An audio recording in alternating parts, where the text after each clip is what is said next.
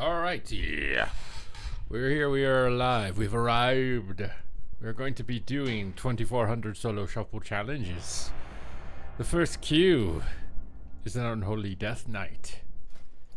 One of the few remaining specializations I have to pursue this goal on. Is it going to work out for me? I'm not... What did I just vendor? What did I just... Did I not just buy it back? Where did it go? Okay. I think I just... Wait, did I vendor the other sword too? Oh god. Hopefully not. Hopefully not.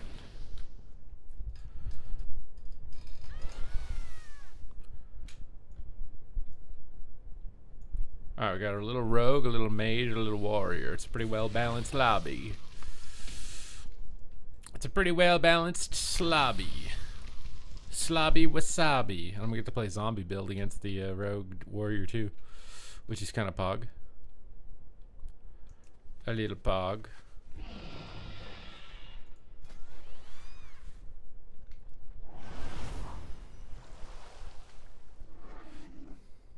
Corny, hello, hello. It's a cornucopia of messages. I eagerly await you rejoining the super ranks when you are able. But until such time, you are dead to me in game. 'Cause YouTube. Some D&D's going down. We're stunned. Two-shot me is fine. The Icy Veins first global. I'm in a zone. Go get a fear on everything. Call in my big pet. Time for an APOC Strang. Get his altar. Disarms me. Get his AMS.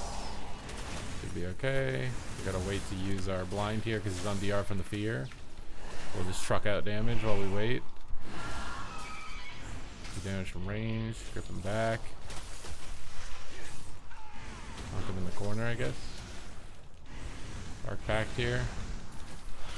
Two boys to pull him in together. Blind him up.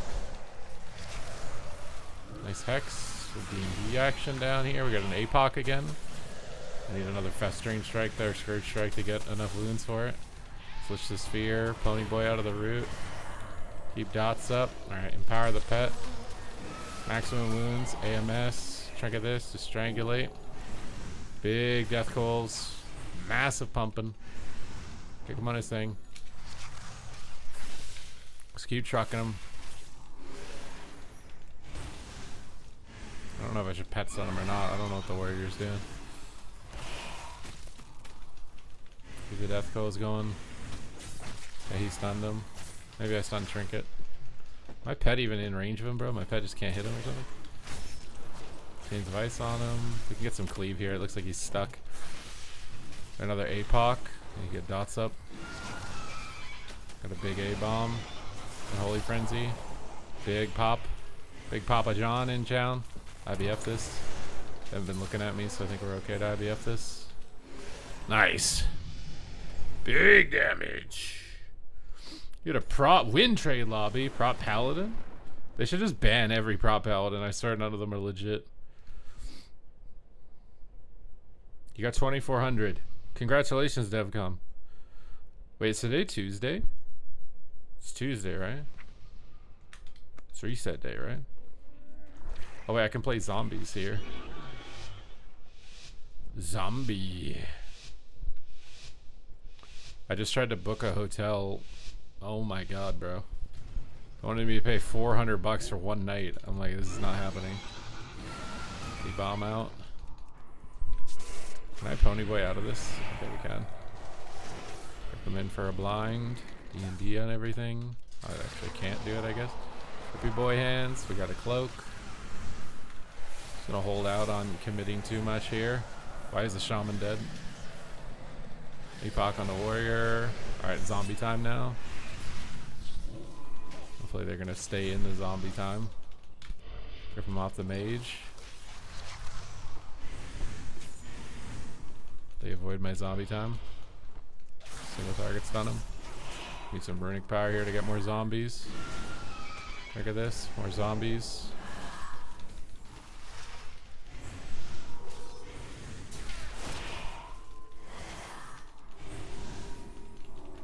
Grip Shaman out on the open here. His Vice everything. Power of the Pet. Zombie time. E&D down on him. More zombie time. Good evasion. Pop wounds on the DK or the warrior. I'm the DK. This APOC is annoying. Okay, maybe zombies are bad with a mage because he's just kiting every single one of them and I can't actually connect one. Alright, finally got a zombie. Let's put zombies on the rogue and see what happens. Yeah, he's too fast and annoying, I think.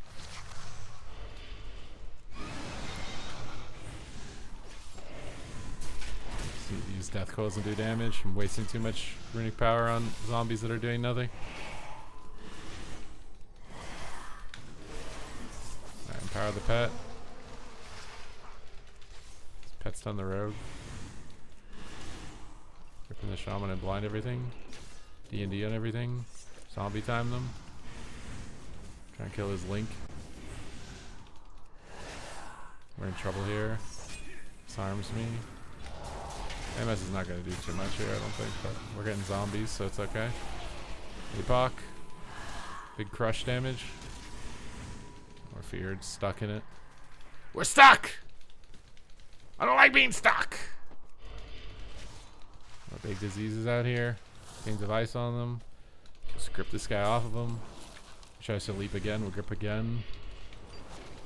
Just hold him off of him. Grippy boys. Trying to give them distance to breathe, hopefully. Zombie time. Look at this.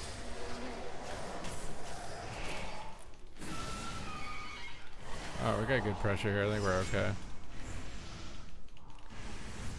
Pop that. Alright. I think we're okay in a second, maybe. No, we're not. We have to block. We got a fear. On the road because he has no trinket. Gripping the shaman for a blind. Zombie on him. A zombie.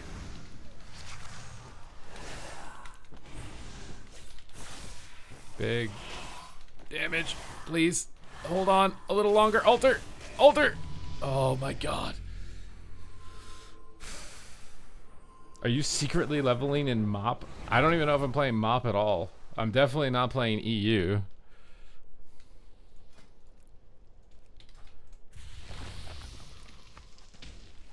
I don't want to level, bro. The leveling looks so bad.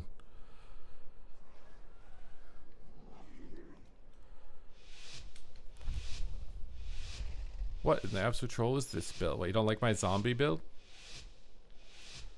It's usually my anti-cleave build, but it wasn't very good with a mage, to be fair.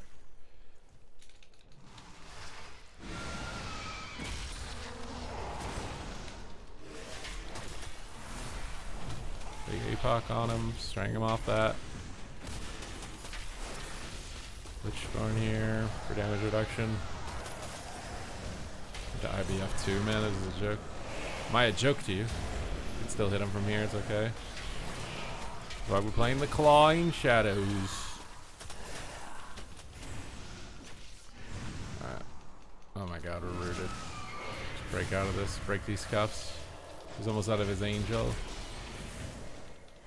Go for a grip blind here on the warrior and the priest. Oh, it's a triple. Accidental triple nipple. I just got demolished. Are we dead?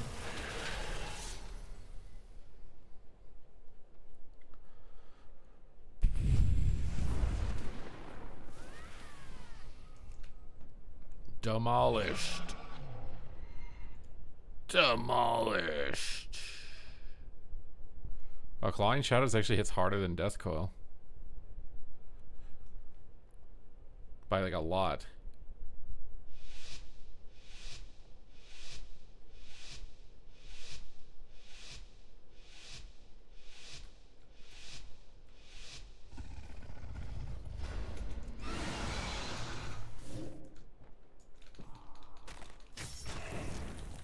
It's fine. Quick boy time. Get sheep. Power the pet. Pet's not on him. Pin the shaman, blind them both. Triangulate out. Big damage here. Time to toast him in a second. Rip him back. Toast time. Toast time, baby. I got a postcard for you. You trying to run away, bro? Run away from what? You think you can just get away from all your problems? You think it's that easy to just get away from all your problems, bro?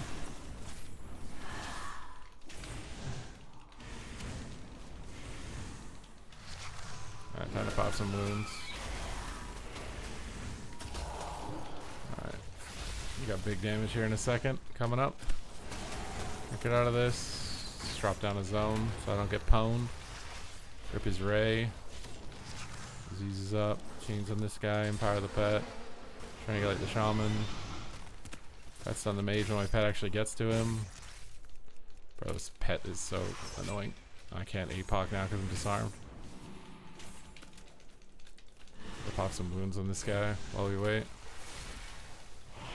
We're in some danger though. Pick his sheep. AMS and Lich. I have to go on the rogue here. Just until he gets off of me for a second. Grip his hex. Blind them both. Pony time out of this. Big APOC time. Crank him. Get a block. I hope. Hit the rogue instead. Or marching at him slowly. Pet stun him. Stuck in this one. Keeps me. Kick that. Grip that. Strangulate that. Come back. Grip boy time. Pre-AMS to go. Got altar again, dude. Our priest is in trouble randomly. Swap on rogue maybe big here. We got cloak. Unholy frenzy.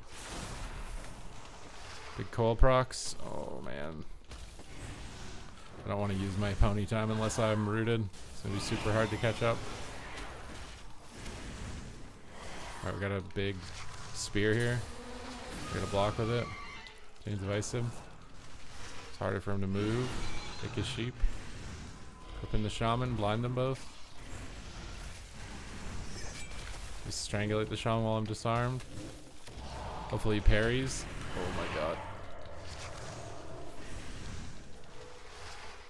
Zone him. Trigger this. Pony time. APOC. Big bomb. Try and kick him. Get a block. Swap on the rogue. Oh, we're toast though. With no butts. No butts. Does anyone play H-Pal here? I don't play Lightsmith. I play the Herald build when I play it.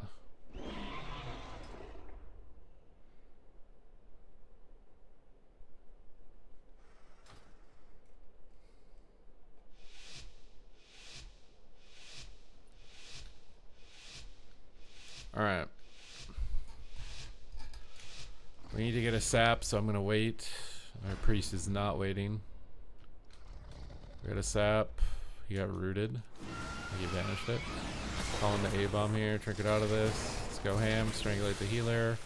Just send every button to try and get us block in the opener. Need as much opener pressure as possible. And killing him is the most pressure you can get.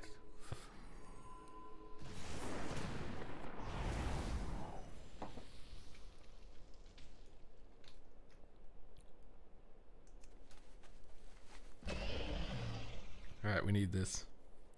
Final round. We have a lot of novas and snares.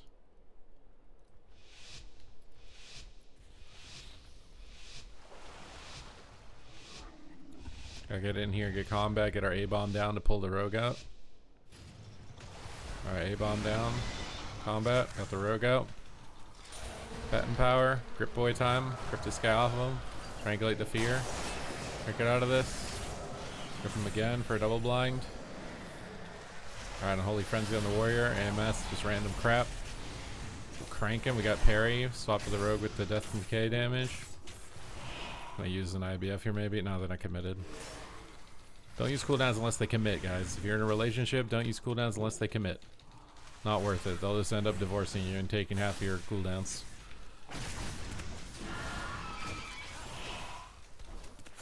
Okay. Little death call ramp up here. Little D&D cleave. Oh, we knocked him out of it. That feels good, man.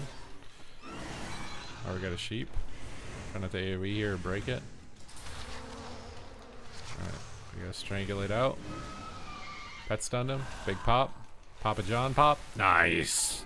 We're climbing. We're climbing. Double damage of everyone, and I don't know what I'm doing. I'm a Death Knight.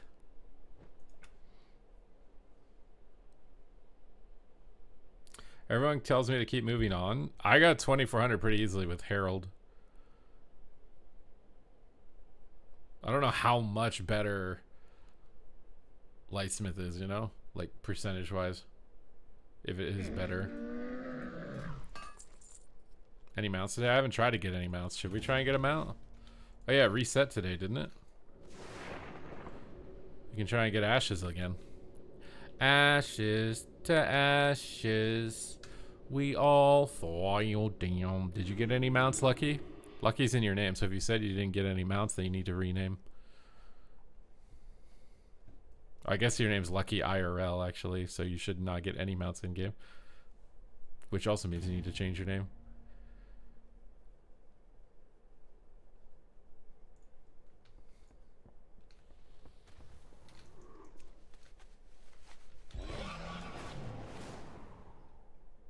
No one ever gets topped off. Did you watch my Holy Pally guide from 11.1? I'm playing the Herald build in that one. The beginning of the season was 11.1. You got the Tide Sworn. I feel like everyone's getting that one. I don't even feel special for having it anymore. But congratulations.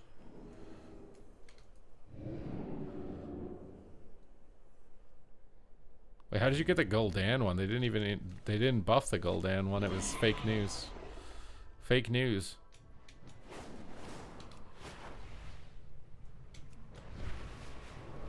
Why don't I have the button that, like... How do I look at dragon riding? Because I don't have the button on my bar that gives me, like, a charge of the circle or whatever.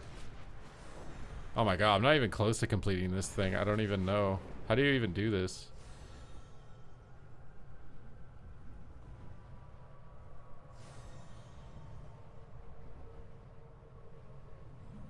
What is that? What is Happy Feet? The general tab in your spellbook? Where the heck is my spellbook even anymore? Yeah, I don't have this button. It would aid me greatly. Thank you. Does Killag have a Lightsmith guide? Clickety lackety lack? On those stickety stackety stacks? With the yickety yakety yaks?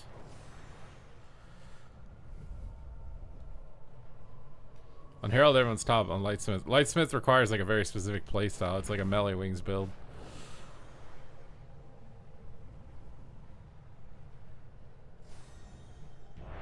Oh my god, that was fast. Fast Q?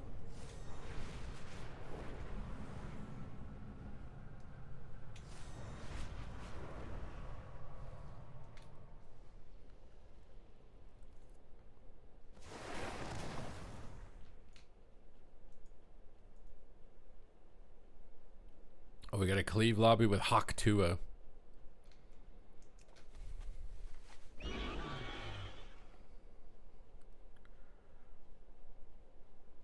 He suggests Herald too. I think Herald is just more straightforward. That's why I like it. I think it's better for new players too. Like Lightsmith, if it's better, is not that much better for how much more annoying it is to play.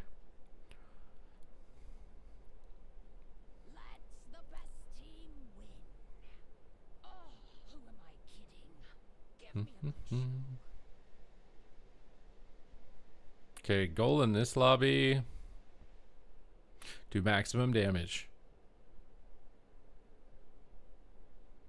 Jesse. What's wrong with Jesse? I like the name Jesse. It makes me think of Team Rocket.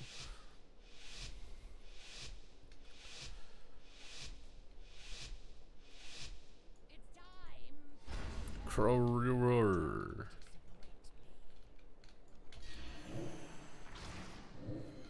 got the rogue popped.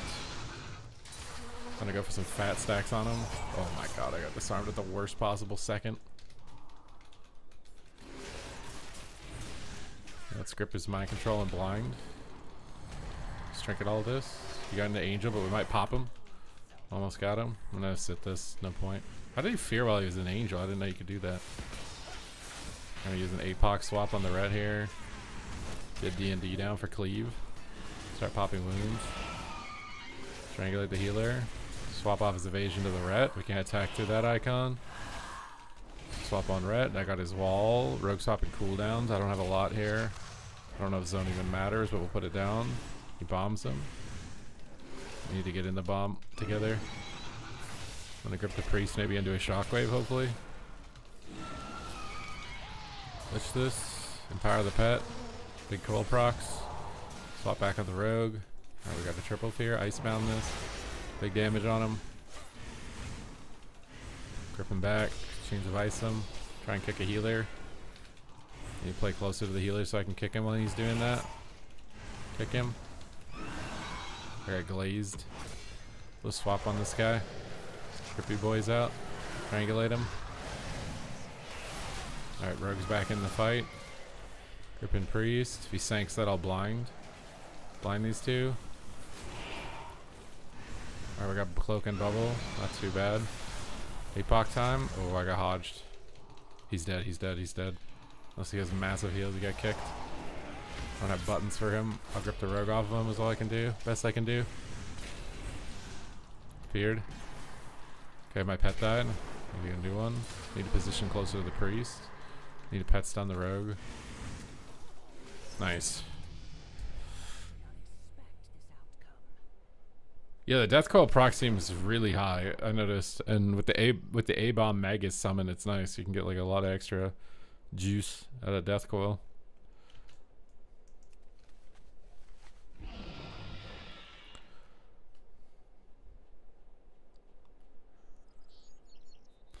Am I skipping mop? I don't know yet. Because I really want to get 2400 on every spec. And I don't think mop is going to pop off for me enough that it's worth me giving away like how close I am on completing this challenge. And I really don't want to level. It looks so slow.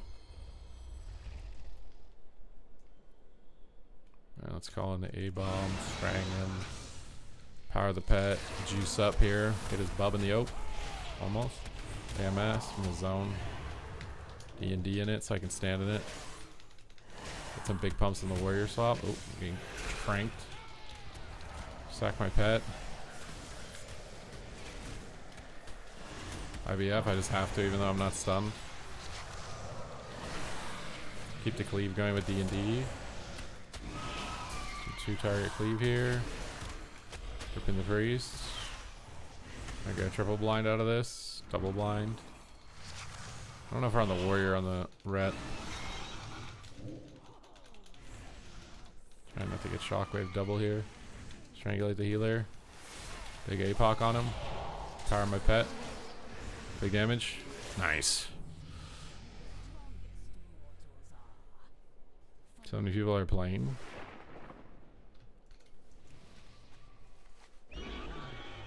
I don't really feel like there's that many people relative to the other classic expansions.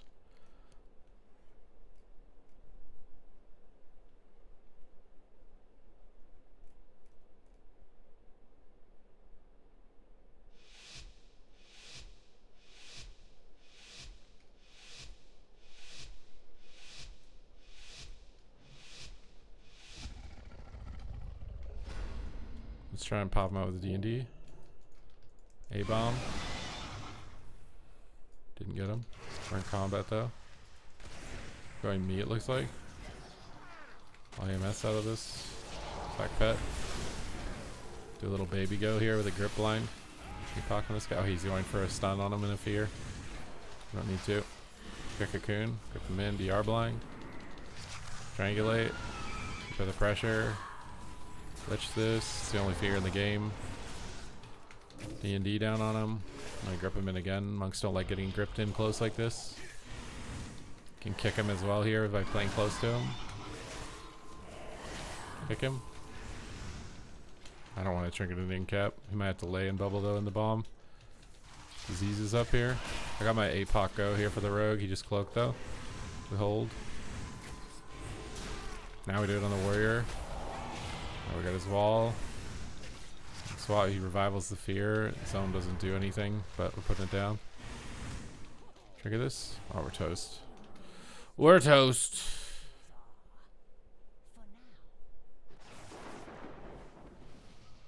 These games feel so different for melee and a huddle chunking each other. That's the nice part about the game, is that there's a variety of situations.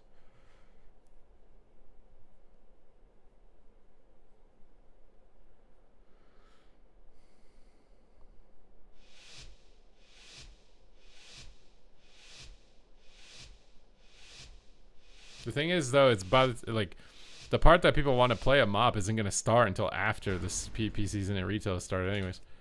Got Rogue out. Fogger. A-bomb. Power pet. Big APOC. Grip him down. Blind him. I think I missed or something. And down again. Strangle at him so he can't get away. We got the wall from the ret. Almost one-tapping him. We got bubble.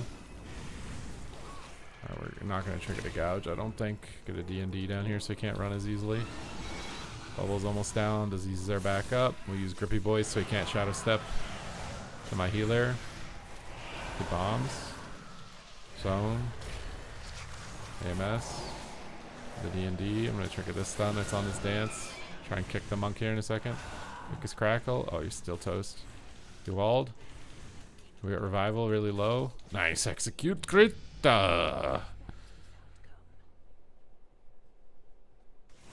Execute Krita.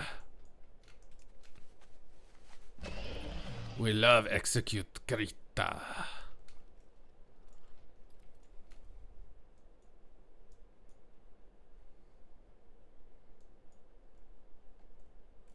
I mean, I think some people legitimately like the playstyle of Mop Arena. I don't know if it's like the glory days that are gonna revitalize the game or something. I think retail is more fun overall, more balanced. But if you like the very long CC chain playstyle, you're gonna like Mob more. E-bomb to try and get the rogue out. Carpet, strangle the priest.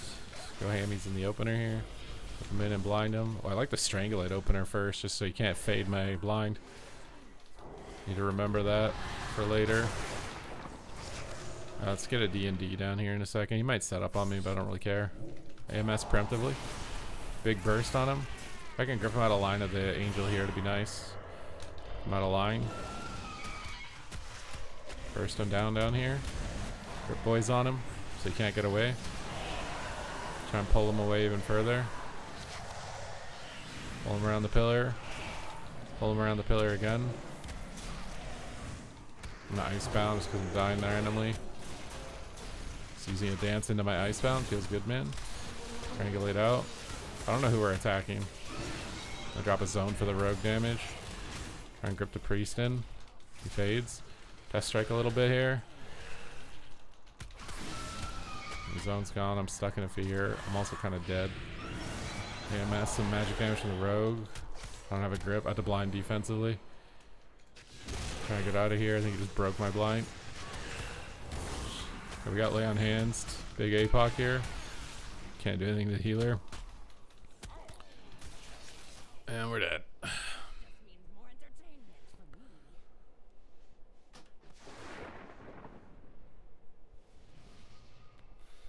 Well, yeah, I mean, not having solo queue is a big deal. Like, if you're a streamer, top rank 1 player, you can play the game, it's fine. But if you're just like an average person, you can't play the game without solo queue.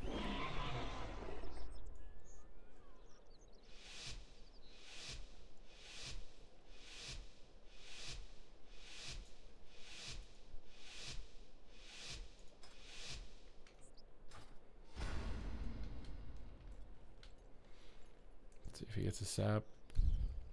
Okay. Wait, what? Okay. Power pet. Strangulate. Go ham. AMS so I don't get hodged randomly or something. Try and one tap him in the ope.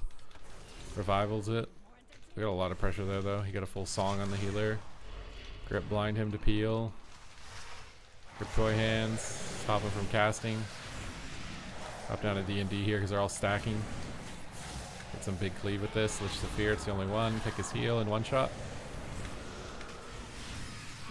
We got Cocoon. In the zone here. Gripping the monk. Oh crap. Don't have to break that. Right, big stack here with APOC. Big pressure, big cleave, big wound pops. Try and get a kick on the healer. Stay near him. He faked me. Oh my god, he got one shot or something. What was that? What was that, man?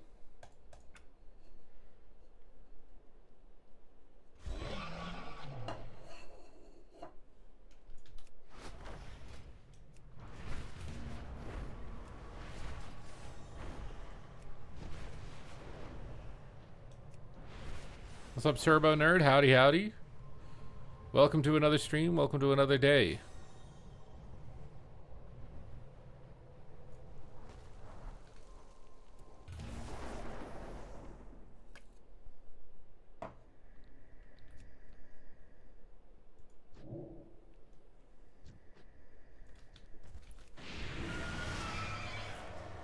The wounds.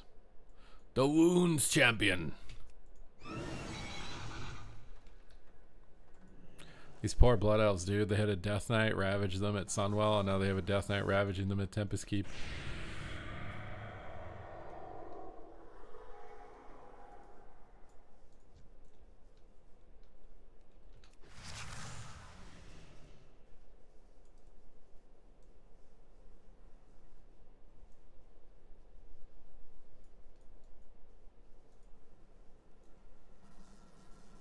You got a few characters to 2250. Would it be smart to wait? You're kind of running low on time. That's what my strat before, like with a month left, is to do like one shuffle a week. You could just do one shuffle this week. Try, like, you need to win the one shuffle that you do. If you win it, then just stop until next week and then play on the final week. But if you want legend, you need 50 wins above 2400. That's a lot to get done in 1 week. Or is it 100 wins? It might even be 100 wins, I'm not sure.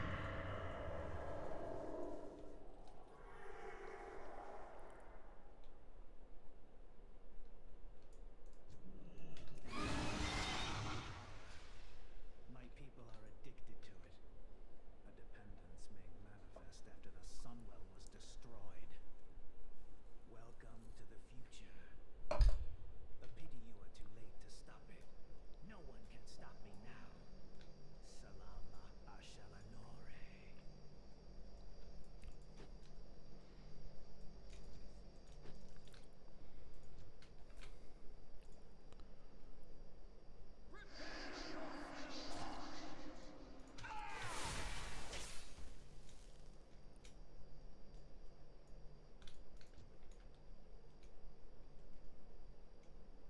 Can you customize your ghoul pet more? Is there a way to do that?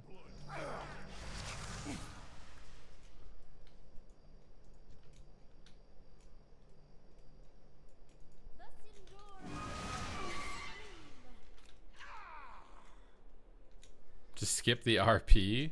What do you mean? This is the immersion. Look at this gameplay.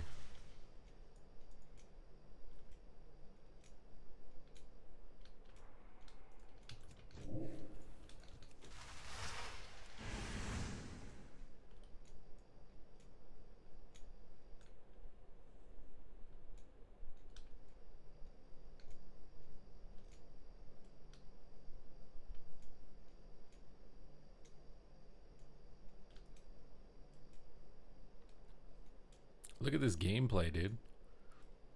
We're totally not just playing slot machines, dude. Look at this gameplay.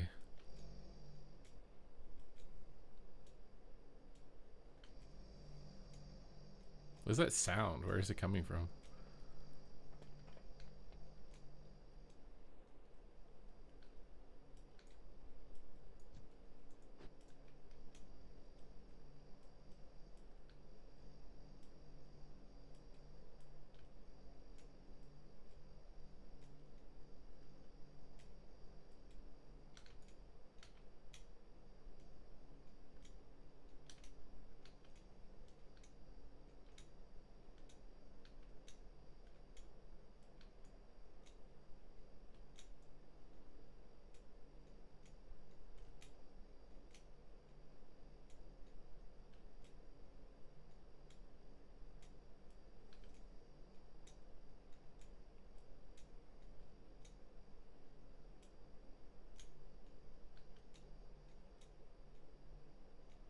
What's going on here, man?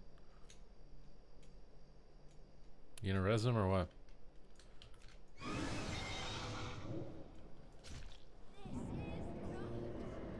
How's that D&D not hitting him?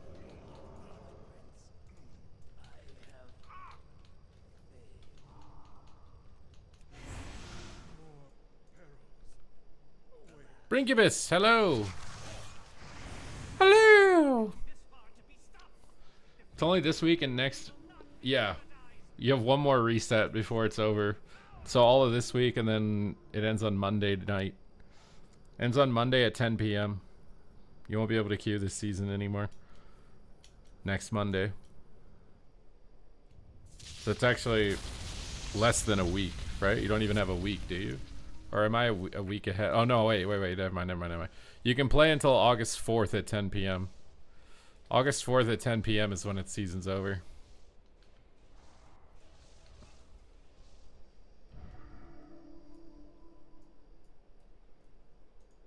I was gonna say, I was like, there's no way it's over that soon. Alright. Come on, baby. Show me the money! Wait, I didn't loot it. Show me the money! Why isn't it auto-looting? Show me the money!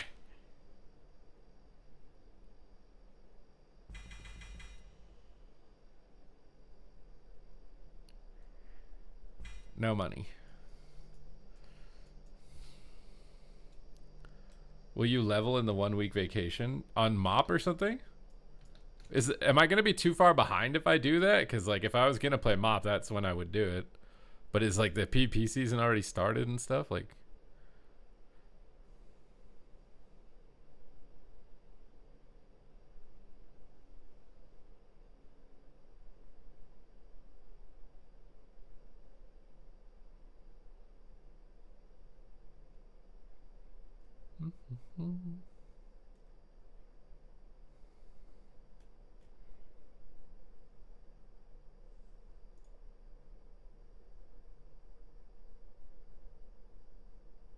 World of FOMO craft. True.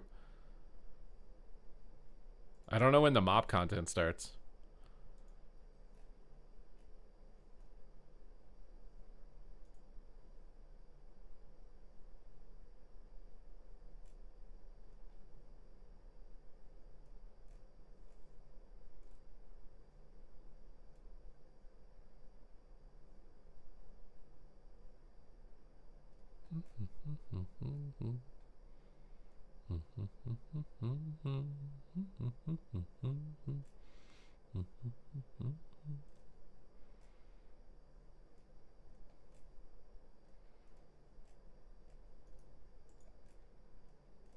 The thing is like, not only do you have to level a character, you have to level professions also. It's too much misery, dude. It's too much. Can you loot the whatchamacallit shoulders, the Xavier shoulders on a non-leather class? Is that a possible thing? I'm trying to find my death gate. Actually, will this even... That's not what I want.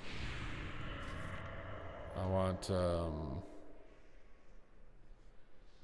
the toys. That one. What do you mean I'm not eligible to use this?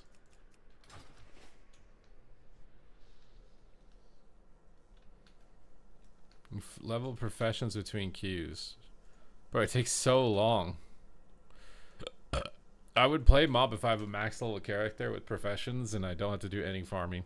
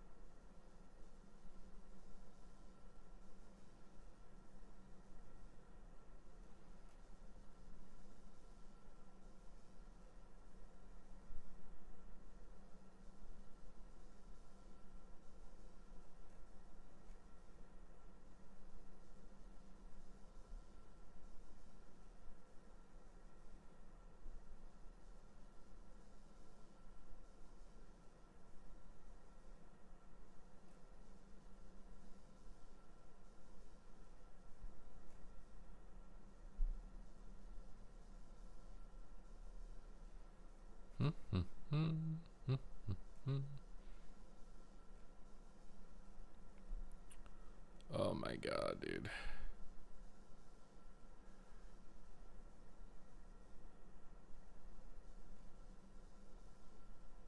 What's up, Wapo, Wapo, Wapo, Whippity Wop, Wop, Whoppity Wop, Wop, Wop, Whip, Wop, Whippity Wop, Wop, Wop.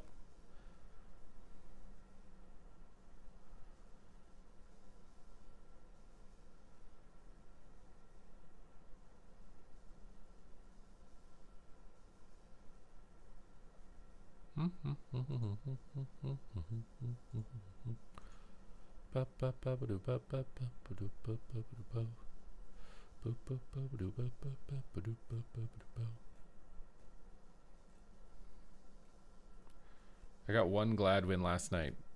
Good work, Rekatron. Are you finally back in shape?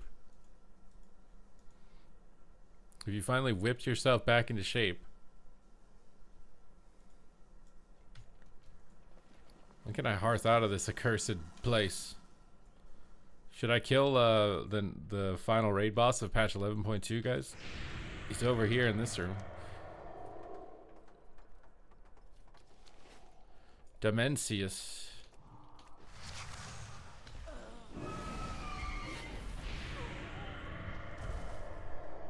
Hi, Astromancer Solarian. Wait, how do I, like, summon Dimensius in here?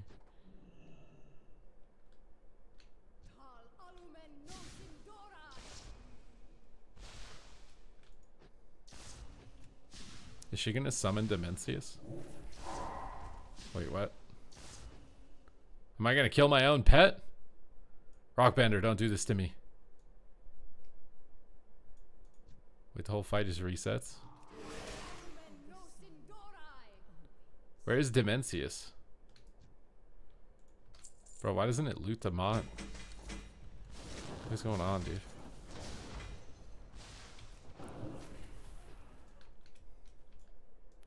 Isn't Dimensius supposed to be summoned in this room or something?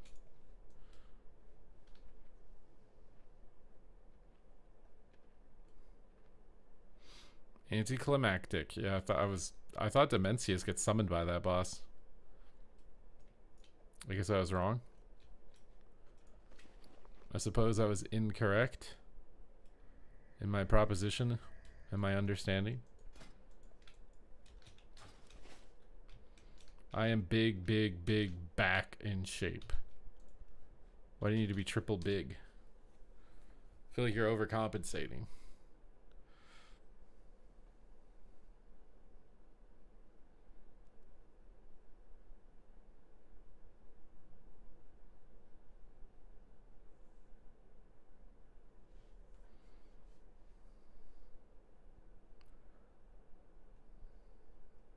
Is Dimensius the name of the void? Ellie? Yeah, I think so. What's up, Cave? Hello?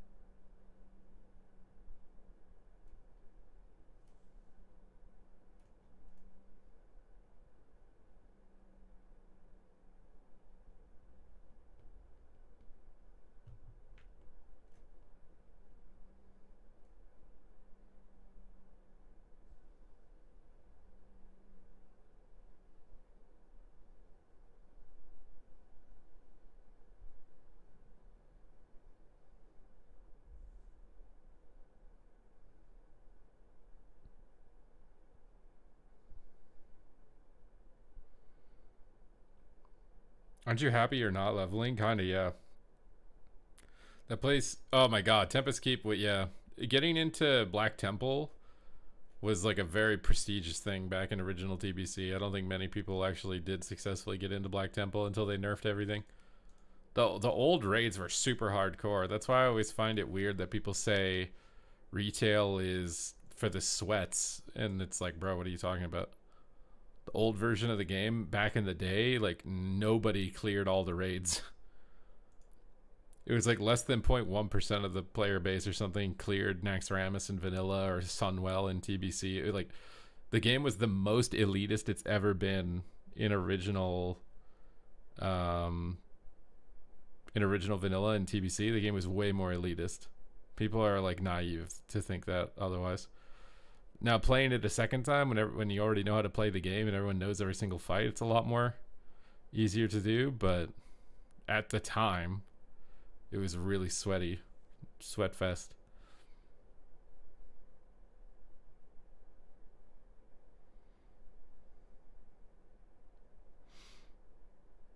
Hyjal was a joke after those bosses. Oh my god, I forgot about Hyjal.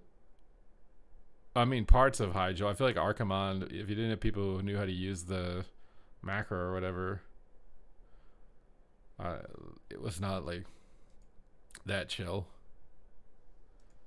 Also, I don't like.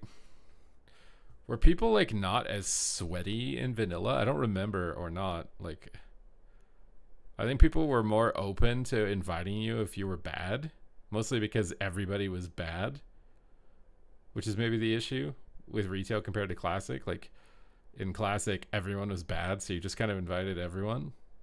Whereas in retail, a significant portion of the game is developed. The players have developed, and they don't really want to like spend time training new people. You like the cat? Wait, what is Swifty videos? Was Caverns of Time?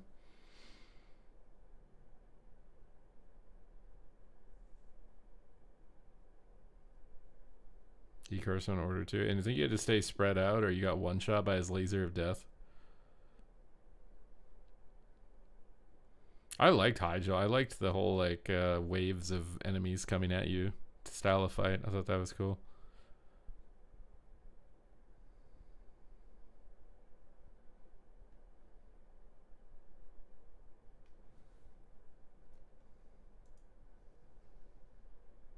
His warrior tricks videos. What, like world PvP in the Caverns of Time or something? His hands glowed perma. I feel like that's like a health condition. Like you should talk to a doctor about if your hands are glowing permanently. That or you been touching the hog a little bit too much.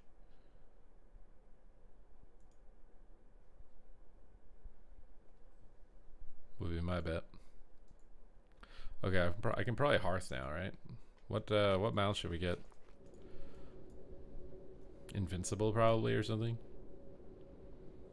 What is this cast animation, dude?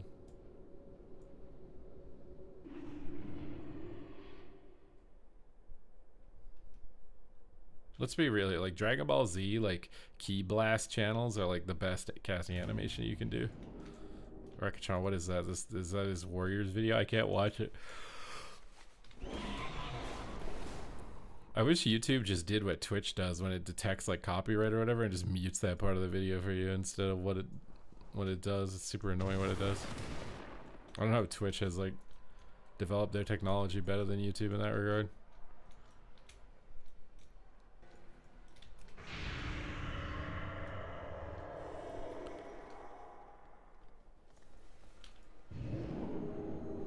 It would be fitting to get Invincible on a Death Knight, right?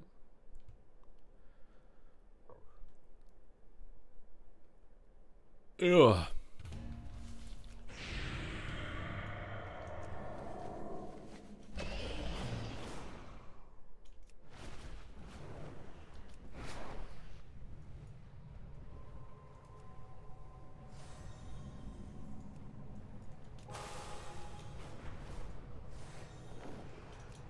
$100p, 100p. You should be able to just fly to the top and skip straight to Arthas, dude. There should be a little instance portal just straight to Arthas at the top of Icecrown.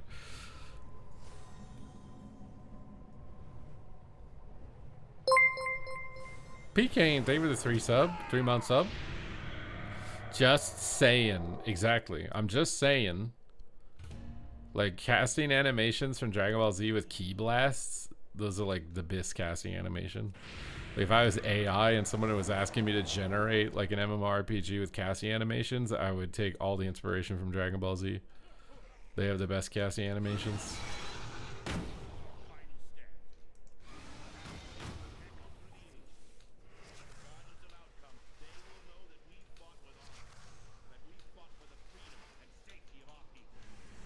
The safety of all people.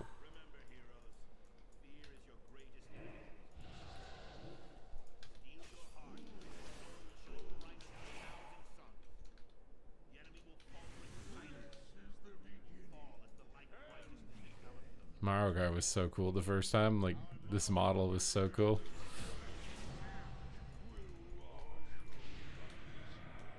I feel like we're in a weird era for video games. I feel like regular video games, like competitive video games, new ones are completely dead. The only genre of video games left is adult content gambling games.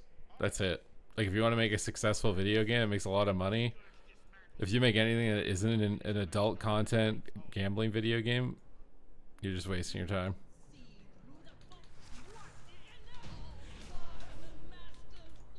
I did not want to aggro all that, but we did, I guess. Wait, is that the elevator?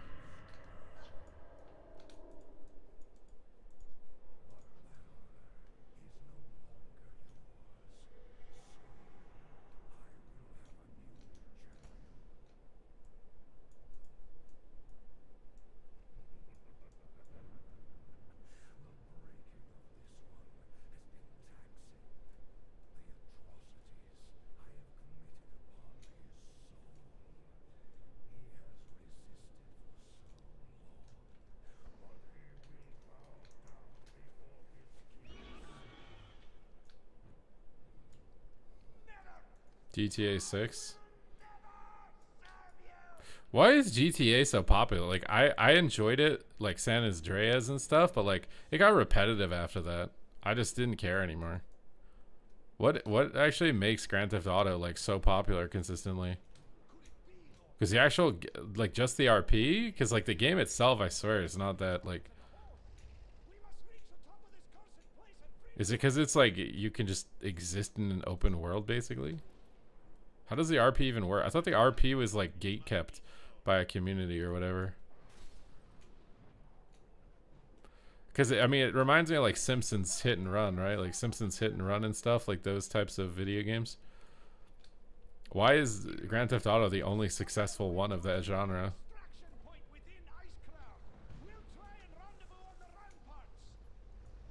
Oh my god.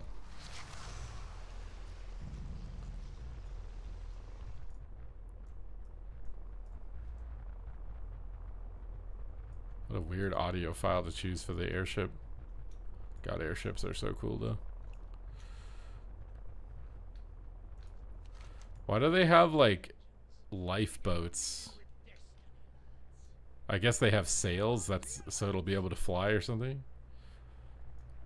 So they have these as lifeboats. I was like, I thought these were regular boats. I'm like, why do they have regular boats as lifeboats?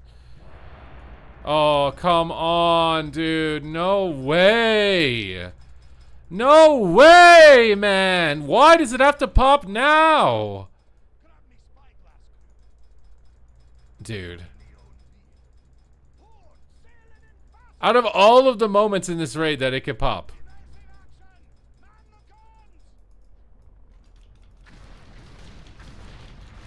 I don't think I can destroy it fast enough.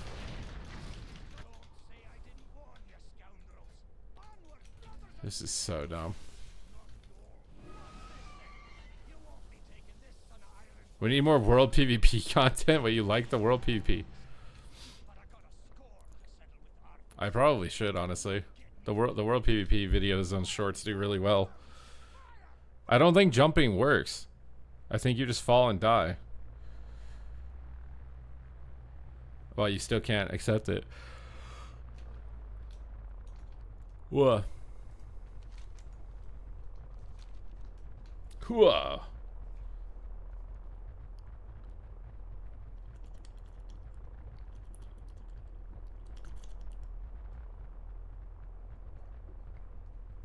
Bro, the Thomas Isle doesn't come out until the last patch of Mop. Oh my god, there's no way I'm redeemed.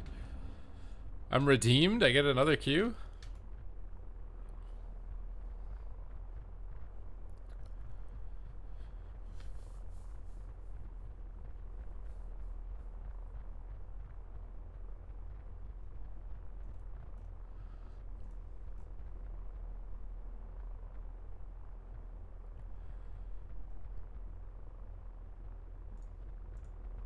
Oh, we're getting jebaited. We're just getting jebaited, I guess.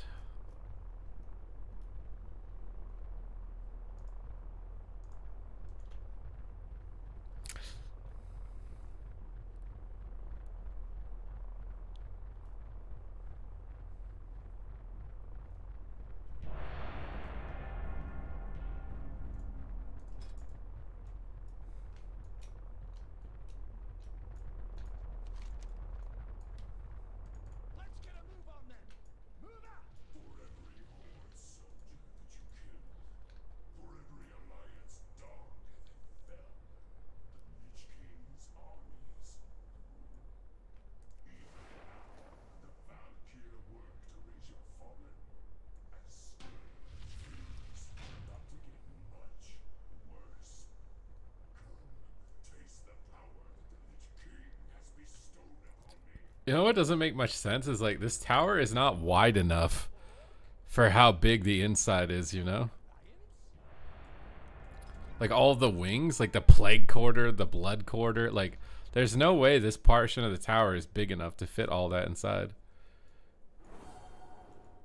What's up, Daily PvP? Hello. All right, we got a game. We need to get our pet in the mix. It's just magic, like the Stormwind Tower. Oh yeah, see? That one doesn't make any sense either. Like what? Quote unquote magic. It's just because it would aesthetically look displeasing if they had to make it as big as it needs to be to fit everything.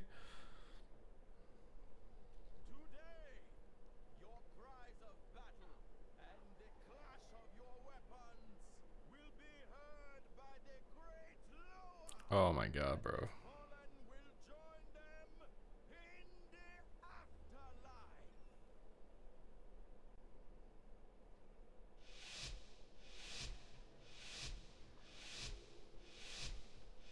I think the same about my wife. I'm telling unless you subscribe right now and become a member.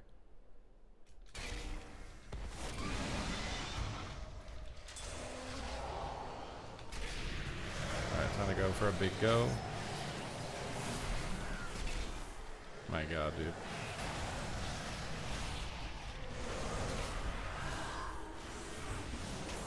The searing glare. My god, because I got stunned by the pet, I couldn't get my blind off. Going back down. Hopefully now we can start ramping some damage. I feel like we haven't been able to do anything. Lich this. Gwen Stefani. AMS this. Power the pet time, juice him up, kick him in big APOC. Dark Pact. Icebound or War Stomp, dude. I'll strike a little bit. Juice this up. I really want to use a grip when he's lining his own healer.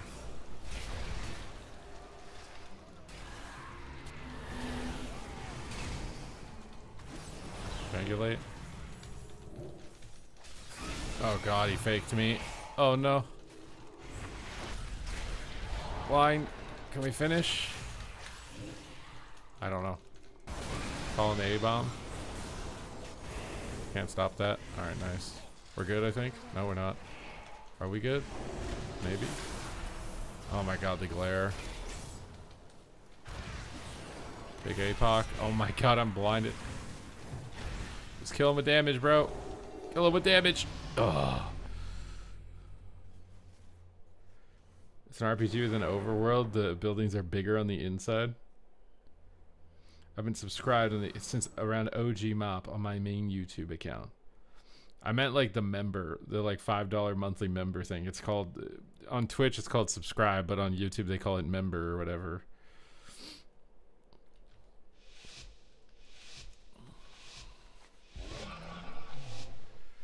What's up, Adam? What are the odds I make it to 2400 in season 3? If you play the whole season, probably pretty high. Oh my god, I just like got discombobulated. Is he not gonna snare me? I mean, I'm down. I don't want to snare me. I'll just icebound this. Get out of this. Dark Pact everything and just go ham on him.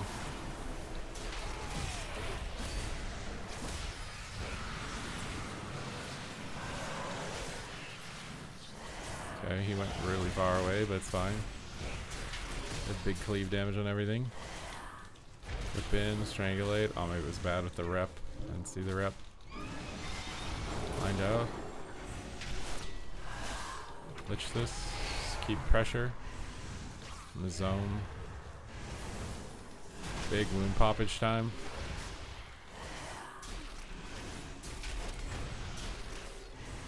We're in trouble if he gets that off. Stunned. Maybe just grip him back. Out of range and out of line. Grip again, out of line. Port it away, out of line. D&D on the corner. If I had another grip, I'd grip him again. If I had a grip, this is where I'd put it. Strangulate healer. Pet stun his cast. Big APOC to finish. Oh, I swap. Okay, disease is up. We get in here, kick fear. APOC ramp. And break the shield. Can't believe I didn't break it.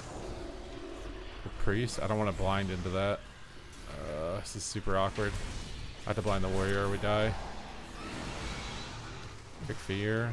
Power pet. Oh, this is so annoying. Grip him back. Might be dead here. I've got no butts. Try and go for the win maybe with the rep. Oh my god, the rep. The rep! Blizzard needs to create more World PvP content. I feel like they just kind of do the bare minimum, right? It's like one World PvP quest if we're lucky.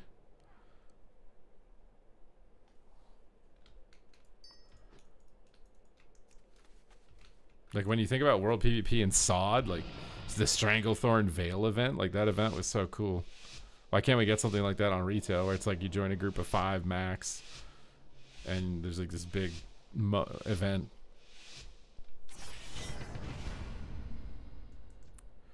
Let's get Chains of Ice out here. So I gotta use Freedom before the game's even started, hopefully. Calling the big pets. Grip him away. Pop some wounds. Try and get the stun. Scout Holy Ward up, so I don't really want to do anything here. Just try and grip him off of him as much as possible. So I just use gap closers and hopefully doesn't have them to hit him when he's really in trouble. Strangulate. Lich this. Oh, we void elfed out of here or something. Blind. Blind us back. A big cleave here. Oh my god, I just got gripped or gated out of my D&D. Whatever, he's really heavily snared. I got no more grips left. Nice blinds or reps, whatever. Just trying to get an off kick here by standing close to the healer, maybe. Okay, I'm just not kicking. Oh my god, bro, I don't even know why I didn't kick. I guess I wasn't facing the target or something. Oh, I'm stuck in this. I can't stop that. I should have AMS'd. Whatever, didn't hit it. D&D snare. Big cleave on both. I drop a zone. Death on the rep. Strangulate. Ret's low. Let's go on Ret. AMZ so I don't get CC'd. Big APOC. Dude, my kick isn't going off for some reason.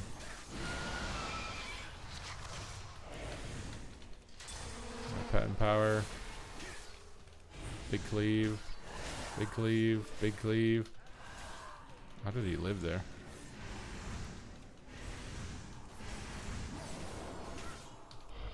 Oh my god, no, please. I wanted to blind the warrior, man. Crap. Oh, I didn't get the blind on the warrior. We're in so much trouble. APOC, I'm stunned. Big pressure. Try and win. I really need to land it. Oh, dude. Okay, we have to wait. Oh my god, I'm disarmed. I'm triggering this. Does he get another rep? He does. We strangulate. Get the spelled out. Oh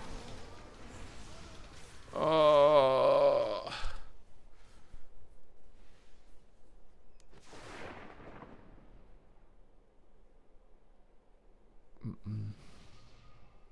Well, the season hasn't started in MOP yet. I don't want to level. Leveling a character just seems so miserable. I really don't want to level.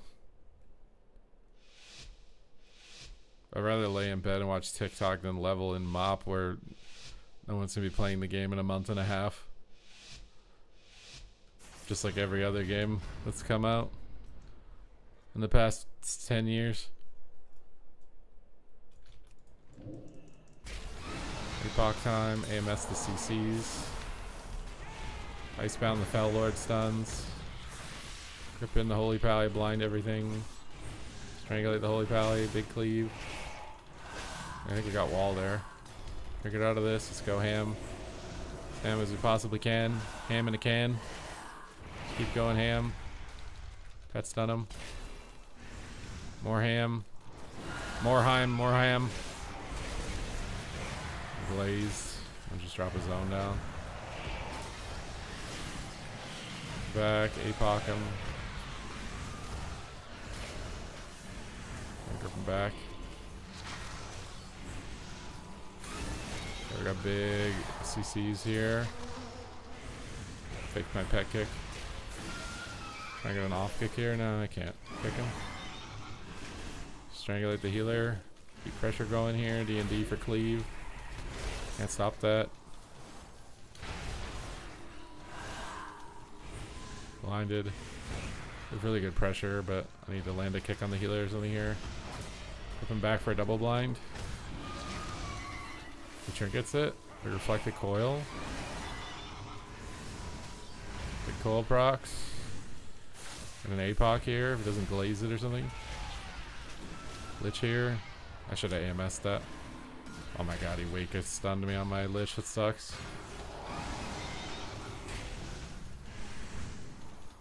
Okay, Empower Pet.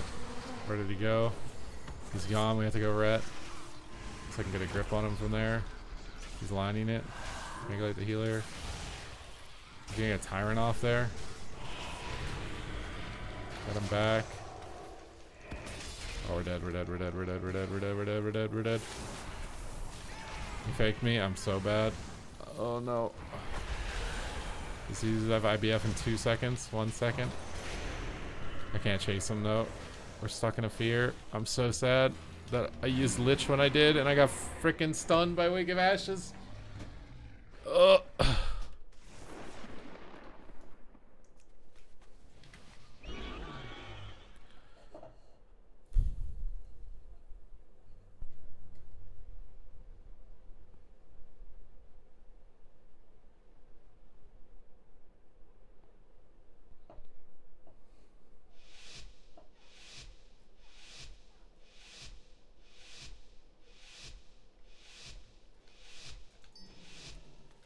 What's up, Party Waffles? I think the biggest problem with the rebalancing that I've seen is that everything's just bugged. You don't even know if the tuning they've put in the game is actually in the game. I feel like. Trusting that it's not just straight up bugged is a lot of trust. Oh my god, bro. I just want to hit him. Let me hit. Why did we run back into the ret?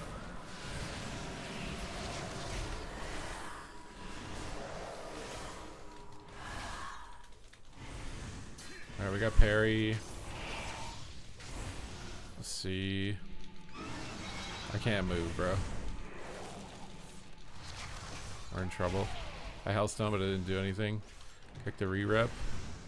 Power the pet and stun him. Right when he axe talks him too, great. Does he have his port? Kind of want his zone if he doesn't. There's wings. I think he just ported out of it. I wish he would just like go on the edge and I could just grip him off of him. That's what I want.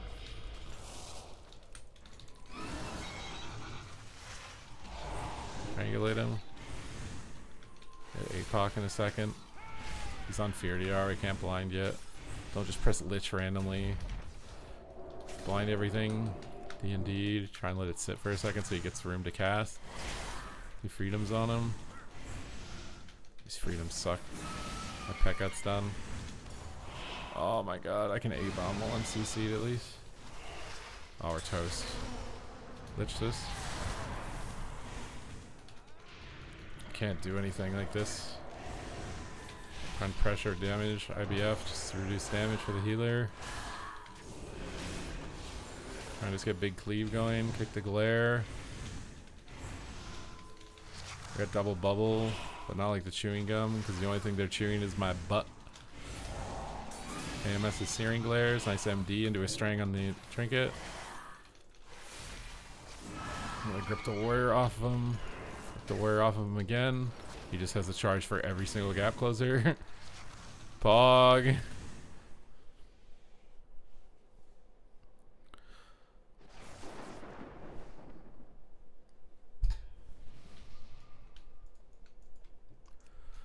Oh, I'm sad we lost to the lock, dude. I'm sad.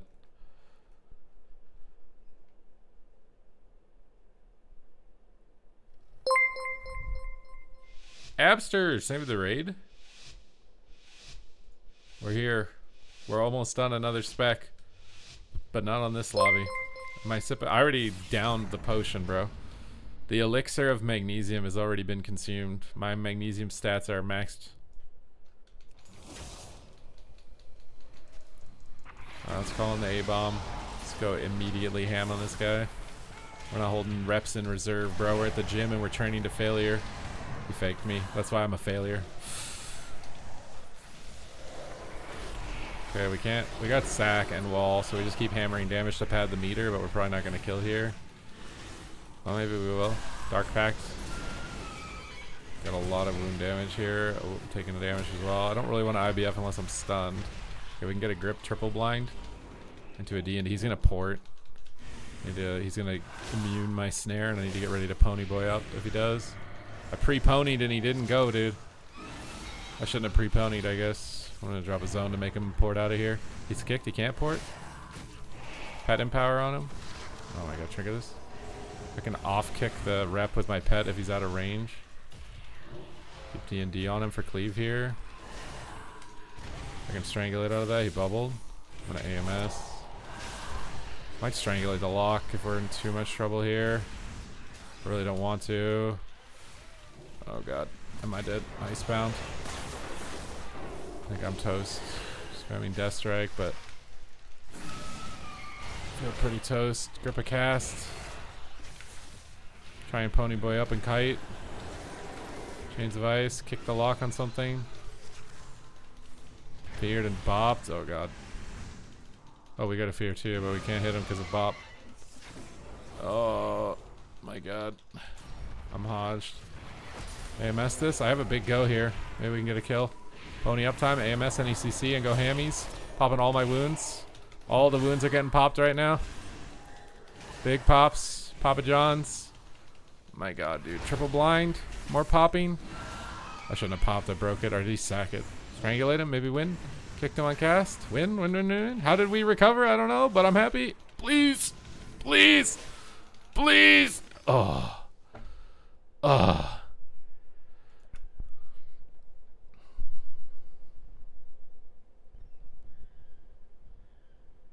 Am I going to Gamescom? I cannot confirm or deny anything at this time in relations to Gamescom.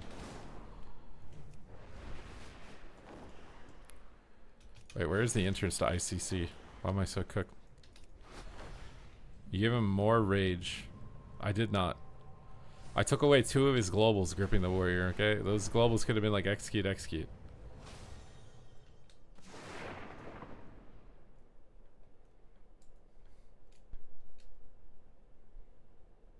Hello, Bluck. I've never heard the word Bluck. Where did you come up with the word Bluck in your name?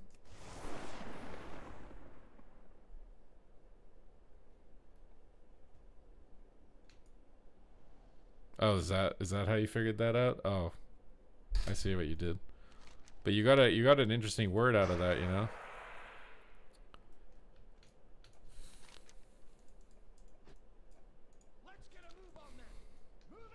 I have no problem getting Windwalker to 2100. I'm hard stuck on 1700 on Havoc. I haven't completed Demon Hunter yet. It's taking me a long time to complete a lot of these melee DPS specs. I don't know if I'm like a caster brain or something. I feel like I play pretty YOLO. The melee are taking me way longer than the ranged. I feel like ranged are stronger than melee, unless you're like in general.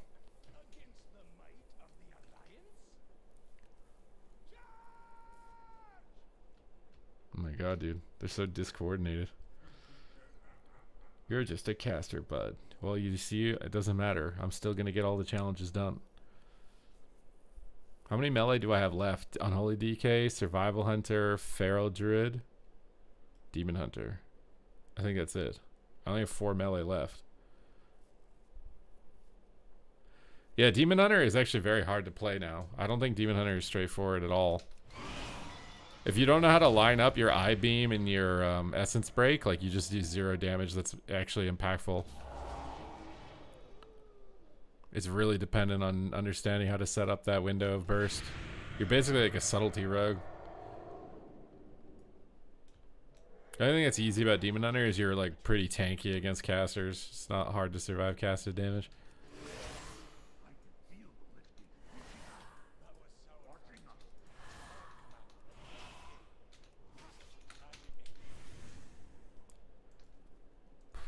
Better at sub. Honestly, I've played sub to 2400. I think sub is easier than Demon Hunter now.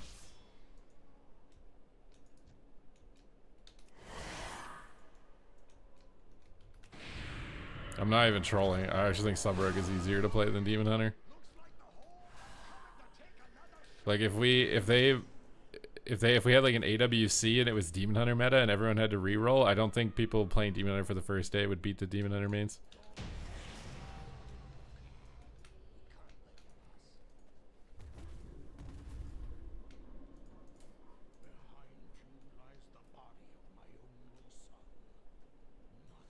I hope Eldraki Reaver is bad next season. I like that build. Piffin, yeah, it's too many CDs. They could go a long way on like pruning classes by just taking things like I just forget the name of it. Why am I forgetting the name of this ability? It's the Symbols of Death. Just put that into Shadow Dance, because you only ever press it when you dance. Like, why is it a separate button? It being a separate button is annoying, because if you try and make a macro, it double presses it and then it goes on cooldown twice. Like, why does Symbols of Death not just exist in Shadow Dance? Just one button.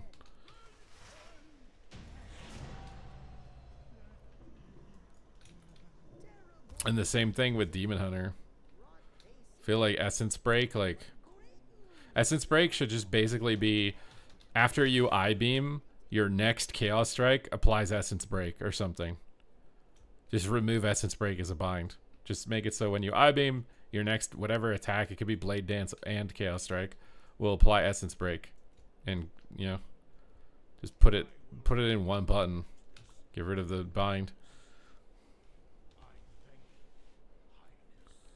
Maybe it's too OP, because being able to use Essence Break, literally the same global as Chaos Strike, might be too much damage or something, maybe. You might have to tone down the amount of damage that it does, but like there's a pretty good way to reduce the number of abilities in the game.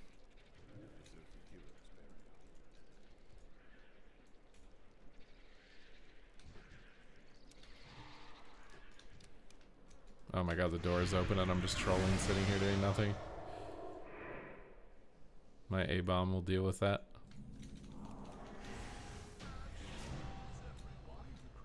You can macro it so it doesn't double press. I just coached a rogue and it was still double pressing even with his macro. I swear it's scuffed. It was nothing, Your Majesty. Everyone was complaining it wasn't complex enough. I mean, it wasn't for a while. More DK. I won my first lobby and I've got 2 ties in a row now. I have to get like a really big win to unstuck my MMR.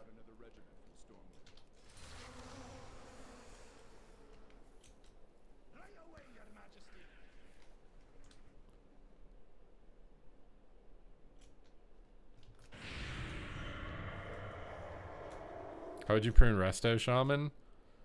That one's harder. I really don't like Totemic in general. I really hate Totemic. Totemic makes it so hard to actually prune because it's literally just another totem you have to put down, and if you like tried to make it so it's like your Riptide just puts the totem down and then you can move it or something, that's probably going to be really inconvenient. I just really don't like Totemic. I think they should remove Totemic entirely and come up with a new idea that's more thematic to Warcraft 3, right? Like Farseer is Thrall. What other shamans existed in Warcraft 3 that they could pull an idea from? I just feel like Totemic needs to just be like, you can make it focus around Healing Rain, but Totemic is just, you could make it so like Totemic is tied into Healing Rain, so you press Healing Rain and the totem just comes down and it makes your Healing Rain instant or something maybe. There's a lot of like core gameplay that would have to be considered. If I don't consider Totemic, pruning Resto Shaman I think it becomes a lot easier if I'm assuming they're Farseer. But if you're playing Totemic, like Totemic is a big issue with binds. They're trying really hard to like make you use Lightning Bolt also. I don't know how much I like that with the Totemic build. Is it really that difficult? I thought Totemic makes the class easy in Mythic Plus. Shadow Hunter.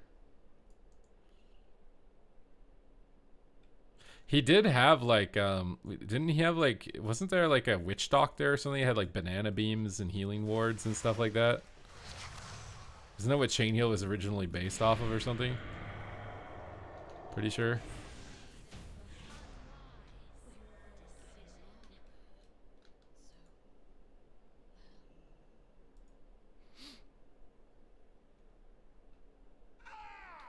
My god, I've never taken fall damage from that. Yeah, the Serpent Totem. I think they put that in on Totemic. It's like your it summons the Searing Totem and it looks like that. They did try to take some inspiration from that.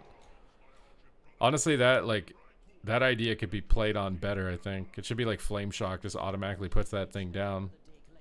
And there should be like an ultimate version of that totem, because I think there wasn't... Is either a custom game in Warcraft 3 where you could... The ultimate was like summoning like 6 of those flame-spitting snake fire wards and it did a butt ton of damage. Would you prefer being called Egghead or Cue Ball? Well, Cue Ball makes me think that I'm one of the Pokemon trainers in Pokemon Red. Egghead makes me think that I'm like Dr. Eggman. So like they're both pretty cool, to be honest.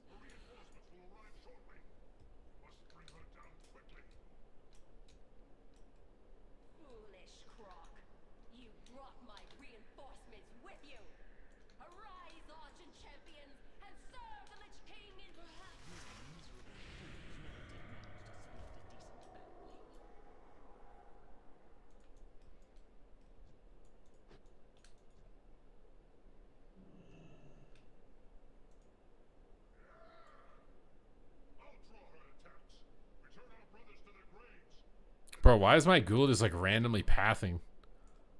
Well, I don't want him to attack. Why is he just running in there like he's going to attack?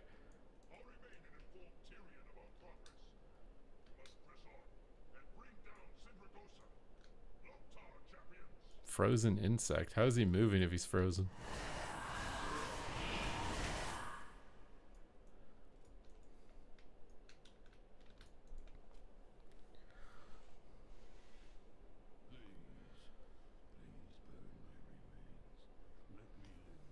But like, let's think about Shaman's kit overall. Like, I think Stone Bulwark Totem and Astral Shift, like, that's too much. Like, Stone Bulwark Totem maybe should somehow be incorporated into Earthen Wall, or Earthen Wall should just be buffed. Like, maybe Stone Bulwark talent makes it so Earthen Wall applies like a shield to all of your allies, as well as giving them the damage redirection. You know what I'm saying? So it's like a team shield, or maybe a 5-player shield. Maybe you cap the number of targets that it gives the shield on. So Earthen Wall feels like a good cooldown to press, and you just get rid of Stone Bulwark as a separate bind. Issue, I guess, with that is that Ellie and Enhance also have Stone Bulwark, but maybe you could make it so like Earthbind Totem gives you the shield instead, if you wanted to do that. I'm trying to think of like what totem for Enhance and Ellie would make sense for Stone Bulwark to work. But Stone Bulwark definitely feels like bloat. I don't even think Resto needs it.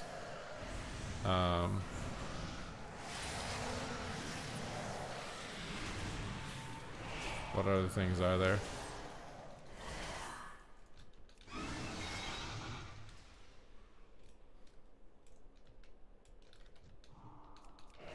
Used to be a CD you put on someone that reduces damage by 10%.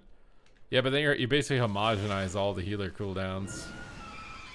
I mean, Earthen Wall is not a good cooldown in Mythic Plus or PvP, because in Mythic Plus, the only things that kill you are one-shots, so it doesn't do anything, right? And then in PvP, most of the time, the only thing that kills you is one-shots, so it doesn't really do anything. And people in PvP just run out of it. So, like, Earthen Wall is, like, outdated. Its animation is really bad. It's mechanically underperforming based on the strategies they've decided to implement in the game between balance decisions for Mythic Plus and PvP. If it was more sustained attrition damage, then Earthen Wall Totem would have more viability, but it's not. Mythic Plus, the only mechanics that matter are big one-shots or dot ticks, and Earthen Wall doesn't do anything to those. And it's the same thing in PvP. And it has a terrible animation. Like, I would want like a Resto Shaman update, animation update, and have Earthen Wall changed. There's got to be a way to make it better. It's just so dated, both mechanically, unless they want to redesign how the game operates, which honestly wouldn't be a bad idea. The game revolving around only one-shots has always been lame. It always ends up defaulting to that, no matter what. It always ends up to just big crits, whether it's in Mythic Plus or PvP. Like, it's just big crits is all that matters. Bake Healing Rain into Earthen Wall. You could, but the issue with that then is, like, how do you move? I guess you could just make Totemic around Earthen Wall.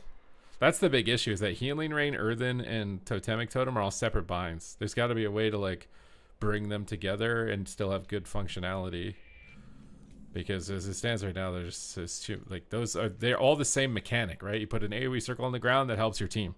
Why do you need 3 different buttons that put an AoE circle on the ground that helps your team? That seems redundant to have 3 buttons that do that. It's the same thing with Feral Druid, right? Like, why do you have Brutal Slash and Thrash? Like, they're just both AoE circle buttons. You need 2 AoE circle buttons?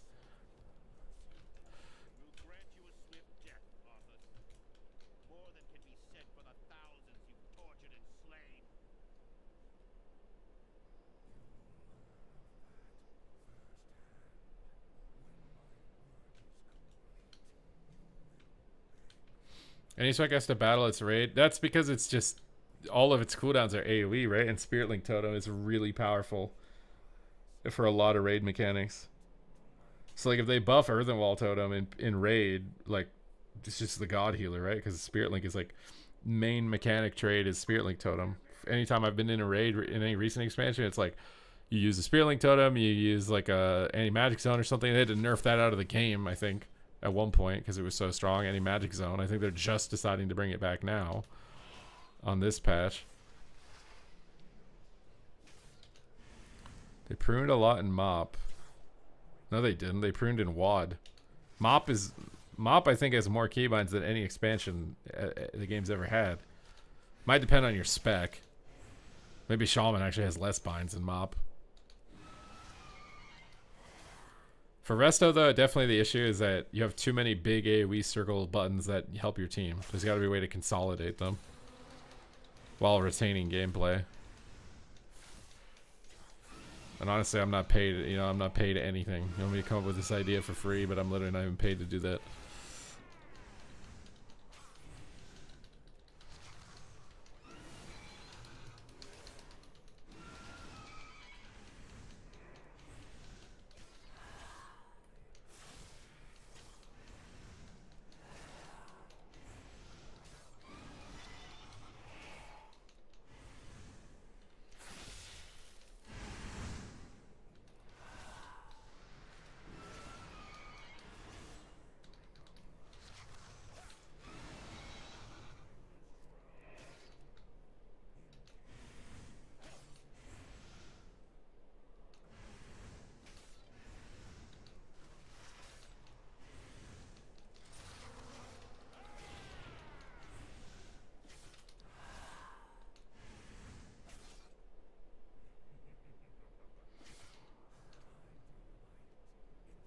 Bro, this RP, dude. Took the approach with Prez. The one hero spec will be raid healing, the other will small group content. What do you, wait, what? Prez is only one, Evoker only has one healing spec. What do you mean? Oh, one hero spec would be raid and the other one would be small group. Well, I mean, that's when you make a decision with the identity of the build, right? If one focuses on sustain versus single target versus rapid burst versus whatever, like, all right, here we go. This is the first time I've done ICC, by the way, on this character. So let's see. Oh my God. All right, first time I've done ICC on this character. We literally just got the achievement for it. You see this? Oh, that's not the right thing. You see this? We just got the achievement. Let's see if we get, on our first try on this character, if we get the invincible. I don't know if I got it. I don't think I did. Did I? What did I get? I got Bronzebeard's crappy mace. We got nothing, bro. We got nothing. Unlucko.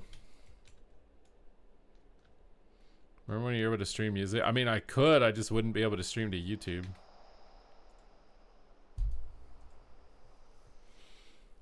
You really think it makes that much of a difference? You guys can just listen to your own music. I don't understand. You guys can literally pick the music you want to listen to. You don't have to listen to whatever I want to listen to by me not playing music. I feel like a no music stream should technically be better.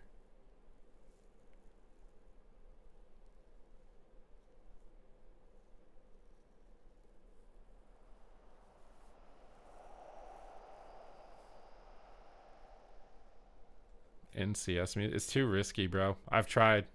You guys told me I could listen to AI music. Nope. I got a copy strike for that. Your stream, your taste. I don't think you want my taste, though.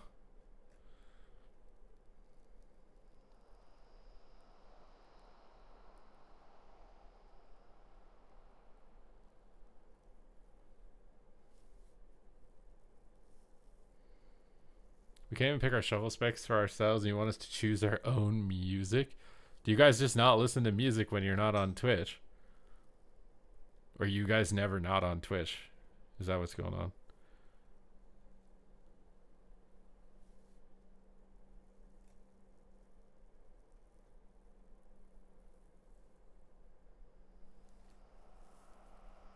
I live in this stream. I've Party Waffles. I know for a fact that that is true.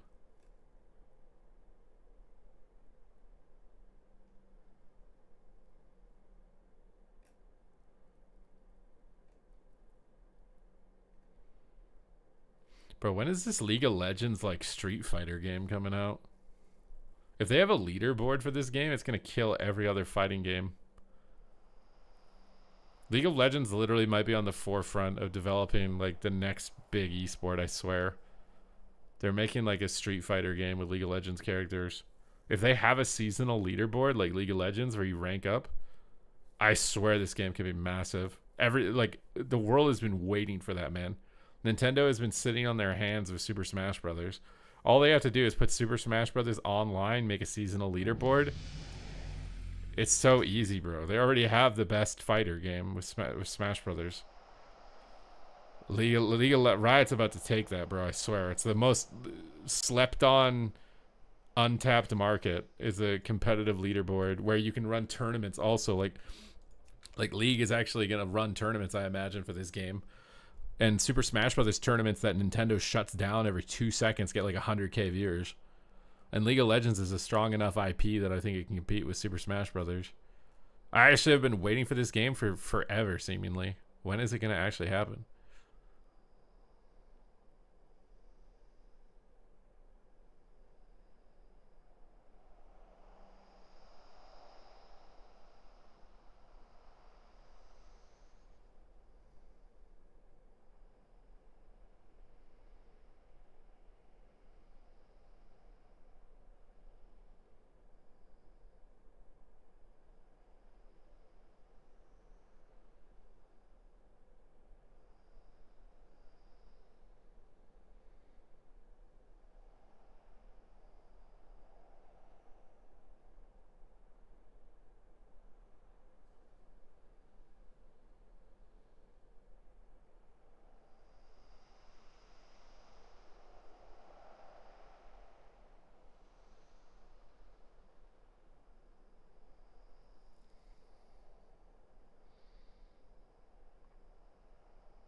No more after Ultimate? Oh, is Smash Bros. Not ever getting updated again?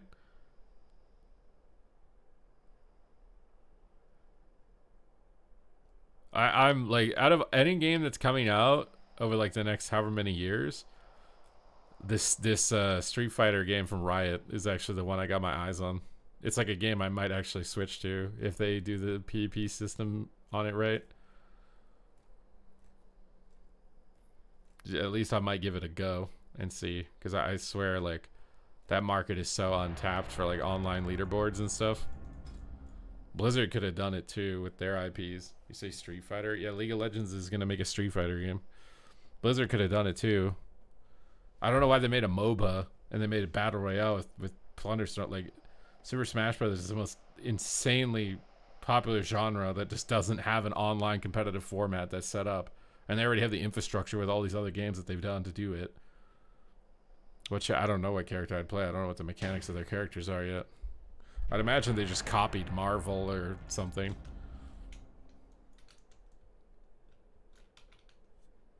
There's so many people itching to have like an online leaderboard system with esports tournaments for a Street Fighter style game that's like regularly occurring. The viewership on those events is massive amongst games that the publisher doesn't even support them at all. They literally have to bring like TVs from the 1990s and like go in person, and then their event might still even get canceled by the publisher in some cases. It's so ridiculous.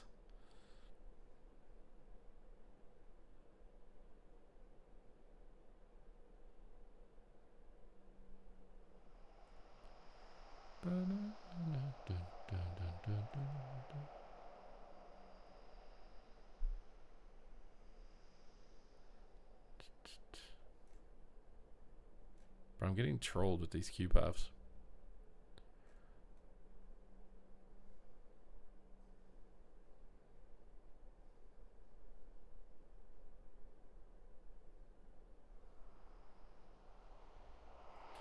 Frosty K is better than Unholy, yeah.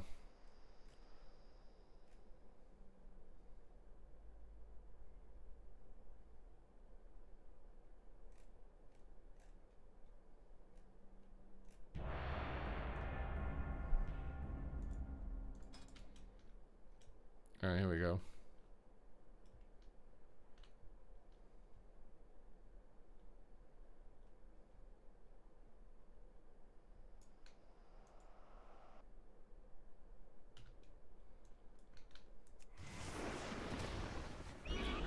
Yeah, I don't, dude. Soda Poppin's video about WoW not having longevity. My first thought was, okay, Soda Poppin, what game have you played in the last 5 years that lasted longer than 3 months? Because I'm gonna guarantee that it's absolutely zero. this old school RuneScape escapade that you're on, dopamine's gonna run out on that in like max 2 months. So where's the longevity, bro? What about these games? Where's the longevity? Like, it's so cooked. WoW has more longevity than almost any other game in history.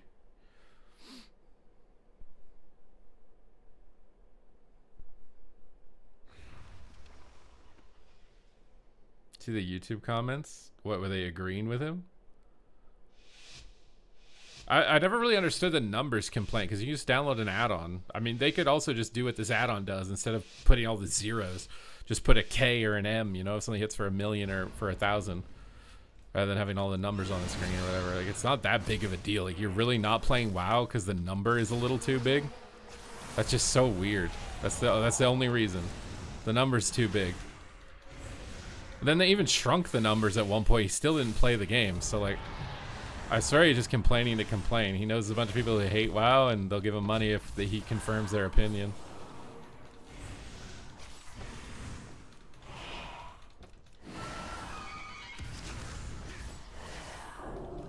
They don't play WoW because it doesn't get them views. It has nothing to do with game design. If WoW got them views, they would play it. All those guys that quit. If WoW got them views, they would play. They have sold their souls. They don't care. All that matters is viewership. That's what everybody's doing. It's like, if you get viewership, people play it. No viewership, no play.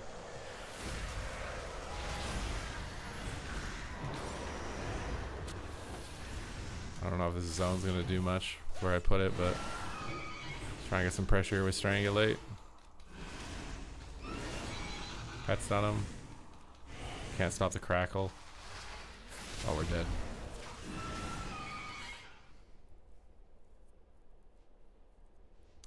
I didn't read them though.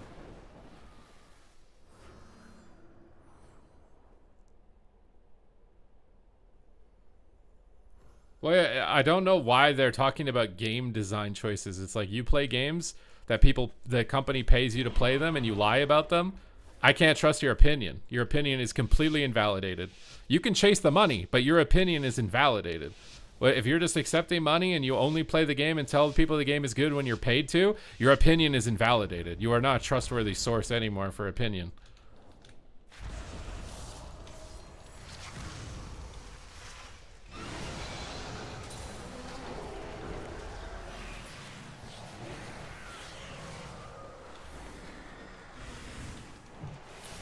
We really want to be on the Destro lock, but we're also kind of just dying out here. Double blind these guys. AMS. Get diseases back up. I'm going to save my APOC because he just popped a lot of stuff. I'll drop a zone here on him.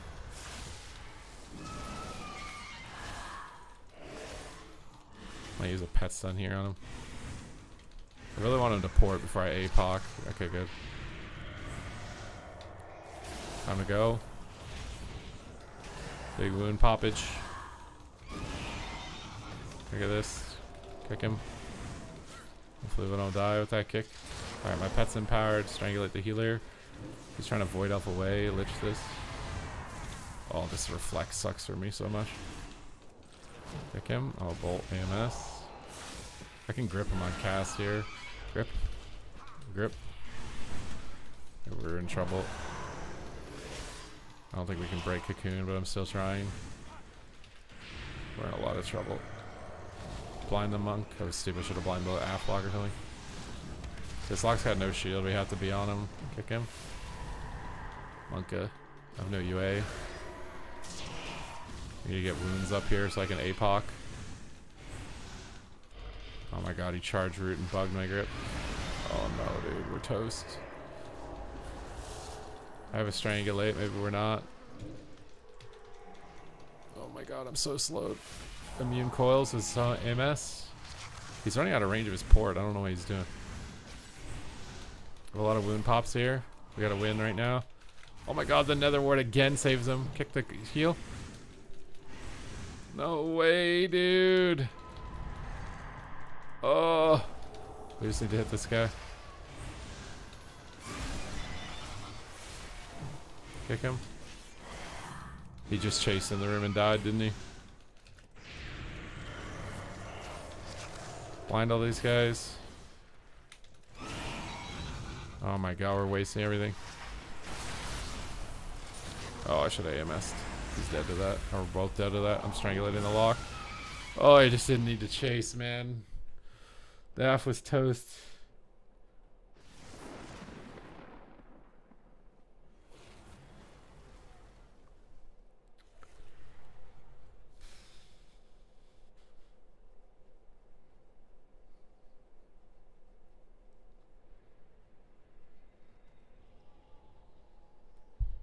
They care about the viewers though. They leave for a month at a time. I don't know. I think they're just chasing highs. They're just chasing the, what is it? The dragon, the eternal dragon, or whatever it's called. You know, they're addicted and they're just chasing a high. They're not playing games for the love of games anymore. They're just chasing a high.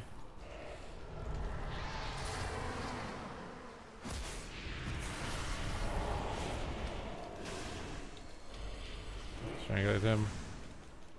The warrior's getting blasted. Okay, we got sack. We have good cleave on the healer as well. I might hit him a bit.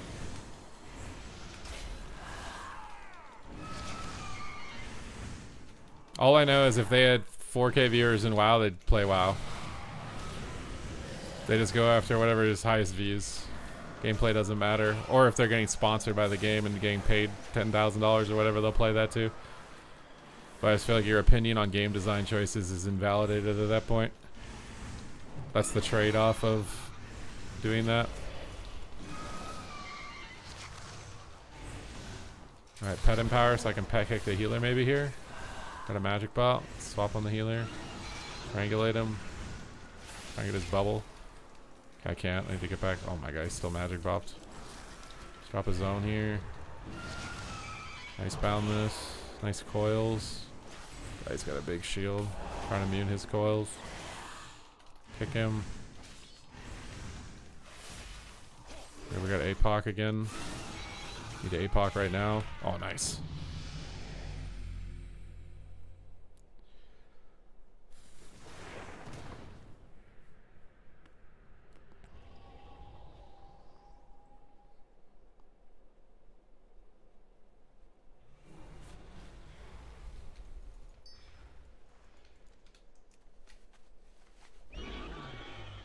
And a lot of streamers now, they're not like chasing the love of the game anymore. They're just chasing the dollar. They'll say whatever is good if it's getting them dollars. Doesn't matter what it is. And if saying something else is bad gets them money, they'll also do that, regardless of if it's what they think or not. Whatever they can say to get money, that's all that matters now.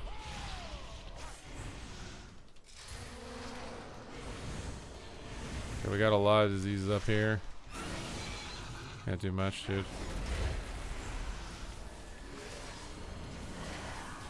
Grip him? Oh my god, I'm on global. I'm so sad. Oh no, I didn't have grip. What am I doing? I think it's a bait. He wants the chaos ball. I'm gonna strang it. Thinks he's getting that for free. It's not happening. A-bomb limb away from his gate, maybe? I don't want to trigger an infernal stun. Oh, I'm liching this though. I have an APOC here. Big APOC. Kick fear. Rip into pally. Triple blind. Alright, we got bubble and wall in the same go. Chaos bolts are coming through. Zone on him. Pet and power so I can pet stun the lock on his wall. He's not CC'ing. I don't need the AMS. Just chill out here and attack.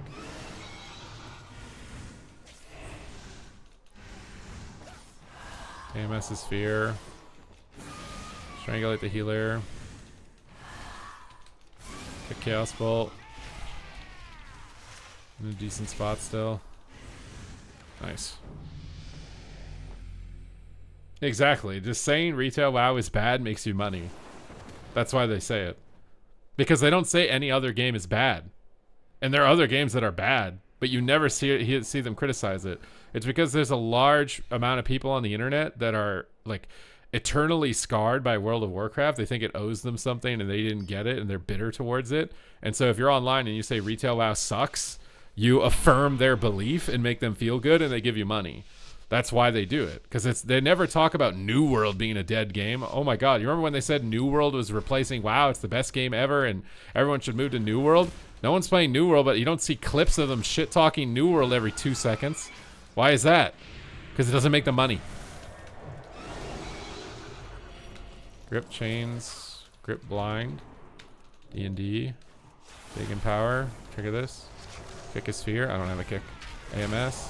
Might be able to kill the healer here. Triangulate on him. The sweepers might panic when they get attacked sometimes. It can be worth it. He's not going for the crackle I thought he would go for. I'll get back on the lock. Hellstone here. Got life cocoon. Let's hit the warrior a bit. We're all kind of just taking the damage right now though. Might just be toast. I don't know where he is. I'm trying to zone him. This monk's pretty good. He's not taking like any damage like I was expecting him to. Got a big go here. Kick fear. Grip him back. And I guarantee you when they're all not playing old school RuneScape in a month from now, they're not going to be going, old school RuneScape so bad. Because it doesn't make them money to do that. They just say and play whatever makes them money. There's no independent thought anymore. They've just learned patterns of people listening to their stream and what they want to hear, and they just regurgitate them to make money.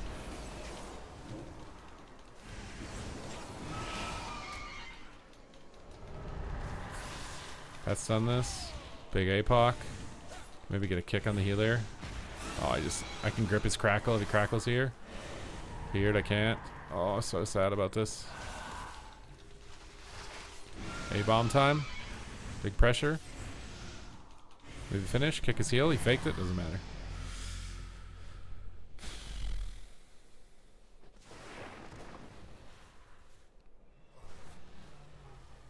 I do enjoy retail. I hope you understand like how much impact their words have because they're popular.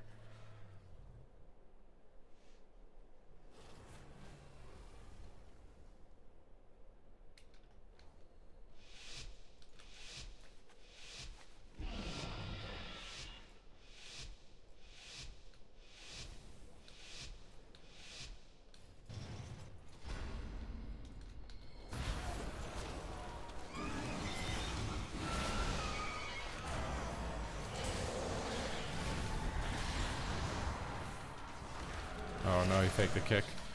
Down here. Grip that. Infernal stun bolts. Double blind. Grip him back. Chains on him. Strang the healer. Go for the big APOC. He's got no port. AMS immune stun and go ham. Oh! Alright, we're getting a dub, dude. We're getting a dub.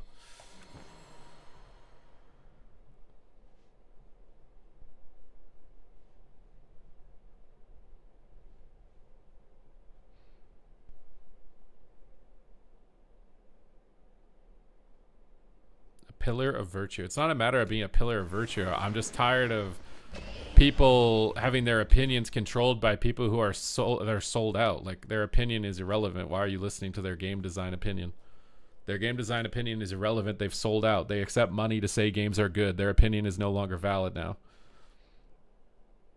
But they they sway so much public opinion when they're literally paid to go play some trash mobile game and tell you that it's the greatest thing ever for a day and play it.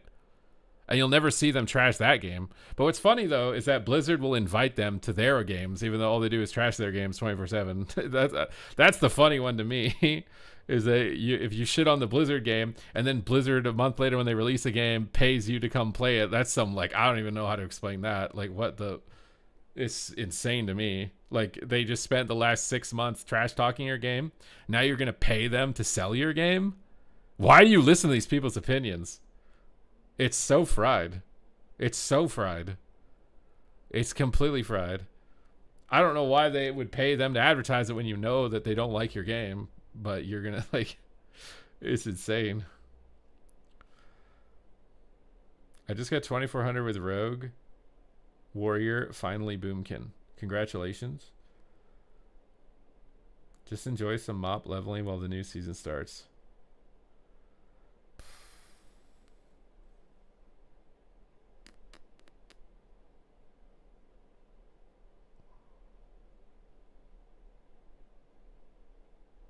Like, is old school RuneScape actually good? Or did a bunch of popular people just mind control people into playing it?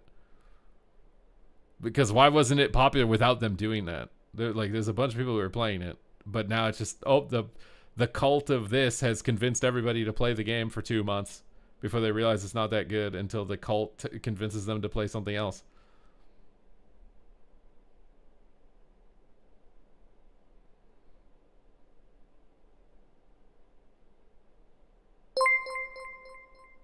Zara, thank you for the 78-month sub.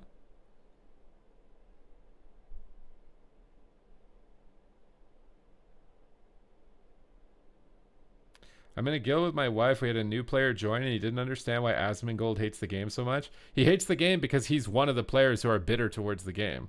That he feels the game owes him something. And he wants to recapture a feeling that he had when he's a kid, which nothing will ever do. No video game will be able to do that for him. Because no video game's going to make him a kid again. It's not going to happen. And so his audience and him are both in that group that I've said. They're bitter and they're scarred by the game. So they want to trash talk the game because it makes them feel good. And that audience is monetizable by that type of speech.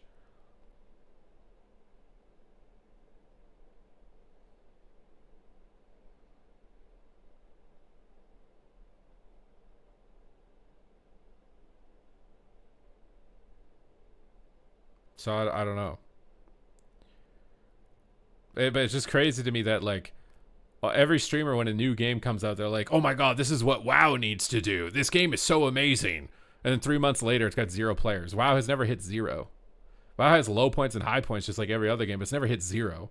All these other games that they're saying they should completely scrap all the design of Retail World of Warcraft and copy this game, and then that game has 0 players. That's why I don't know why you care about their opinion. Their opinion is stupid. They're just getting paid to say it's good for a month. Like, are you joking, man? Are you joking at this point? It's insane to me. Like, they could arbitrarily just decide we like retail today because Blizzard goes up to them and like, hey, we'll pay you $50,000 to stream WoW for a day and say it's good today. And what, they're going to mind control everybody to come play it. They could just mind control everybody to come play it. It's a cult. Because the gameplay in WoW right now is actually good. There are points in time where I think there's been legitimate criticism for the game. There have been. I think right now, maybe story, there's legitimate criticism around the storytelling of the game, for sure. But we're talking gameplay, there's like some minor stuff, but overall, it's like probably one of the best states for the game to be in.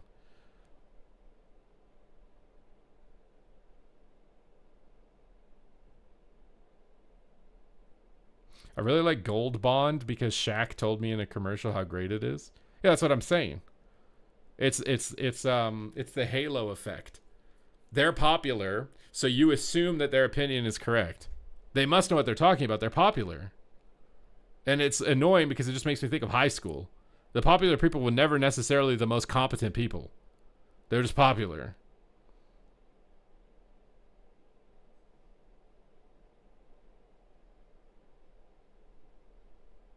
Am I still doing coaching? You can vent if you want. I'm just asking. I'm trying to think of like a fair rate for it. Like I feel like the best coaching session is like we spend like the time that you're in the queue for the shuffle on the training dummies. I look at your keybinds and rotation, make sure that everything, like what's your muscle memory like, what needs work on the training dummies. Then we go in a shuffle. I run you through it, see what you're doing, talk you through what to do. And then kind of summarize everything at the end for you to have stuff to take away to work on. Is like, I think that's the best way to do it, to get the most value out of it. I also don't know the price, because I also just figured out that apparently, I don't know if he was doing this maliciously or not, but there was one guy who's been gifting me subs for the coaching, but he's been gifting me subs from like a different country. So it's like, instead of me getting $4 or whatever from the sub, I'm getting like 70 cents or something. And it's like 20% of my subs now are like 80% less value of what the regular sub is.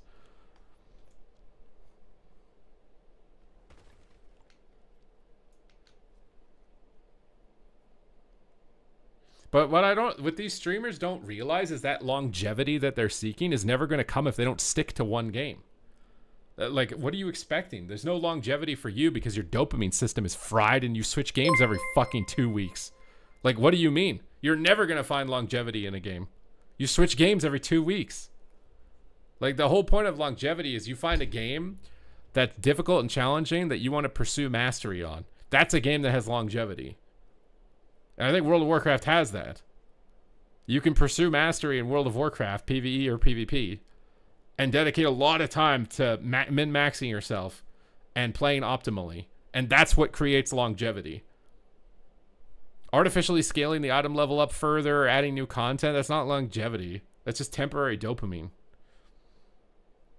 It's just temporary dopamine. You guys want to do a coaching session with Reinhardt? Are you able to stream? That's another thing too. Sometimes people's internet's not good enough. Like on Google Meets, like share screen.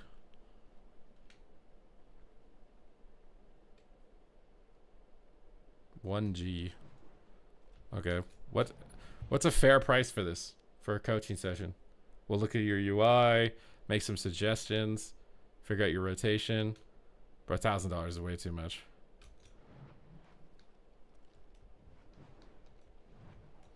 I've tried Discord screen share, but I think the Zoom whatever is better.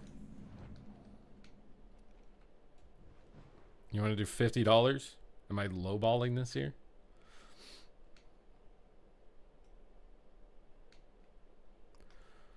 $50 on PayPal, and then I'll give you a like a Google meeting call, and then you just screen share there.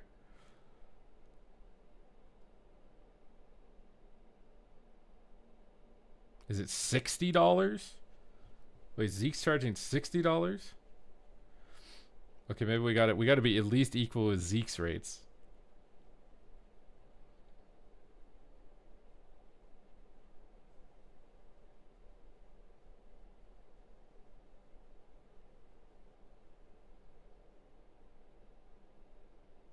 You want to do two sessions for 50. So like I'll sit with you in the queue for one session and then shuffle, and then you want to do them like on different days? Oh, 50 each. Do you probably want to, do you want to do them 2 at once or on different days? Because I feel like different days might be better.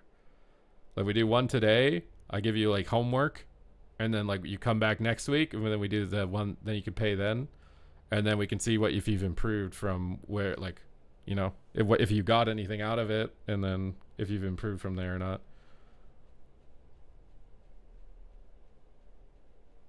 Because I feel like that's probably a more effective way to do it. If we just do 2 in a row right now, you won't know 100% if it's what's come from it or not. You want to do 4? What? Just pay me one at a time. Just pay me one at a time. Don't pay me for 4 all at once, just in case I'm not here or something. I mean, I'm down, but I just don't want to commit like 100% on like a given day or something. But if you're in the stream or something and then we're sitting in queue and you feel like you want to do another one, then I think that's fine.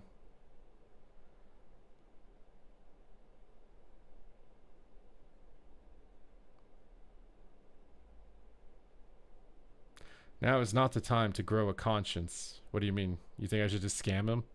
Yeah, send me all the money. All right, guys, I'm retiring.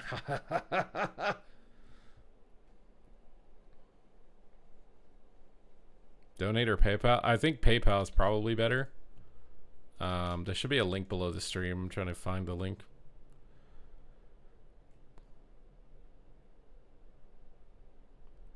Like, I don't care if these streamers don't play WoW, by the way. I just think it's really insane that they just randomly negatively mind control people because it makes them money to trash talk retail. And I've seen the cycle. Because what's funny is all these guys that trash talk retail, as soon as retail new expansion comes out, they're all posy vibes about retail again. Until the hype isn't there and their views go down, and then they're all negative vibes again, and it's just a loop over and over.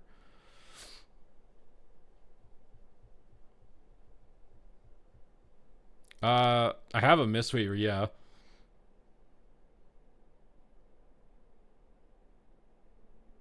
Remember Sod Hype? Oh my god, this is the best thing ever. To be fair though, Blizzard also kind of killed it off at the end. I think they were still playing solid. They would have kept playing it maybe. I don't know, because like, again, like that game has an ending. That's the funny part about saying that WoW doesn't have longevity. It's like classic WoW literally has an ending. As soon as you kill Kaldazad, it's over. You beat classic WoW.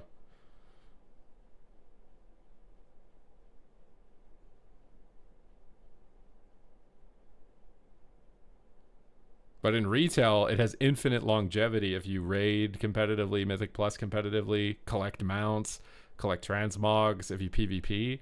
World of Warcraft has the most longevity of any game imaginable on the planet. You get like the most value. That's why like that criticism about World of Warcraft having no longevity is so cooked to me. It's the one of the longest standing games in history and still currently has systems that have the most longevity of any game you'll ever play. So that's like a terrible criticism.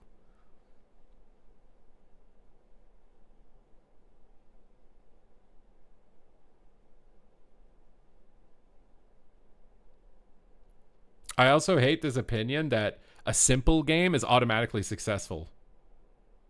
Every game I've ever seen come out that was trying to capture this fictional casual audience has failed. I haven't seen a single game that came out with simple simplicity or whatever. Wait, did you make a Google call? 1 second. I'll link you the call in a whisper because then there's hopefully not gonna be random people joining.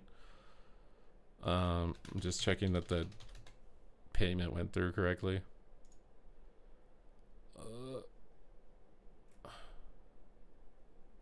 Wait, what is this? You gave me way too much money. What is that? Also, what? Wait, what is? Isn't Gamers League? Didn't I do something with Gamers League?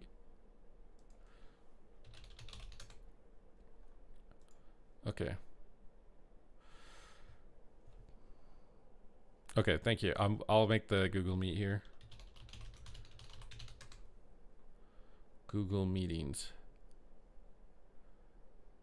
New meeting. Start an instant meeting. Link. Okay, I'm gonna whisper you the Google Meet thing, so hopefully no one else is like trying to join it or whatever. Reinhardt.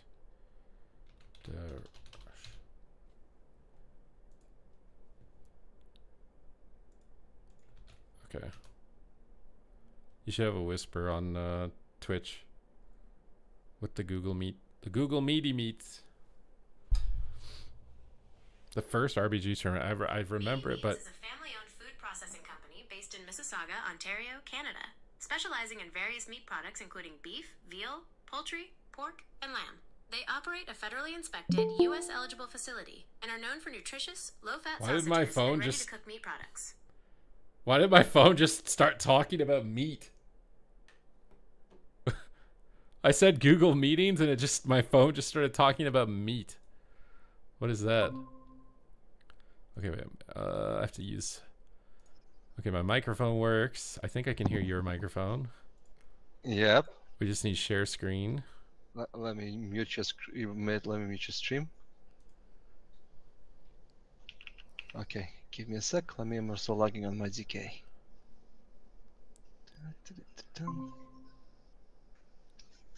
Okay, I think this is working. Now let me get my OBS. Is there a way for me to make this bigger? I don't think so. Okay, we'll get rid of this. Get rid of this. Okay, we'll get rid of this. Okay. Display capture. Pull ourselves over here. Get my stream chat back. Okay, so what you're gonna do on Holy DK? Well, either on Holy DK or Warlock, to be honest, man. Whatever you feel more comfortable coaching. But mostly, I wanna look into UI settings, specifically like looking at the cooldowns of my enemies, or most importantly, my allies. Okay. And then also, I think what I really like about you, like I've been watching your streams, like you instinctively knows the like push and pull momentums, like when to go offensives, when to go defensives. Kind of, I wanna see like your reasoning behind it. Like, how did you get that muscle memory? Where's that experience come from? Maybe like leech some of that, if that Okay. makes sense. Okay. Can you open your add-on tab? Absolutely.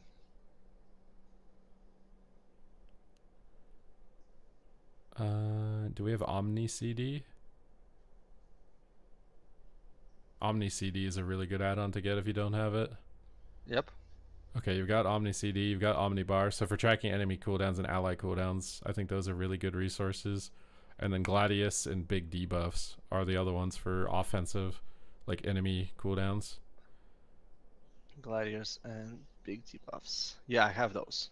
Okay, so if we have all that, then I think your UI should be good, and I can just point And out. wake auras, no need for that. I don't use it. If you're used to using it, you can. I don't know what it's going to look like Uh, for you because I don't use it, and depending on how you've got it set up, but it can be I- good. There's a lot of people that do I use just it. have it set up to show my trinket procs. That's about it, to be honest. Okay, that's fine. That Um, stuff is mostly subconscious for me. I'm not even really because the trinket proc in like Miss Pandaria is really important, but I feel like it's fallen off in terms of like overall value. But that should be where you're tracking all Thank your you cooldowns. for that, because like that's that's what I'm used to play is Mr. Pandaria, and the game is completely different nowadays. Yeah, the It's game. much better, by the way, game now that it was in Mr. Pandaria. Like the things that my DKs can pull, the other DK would have been slobbering about it. Yeah. To be honest, like it feels like a lot more rounded, and even though Unholy DKs are not like the best class right now. I mean, gameplay wise, I think retail is better overall. There might be some things from MOP that they could take that could maybe enhance the game, but overall mechanically, I think it's still better. So if you want to go to the training dummies, and I can just see you like do your rotation, I can see how efficiently you're doing it. I'm gonna basically just like call cooldowns for you to use while you're doing your rotation, and I just want to see like reaction time, like how long it takes for you to react to what I've told you to use. So like just do like a basic opener with all your cooldowns. With all my Epidemic. cooldowns? Yeah, just all cooldowns. Only assaults. Okay, this looks good. Oh, I thought that was your queue popping. And you can also put yourself in a queue while we're doing this. Good idea. I just want to make sure like the core of the rotation looks good while you're doing it. And then do you use Arena 1, 2, 3 targeting or do you tab target? Yep. Okay. Focus Arena 1, 2, 3. Target Arena 1, 2, 3. Okay, you're really far ahead. Geneva 1, 2, 3 so far. Okay, you're really far ahead then. So while you're doing rotation here, just keep doing the rotation. And I'm just going to say a random ability, and I just want you to use the random ability that I say while you're doing rotation. It's like anti-magic shield. Okay. Yep, my bad. It's fine. You didn't know which one I was probably going to say between the two of them. I'm just seeing what the reaction time is between the binds for muscle memory purposes. Like, how confident do you feel with like every ability? Do you ever feel stressed about like when you've played and you just didn't use like an ability an entire round or something? Gotcha. Can you use asphyxiate? The rotation looks good so far. What the hell is this ability called now when you're playing Riders of Apocalypse? Your pony? Your mount? Your temporary mount? Okay, that's good. Can I see your talents too? Okay, this looks good. You're just playing the dot build. I think this is fine. So Spell Warden, so PvP talents, can you just click on the Spell Warden quickly? And just open up the PvP talent tab. It's like I see a lot of DKs playing Spell Warden. Maybe I'm gonna learn that I should be playing it as well, but I feel like it's not. Maybe it's like a bit overhyped in some scenarios. I guess the situations where it could be useful is when you're not the target against like a hunter team, for example, with like a melee class, and then you can immune a trap on the healer with it. I could see that being useful, but overall, cooldown reduction is also very nice. Yeah. I just feel like Necromancer's Bargain is so good. Maybe I'm wrong about Really? this. Because I think like it kind of messes up your go. Like, because it's like your Dark Transformation is 45 seconds and Apocalypse is 45. Otherwise, they're kind of out of sync between each other. On that kind of a half-minute stretch. Okay. And then you need to make sure that you use Apocalypse like on at 30 and 1 minute exactly to sync it with minute and a half. Okay, I could see the cooldown syncing be a legitimate reason. I just found that the absorption effect on the apocalypse can sometimes feel really strong, but maybe it's a situational thing. And I'll have to give it a try myself. No, you know what? Actually, I like that. So hard switch with Apocalypse to like start off with low healing rate. I actually really like that idea too. It's made my character feel like damage sticks more is what I've felt with it at least. So if you get a target low and then you use Apocalypse, it's a lot harder to just immediately recover. Well, the biggest problem with Unholies is the switching targets right now is so painful. Yeah, Because you have the Death Rot that is like up to 10% extra damage, and then if you have wounds, you need to build it back up on the other target from yeah. the ground up. So I really like the idea of actually hard switching with a Necromancer's Bargain. But obviously, like all the DKs play Spell Warden, so I wouldn't try to like argue with them. I'm just trying to do what I've been doing basically, to try and make Unholy DK more viable in the meta because I've noticed that kill pressure can be low, and Necromancer's Bargain made it feel like I have more kill pressure. I think the other advantage if your cooldowns become slightly desynced is that Necromancer's Bargain is a standalone cooldown. You can still force something, and then you have Dark Transformation later. So they're not synced together, but they'll get absorbed by one defensive most of the time when they're synced anyways. So when they're actually desynced, you can get a little bit of sneaky value on it. But I'll let you play the build that you want to play first, and then if I notice that your kill pressure feels too low, then maybe that's something we can switch. Oh, that would be perfect. And then how do I make sure that I have Omni CD and Omni bars fully set up? Because I don't think I have them set up. You should be able to go into edit mode. And so you see the ally frames on the right side. The Omni CD. So you play with the frames that far on the side of the screen, because usually Omni bar is like on the right or the left of those frames. On the left, those are your arena frames, but like the ally party frames on the left. On the left, yeah. Yeah. So the add-on is tied to that party frame. Oh, automatically? It should be. If you type Omni CD, it should tell you like where its axis is located. /Omni CD. And then you can change it to be on the left or the right. That's weird. I'm trying to press enter.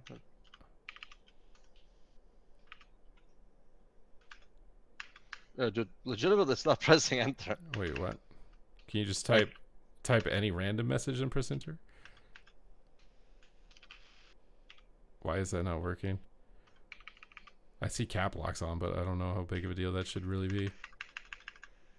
The only other way you'd be able to test it is, I think, if you get somebody in your group, like if some random person. Is it up to date?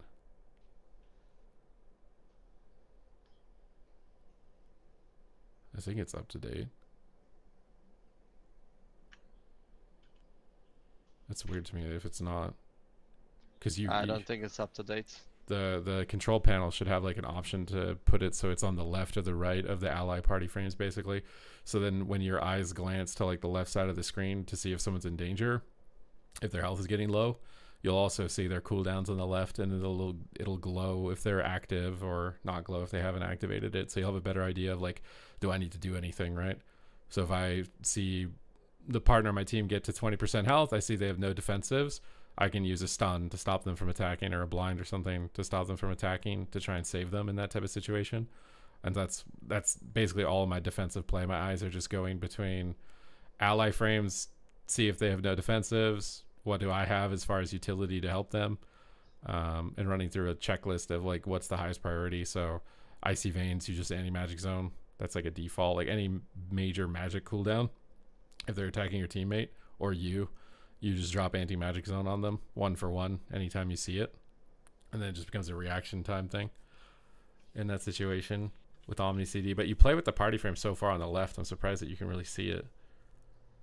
Now where's the setting for it is the question in here. It should be under arenas, I think. And where's the left in the... Now I'm gonna open mine just so I can see, because I swear there's a... Oh yeah, on visibility, I think. So if you press visibility and then you can check mark what you want it to be active on. So I have it just only on arena. It's enabled for this. Where do I find visibility? Under Oh, there you go. under friendly. Mm-hmm. So friendly visibility, you can enable it in what areas you want it enabled in. I don't know why I don't have a setting for where it's located. Because like if you've seen me play, you'll see it on the left frame. You can't see it unless you're in a group. I'm just trying to figure out why I can't change where it's located even on This is mine. good. I can move it a little bit, but Oh wait, did you find something isn't it that's... supposed to be tied to a party frame, not a raid frame? No, it should be on raid frame because when you're in arena, it's automatically converted into a raid. So Gotcha. so the party frame will be invisible and the raid frame will take over for it. So you probably want to... You can adjust the size of the party frames by going into the actual WoW settings. And then making them wider, right? Like right there, you can make it wider, you can make it taller, whatever you want. I make them, I think, as big as they can be on my settings, just so I've got, maybe not that big actually. What the hell? Why is that so? Yeah, I think like the height wise, it's I could use it a little bit more taller. Well, I think this is pretty good. I'm trying to just go in my own edit mode just to see what this looks like. So I use the party frame. Why is it tied to your raid frame? See, like I'm looking at my settings on my stream and That's what I was about to say. Because party frame is a little bit bigger you than the have... raid frame. It's like Okay, taller, too. drag the party frame to like the middle of the screen. Okay, it's tied to the raid frame. Why is it tied to the raid frame? Maybe unselect raid frames on the HUD, like the middle box there. It's got a checkbox next to raid frames. Then you have a regular party style. No. Use raid party style. I mean on the middle box, like where it says Unity XD layout at the top. Yeah. And then it says raid frames with a checkbox. Or not, don't click the drop down. It's underneath it with all the checkboxes. Like unclick and see if it disappears. Oh, there you go. Oh, there you go. Now it's on the party, so you can just save that and get rid of this. And then I like having that like on the center middle part of my screen, just so that basically my eyes don't have to move too far away from my character. I want my eyes to like not have to travel a big distance. Oh, so more like on the right side of from a party frames, right? Well, I'm just saying like the party frame boxes, if you put them really far away on like the corner, it means that you're gonna have to like look away from where your character is and where the target is that you're attacking. But you also have your ally, or you have your own health bar. Like, I don't know how I like like you see how that says like Reinhardt right next to the party frame there. I'm just wondering if it's, why do you have that there? Where would be a better place for them? Well, you already have it at the top. Like you have it twice. You have like your health bar twice. Oh, you mean this? This Like is focus. Oh, that's your focus macro. Okay. Yeah. I mean, we'll see. We'll see if where it's located, if it's an issue or not for you. Like if you feel like you're... So if I target myself, also there's a focus target, so I see both in relations to, let's say, like party frames. Okay. Something like that. And then you have Gladius too. Can you type /Gladius test? Gladius test kind of bugged out on me. I started using Gladius EX. Okay. Whatever the command is to open that, if it's Gladius EX, you might want to talk to Bicmix. He has a stream and he's made like his own version of Gladius. It might even be on CurseForge. I'm not sure if you have to get it directly from him or if it's on CurseForge though, because his Gladius works. I have the default Gladius on there, doesn't work. But I use his Gladius. But if you just want to enable the module for it, I think it's just /Gladius X. Oh, let's try. Like that or X? Did you disable Gladius X? I thought I saw you unselect it. No. I canceled it out. Didn't do reload. Okay. /Gladius X. Usually it's just the name of the add-on. Okay, this is not helpful. I wanted to see like what the frame looks like when it's popped up. Wait, testing. Test 3v3. Okay, so I mean it looks like Gladius. There's a lot of like useless information on it, but I think that's fine. How do I remove useless information? What's useless information in your opinion? Yeah, I guess maybe it's not useless. It's just a lot. Like seeing their globals like side by side like that. Oh, these ones? Yeah, I don't know if that's Yeah. too useful or not, or is just too spammy. Because basically all you want to know is did Bestial Wrath, like on the Hunter, did Bestial Wrath activate? It'll probably glow, and you're like, okay, it did. Who is it on? Like, what can I do to stop damage? Although as Unholy, Gotcha. you have less like control defensively. Like if you wanted to play Warlock, your reaction time to enemy cooldowns becomes way more important. Unholy DK just doesn't have a lot of tools in those situations to stop damage a lot of the time, which is nice because you don't have to. That element of gameplay is not going to be as demanding. So if you want to get good at DK, DKs do get blown up, man. well, you personally, yeah, but I'm saying as far as like protecting your team, DK is a lot more limited than a Warlock. Like a Warlock True. can carry as far as like defending the team, whereas DK doesn't. Really No, have we that. just need to do bad damage. That's all Yeah. we have. One-dimensional. So it can be good if you're wanting to get better at the game to reduce the number of things that you need. But if you're reaching the skill cap of the game, then you want like as many options as you can to carry the game in that regard. But I think this UI is fine. I think if Omni CD works when we're in the arena and you've got your frames enabled when we're in the arena, I think it's not bad. It's not bad UI. It's pretty standard. Rotation looked good. You've got good memorization of keybinds. So you really want to try and understand like the flow of the game, like when do you push, when do you not push. I think is what you really want to get out of this, because I feel like your core rotation looks good. I guess we'll see when you're actually in the arena, but you're also decently high rated as well, so I'd imagine for you it's probably like a strategy thing that's maybe holding you back from where you currently are. Yeah, that. Like what target, when to switch, how to pay attention to these types of things. That's usually like that's what I've noticed when I was stuck on my Windwalker monk, was that I was chasing targets too much and not aware of the fact that I should just hit something whenever it's nearby as opposed to chasing something. That was holding me back for a while in Windwalker monk, and as soon as I started doing that, I started winning a lot more rounds. And DK is kind of the same thing, where you don't overcommit.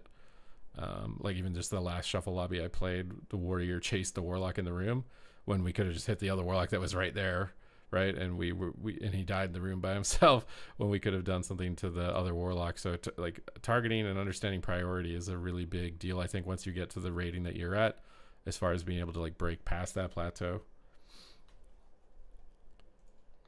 General Jida, we're doing a coaching session.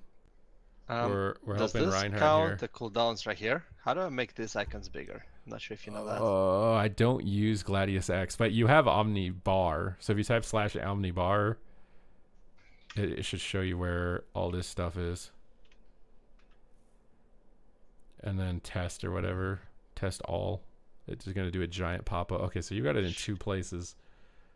So how do you unlock it? Where's the unlock button on this? I'm going to go on mine and see if I can find it. / Omnibar.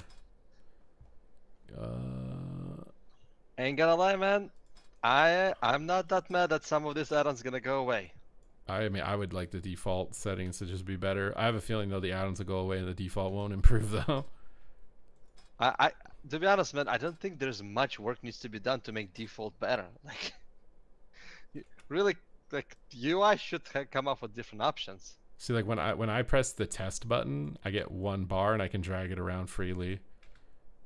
So like when you, don't do the test all, do the test below test all. It's just 1 word test. Okay, I think that's the real Omni bar right there. Ah, there you go. So you should be able to drag that big one in the middle of your screen to wherever you want it. Okay.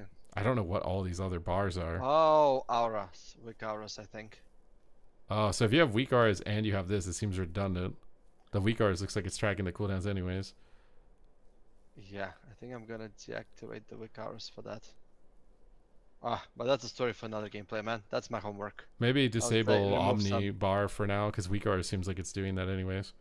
Yeah. And it's already set up in the middle of the screen, so I think that's probably better. I mean, weak auras is just every add-on. It's a universal add-on. It can do everything that every other add-on does. It just requires more like back end on the user side to be able to do it. That's why I like Omnibar. It's just plug and play. I just turn it on. I've got the buttons whereas weak orders you have to set it up, but it looks like you've already got it set up, so it's probably going to be more effective for you at that point. Okay, so we got rotation down, we got UI. I don't know if you have like, another thing too could be if you want for like the second session, you could like record some of your games for yourself with like OBS, and then when we're in queue, like we do this live right now, and then you go practice for a week, maybe record some of the games that you do over the week. We can watch the recordings while you're in the queue, and go over what you can be doing in it, and then do a shuffle live too from that point, because that'll give me an idea of like how it went for you, whether or not it's like, because a lot of lobbies, they might not be your fault. It is kind of lagging. I don't know if there's something we can do about that or not. Maybe you can turn graphic settings down just to check if it's an FPS issue. It's not lagging on my end. Okay. Where's the graphic settings? Maybe down to like 5 or something. If you go too low, it's going to turn off the projected textures.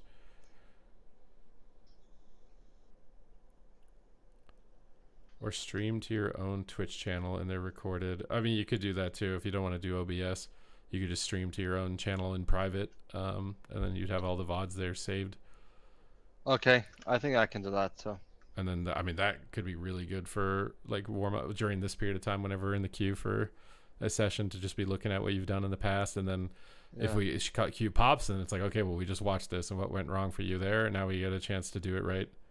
You have to turn down the screen share quality on his hand. How do you do that? Oh, what the hell? I don't want to present. Because when you're not moving, it looks really clean. It's just when you start moving, it starts getting pixelated.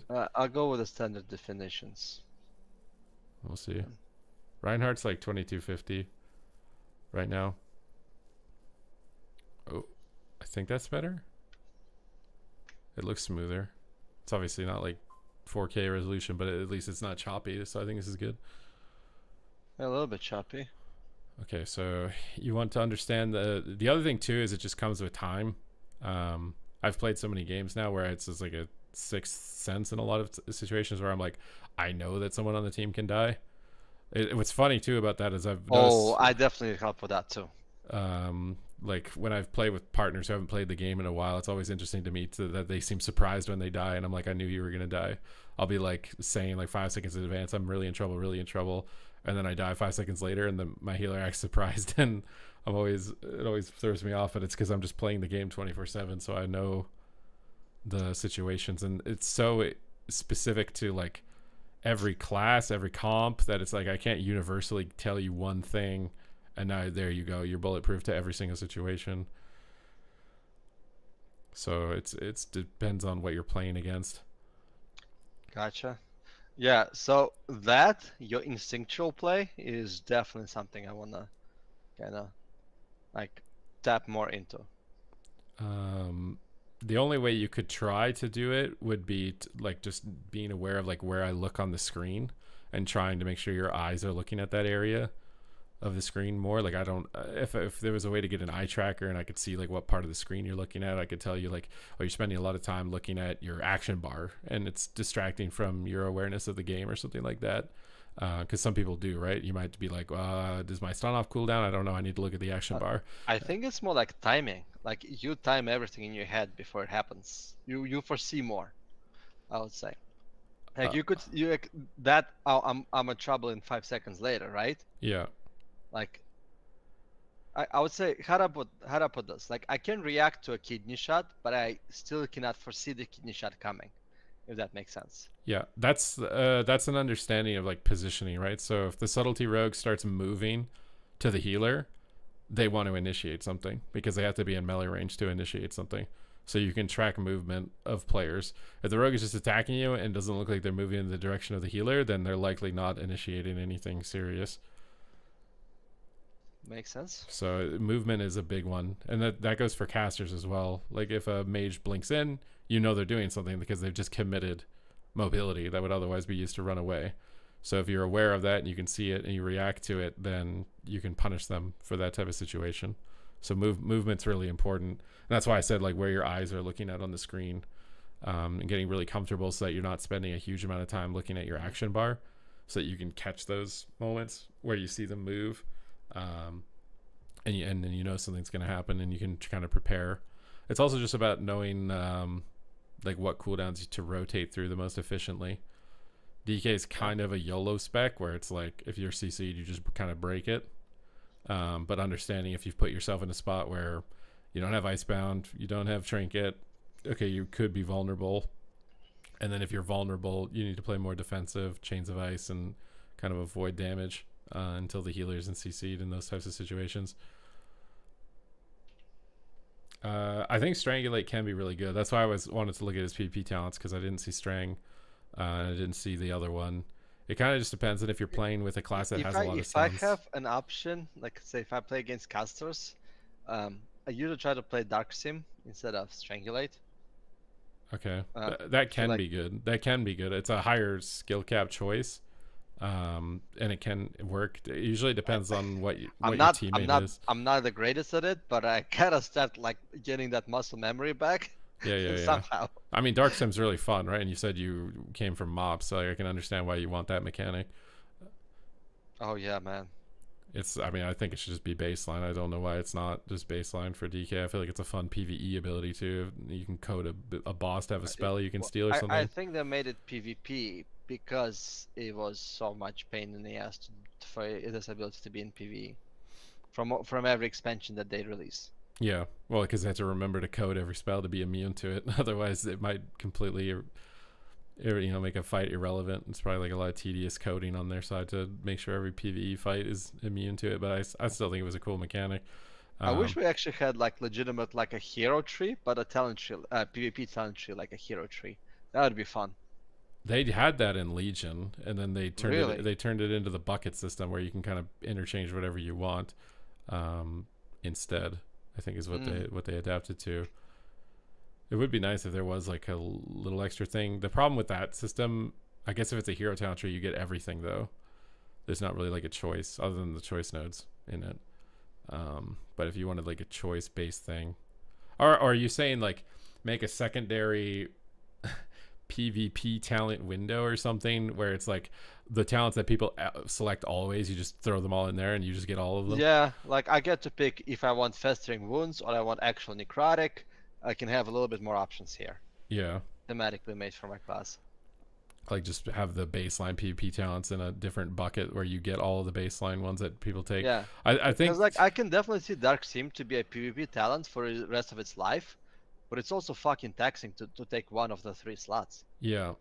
Unholy DK is there's some specs you only have 3 good talents, you never switch them. Unholy DK you actually have so many good ones, and it's hard to pick them in because like if you lose Strangulate, you lose kill pressure, and that's the biggest issue I've noticed with Unholy DK right now is that maintaining kill windows and finishing a target seems to be its most difficult thing. But you can win games with Dark Sim. Only thing is that a lot of CC breaks these days, so if you like steal a sheep, you might just end up breaking it with cleave, so it doesn't end up mattering too much. It could also depend on what the healer is. If the healer is something that where Strangulate isn't as effective, so like a Mistweaver monk who's fist weaving, Strangulate doesn't really do a lot. And even a paladin, if they've got Avenging Crusader up, some healers are a little bit more immune to Strangulate than others. So sometimes that could be a reason why you would want to make the decision to change it. And you might have to do that based on personal preference, but I'll let you play the way that you want to play the first way around, and if it's working, then obviously there's no reason to change something you're comfortable with or something that you like. But then if you notice that it's not working and you want to make a tweak or an adjustment, then it could be something to consider. Yeah, perfect, man. That's exactly how it is. Like, let's see what I can do, and then you can probably coach me way better from that perspective, and better homework.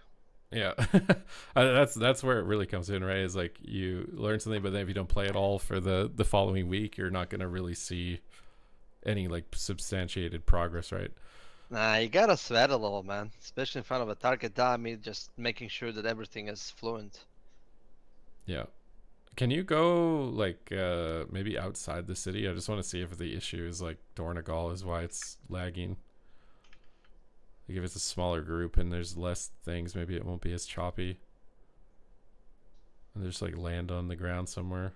I think this already looks better. I definitely think it was probably maybe just too much going on. So hopefully the arena is not going to be as choppy. Otherwise, we might have to do like VOD where you like record it and then we watch the recording so it's not too choppy. I think this is better. It's not a problem. I think this is I think this is a lot better. And with your pet control, like do you have any like focus pet kick macros or anything like that? Okay. Yeah, pet move, focus, pet stun, pet leap.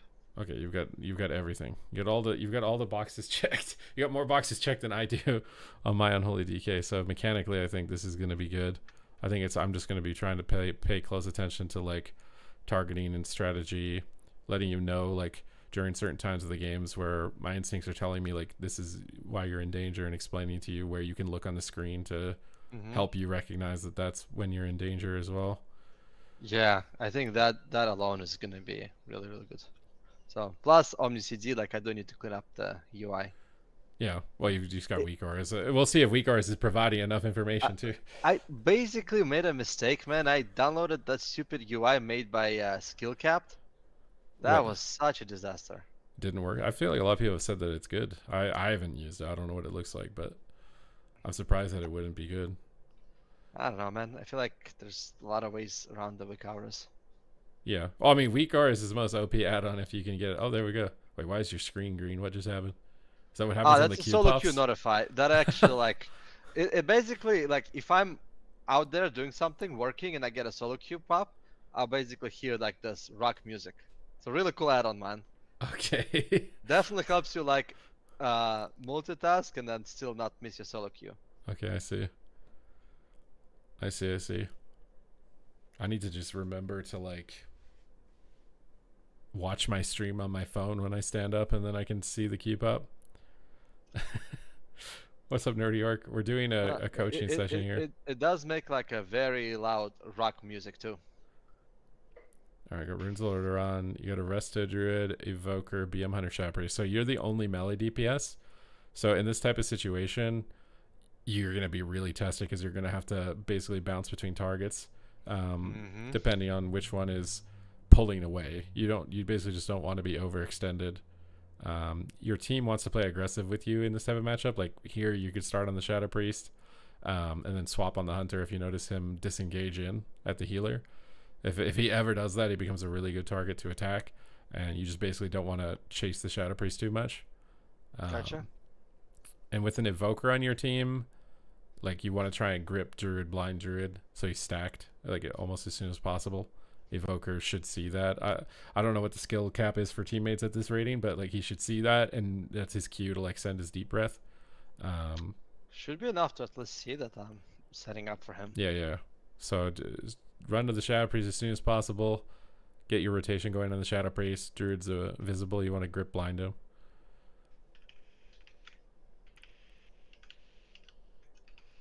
See how he's trying to bait you in the room like this? This can be a bit dangerous, but the dragon's just sending. So sitting this bash you don't want to do. You just want to trinket right away and do damage. It's fine that we did, but... Okay. Thank you.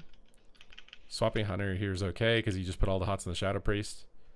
This window of time, you're just kind of padding the meter because he has tree form up, so they're probably not going to die. You're just kind of just doing damage, waiting for the tree form. Sitting clone, after that I'm thinking of Druid. I have cooldowns on him. And we can use Pony to get out of root. Okay. Use Apocalypse. We got Barkskin. So swapping out Barkskin's really good.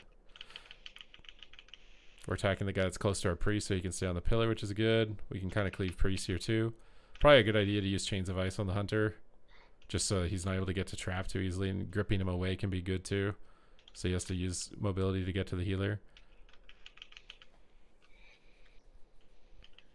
Okay, so you have Asphyxiate, so gripping in the Druid to get him close to your priest can be good if your priest isn't CC'd, just so you can get a fear. You don't necessarily want to swap to him. I think we also need to switch details so it's showing damage next round, but your Evoker's probably dead here. I'm noticing this build is not... We're not seeing like a huge amount of damage as far as like impact. Okay, it's a tree again, so we're going to have to wait here. We can just attack the Hunter in the downtime. I have a good damage coming up on Hunter. We can also use Pet Stun on Druid when he's not in tree. Just to stop him from cloning. Honestly, if he's cloning like this, it's not bad to just attack him. This is the big APOC go. Might be able to kill him through Barkskin. Pretty close.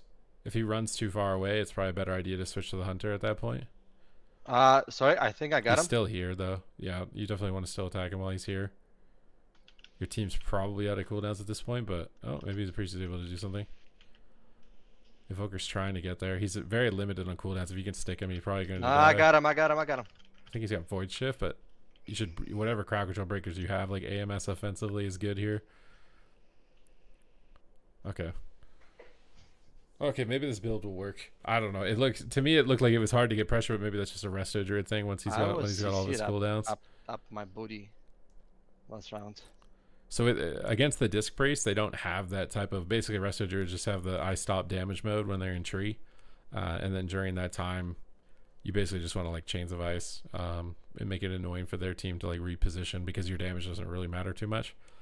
Especially if you don't have Mortal Strike. Like if a target's already low and they go in tree, you can try and finish them. But if they're already at full, oh, can you switch the details to show damage? Just wait till the next round to do it. Yeah, but we'll do, man.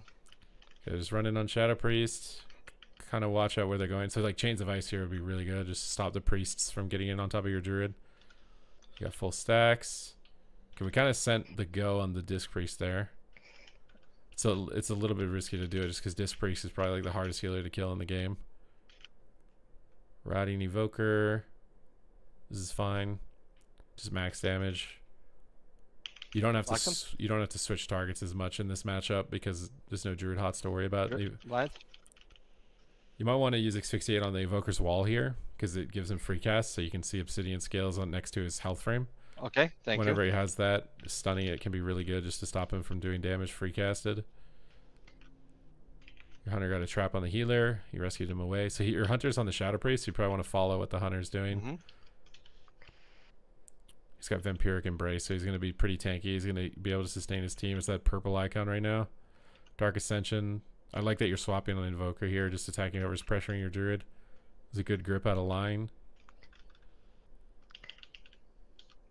Keeping diseases up. If you pet kick on Penance, Penance is like the best thing you can kick on a Disc Priest. If he's playing Void Weaver, he might have Dark Reprimand. That's the same ability. Got it, like the Mind Priest. He scatters. Okay, so you got Void Shift, so Shadow Priest is low. You can probably get Dispersion. But you may want to get back on the Evoker just because Shadow Priests are generally very tanky. You wanted Lichborn, good. Also, I'm noticing we're not using any Magic Shield a lot. So like, well, not just when you're like getting close to killing a target, you want to just kind of use it to immune a fear or something like that. That's hit you. Big them. Okay, this is okay. In this position, again, like kicking Penance or kicking Disintegrate. Kicked it. It's kind of like your highest priority. Just kicked it again. That's done. Nice. Okay, win. Okay, that was really good. Your inner mez came out. Your inner mez came out at the end of the game with the kicks. This is the thing. I either tunnel the fucking rotations or I tunnel the good CC check. I still need to like warm it up more, but appreciate it. Okay, can you switch details to just damage down? I just want to see what the breakdown looks like with this build, because your build looks different than mine by a little bit. Oil, Claw Shadows. Okay, no, that's fine. That looks normal. Yeah. Okay, that looks good. I might give your build a try on my next queue with the no necrotic just to see how I like it.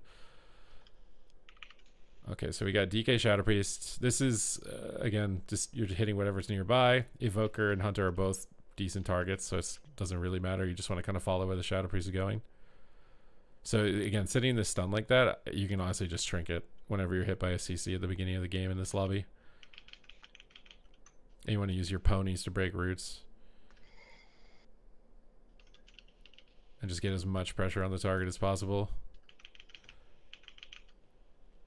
This is going to be probably the hardest round just because they're so slippery. Hunter is probably easier to hit just because he doesn't have freedom to snares. So if you get chains on him, but Evoker can be a little more fragile. But so far, I think this is good. Okay, so Priest has no trinket. You just put him on Fear DR, but you could use Blind. We wanted to wait for the DR there. So this is what your Gladius.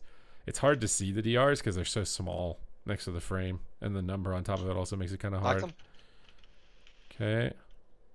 You're getting good pressure though. You can probably just train and maybe off kick penances like you've been doing. Like as a last pain suppression. Kick them with pet. Okay.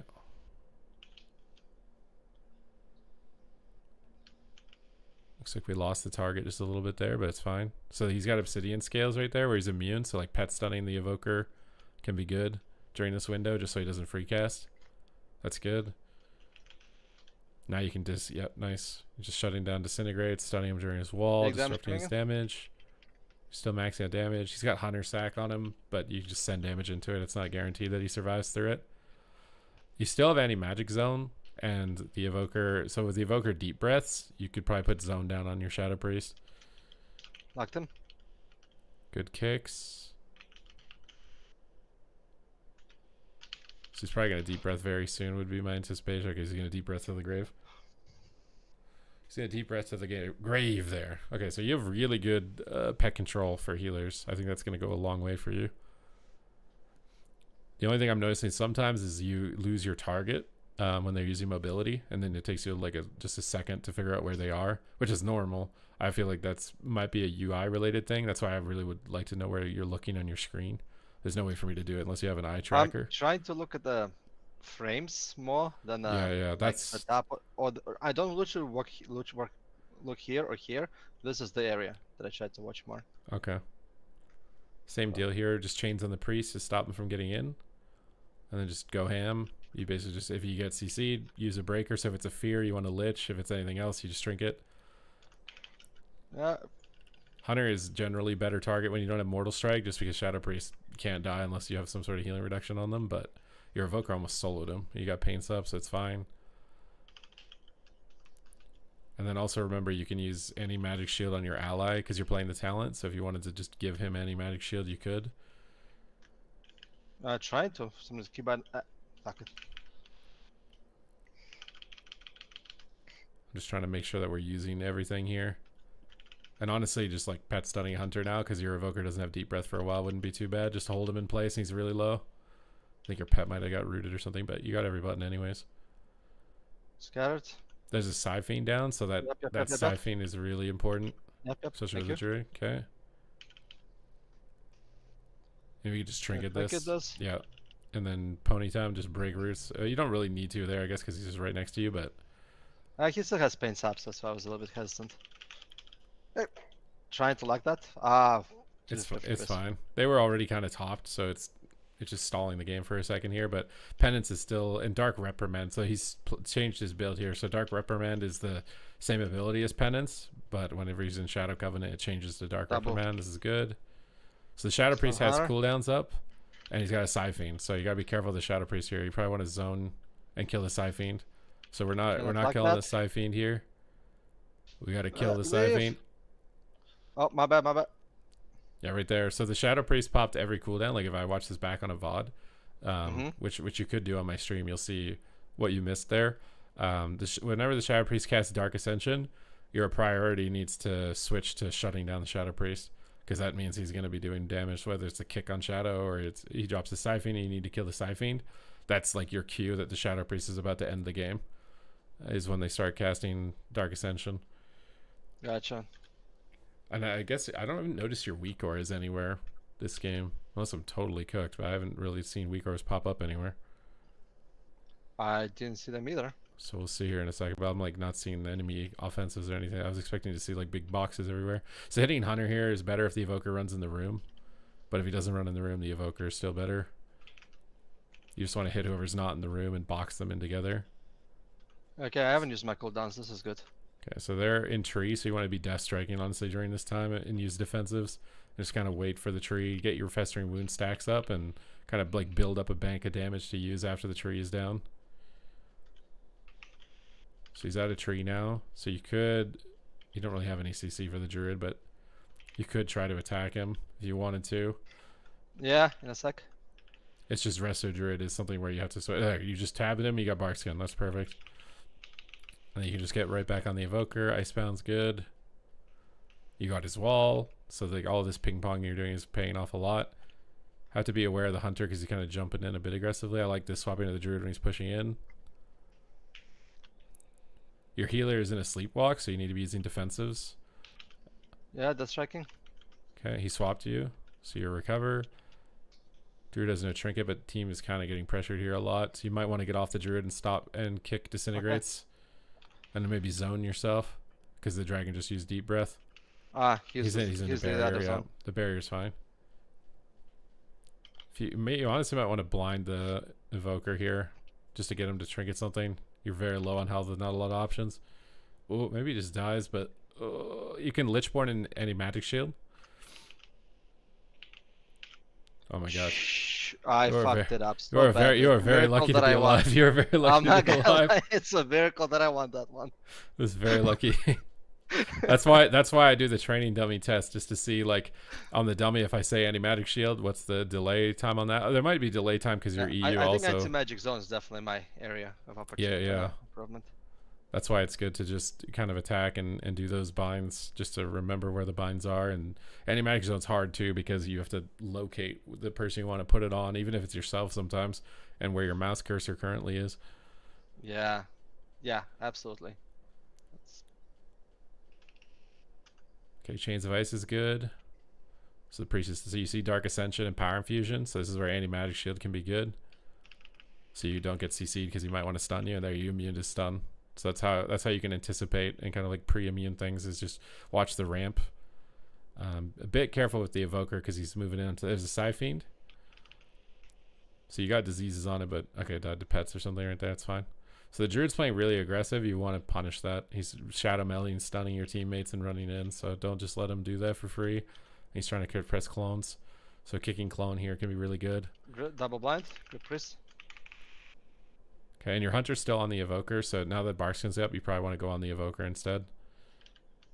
He's going to trap the Druid. Oh, it's unlucky that we kicked right there. Okay, so you got Obsidian Scales on that swap. After the Barkskin is down, you could go back on Druid, because he's still just standing in your face like this until he stops standing on your face. And then if the evoker's standing on your team, so your evoker's standing on top of the face, you could swap, and they're both in trouble. He's freaking out because you're swapping so much, and they're just both gonna die. Okay, so I mean, that was a really good lobby for you, regardless of that those, was a good lobby. Regardless of those little like quirky moments.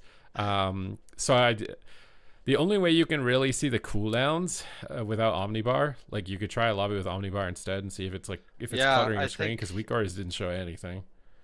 Yeah, let me actually create my notepad for myself, like things that I need to improve on. So Omnibar, right?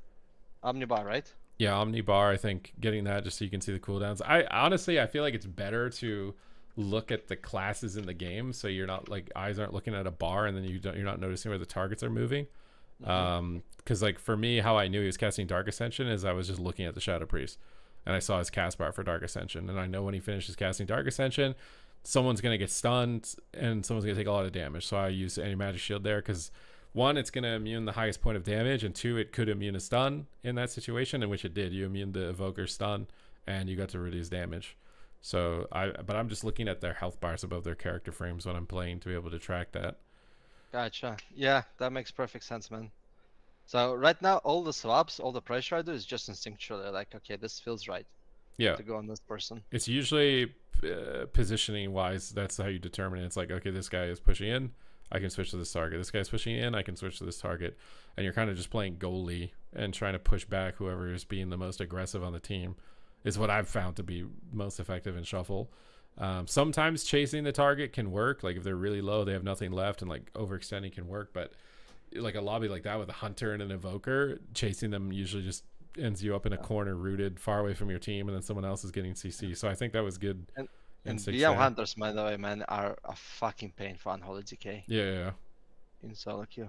It can get really hard. That's my, not an my easy BM lobby. hunter is higher rated than my DK, and I never played hunter in my life before. I just wanted to figure out what the hell is that class about. I mean, BM Hunter is so silly. It's unbelievable. It's unfortunate that BM Hunter is so strong, considering it's so much easier to play than DK also. Like, I feel like DK rotationally and positioning wise like requires a lot more intuition, and it's the same idea. It's a pet class, right? General Jaido, thank you for the gifted sub. Dude, take my pets away. I'm really digging what they're doing next patch with us. You don't want any pets. You just want they're buffing Giga buffing Death Coil and making it proc more, which I think Yeah, has felt good. I like that they're buffing my personal damage and not the pets that can be meeting. Like, let's say I don't have a Bestial Wrath to enrage my pets. That would actually Like, be a good change. I feel like when your pet dark transformations, it should like remove roots and maybe go immune to CC for a second, because like there's so many times where your pet just literally can't move. Like you're but trying to hit a you mage. also need like something like a kill command on top of it. Oh, where it Like charges what the the Hunter target. has. And you even just like you command the target your pet to just do more damage, almost like that. I You could. know, like if you take Demolox for example, they used to have that kind of a whatever soul strike, like where you command your pet to do specific strikes, right? Yeah. They made that passive now, I think. Yeah, like I think kill command is definitely like it's the one that synergizes the whole rotation of BM. Like it actually like it makes sense. Like you do your own shooting and then you command your pet to attack at the same time. Like I think that's the interactivity that DK is missing to be a pet class. Yeah. It's Maybe I'm wrong there. the pet is definitely not.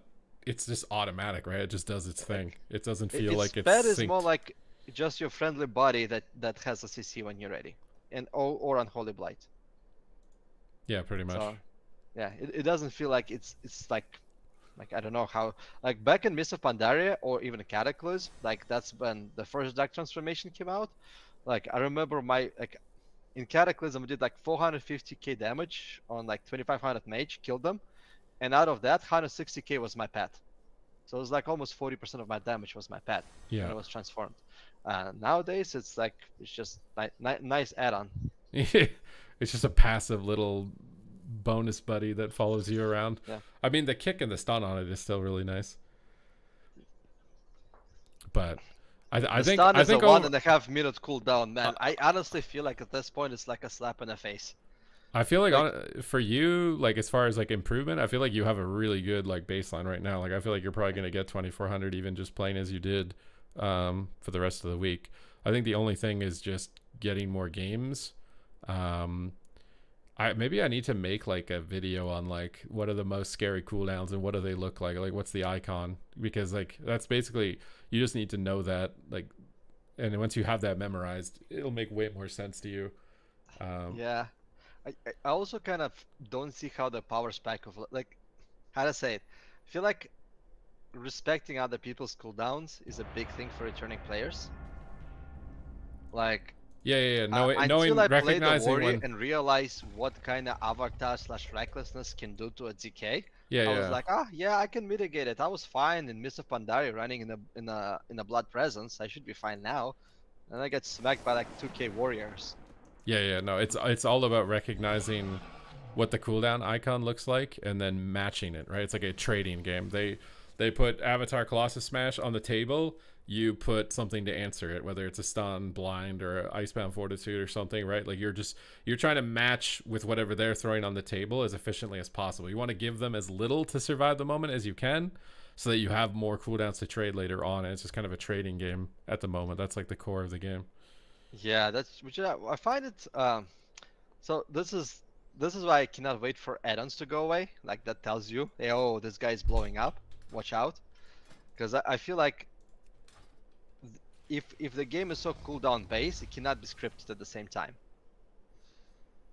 It's inherently going to be, though. If it's just a matter of whether or not your awareness of the cooldowns is more limited. You though. take League of Legends, it's also very scripted. Jungler comes to your lane, be aware, watch out, remove it, right? But we don't get notifications if the jungler is in your lane or coming to your lane until you see him. Yeah. Oh, it's more on you, right? Like if Yeah, if it's you your saw awareness. Exactly. It's like your prediction, your awareness, your thinking. You're looking at the map. Is jungler enough, right? Yeah. It's that skill that like that's what I think add-ons take away. I can Never definitely know. see that. I can definitely see that. I think I think it should be a lot better. I don't like the foghorn spaceship UIs where you're just staring at big boxes popping up. But unfortunately, that's the most important information. So if you have a way to manipulate where that information is displayed, then it's going to give you an advantage, because it's just a reaction time at that point. It's like you see Avatar, you know what cooldown to press when you see it. Now you're just reacting, and you've got it clearly displayed in the middle of your screen. You would not miss it. It'd be impossible to miss it. So I hope think that if you happens remove too. like Omni CD and Weak Auras, just a CD tracker, but keep the big debuffs, like keep the like arena like nameplates the way they are now with big debuffs, I think the game is shifting Yeah, in a better direction. I really hope Big Diva stays because it shows so much. It just feel the UI just looks better. Like if I didn't have Big Divas, I'd feel so poopy It's a lot basically. cleaner. And as a healer, there's no way you want to play without a big debuff. So I definitely agree with that. But I don't know again what they're gonna do exactly. If they're gonna be able to deliver on that, or if it's gonna be sketchy or not. Yeah, I saw you also became a content creator, man. Digging your YouTube channel. Thank you. It's been fun to expand into different avenues. I'm just glad that people are getting some use for it. It's able to help people. Right on, man. And like what you do with coaching, man, you should, if you can kind of popularize it even through your videos, like how I said 12 years ago when I before quit, and I was playing in MAP. Yeah. I think I was doing like at least like 60 to 80 sessions a month for $50 each. I definitely don't mind doing them every once in a while. I feel like if it's the entire stream, it's gonna get pretty cluttered. But I definitely agree. If people get value from it too. At that point, like the content creation became a job and a hated job for me. So I was like, fuck it, I'll go to corporate world and see what's that about. I don't think corporate is for me, but I appreciate it. Yeah. I'm just in the middle of a game, so it's hard for me to hold a conversation and also spam my buttons. All right, on. You're playing Unholy. Awesome. I'll just shut up and I'll watch you for a sec.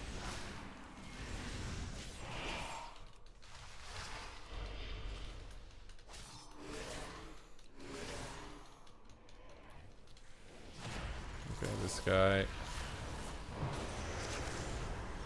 might be toast. I ignored a Siphene and I just lost the game because of it, probably. So it happens to us all. Now, if you had a Spell Warden. Well, yeah, I was wasting a talent. I was playing a wrong thing there that game.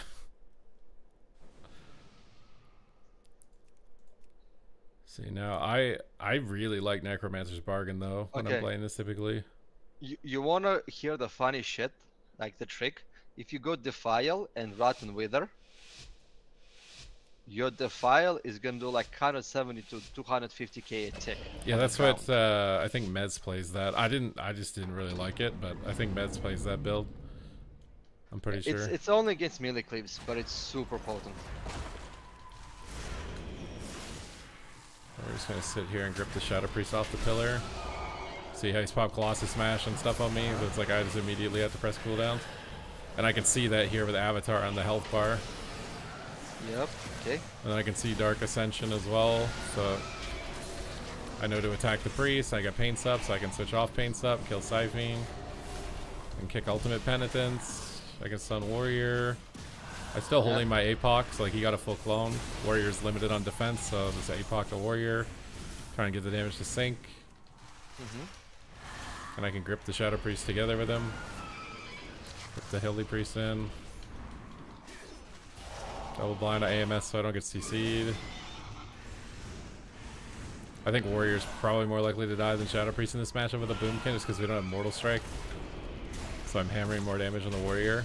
I might just ping him to attack the Warrior because it's not obvious. A lot of people will think attacking the Shadow Priest is better. How do you ping?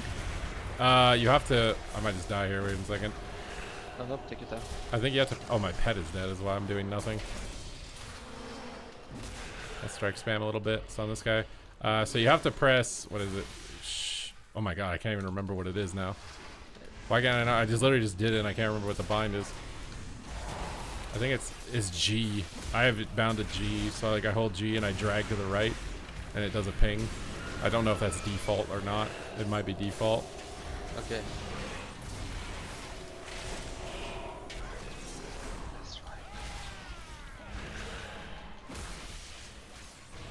So, Chain of Ice, Pony, Kite Warrior is the best way to do it here. Because you can range attack him and he can't.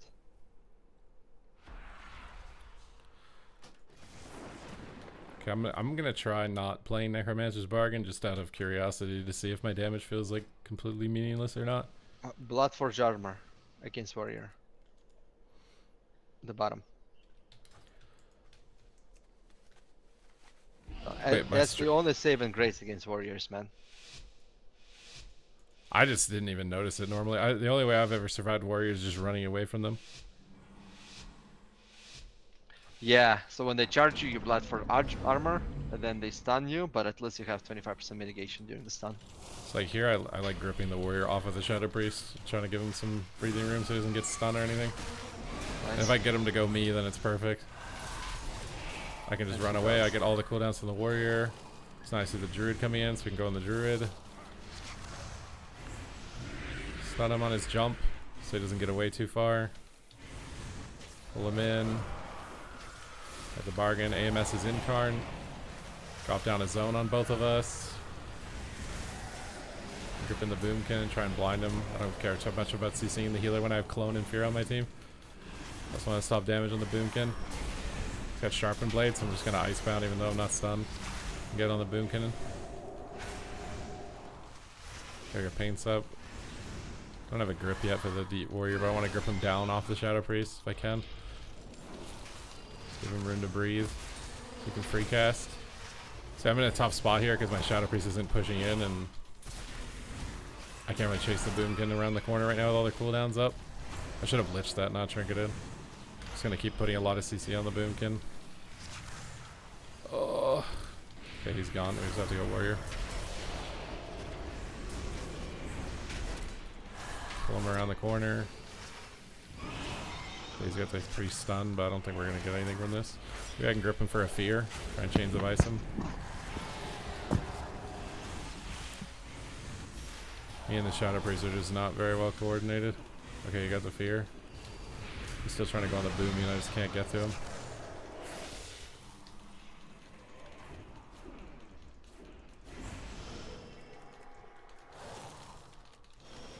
Let's go on the warrior here. He's really low. Got parry. Can't really hit him through it. Maybe I can stun him and kill him actually.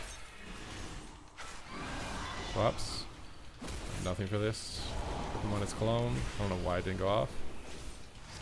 Trying to CC them on the window here. Got bark skin. Go back on the warrior. Warrior has no buttons, but it's incarn. I don't have a lot for him. He's got disperse. I don't think we're worried. He should just disperse and I can do damage. We got paints up. Last paints up. Don't have a grip here. Maybe grippy hands pulls him, but okay, we got a zone for him, but I'm CC'd. Now this is where dampening makes your rotation of cooldowns a little more desynced. Just on the wear of him. We Sci-Fiended him. It's good accidental coordination. Icebound this to win.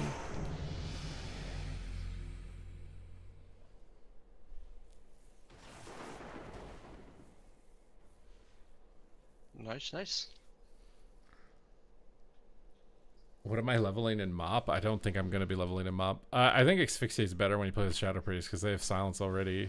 So having a stun I think is nicer. Like Boomy has silence too. When you play with the Shadow Priest you don't really have a stun. So having a stun to stop the warrior or whatever I think is better.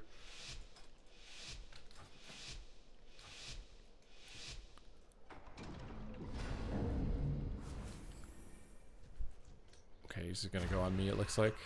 Why am I stuck? I want him to have to charge me. Okay, good. I have to be careful with Siphones. They just Void Torrent it, there's Siphene. Put my pet on it. Trying to go on the Shadow Priest this game. Put them all together here. The Iron Bark, let's go to the Druid because he's just here. So let me treat it. I'm so sad, but let's do damage to him. Get him to hot himself so hots fall off the DPS. Okay, he's hotted himself up fully. There's not a lot of hots on the Shadow Priest. We're gonna re-chains of ice him. Get a grip on the warrior here and then blind them both. Druid's coming in. Focus at all? No, I just use target 1, 2, 3. Legend. This guy away. Don't want him fearing my healer. Off the stun. AMS is Void Torrent. Kick his cast. Power the pet. Try and pet kick the cast on the druid if he casts here. Pet kick him. Stun the druid. Okay, wait, that was a warrior kick. Fiend. Finish. Disperse. Hit the warrior. You grip the warrior off. Help the boomkin out. Pop cooldowns on me. I'm gonna use cooldowns. I also use audio for a lot of cooldowns. Like I know what Colossus Smash sounds like when it pops. I feel like I'm not even looking visually a lot of the time. I'm like, I hear the audio for Colossus Smash and I know that I'm in trouble. Might just be dead though. What about Void Torrent? Does that Yeah, make Void any Torrent sound? has an audio, yeah. They all have audio. I actually think I use Holy audio more crap, often than man. anything else to know that something Alright. happened. That makes perfect sense. I'm just noticing that while I'm playing right now. Oh, this sucks.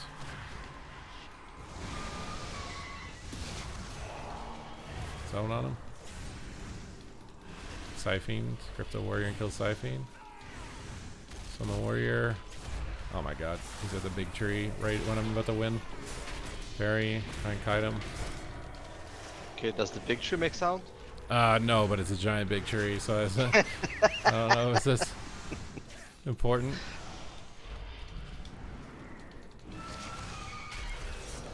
I'm in trouble though.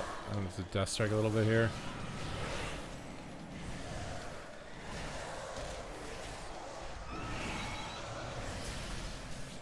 Got swap. Oh my god, he's got every cooldown, but I don't know if he's gonna press.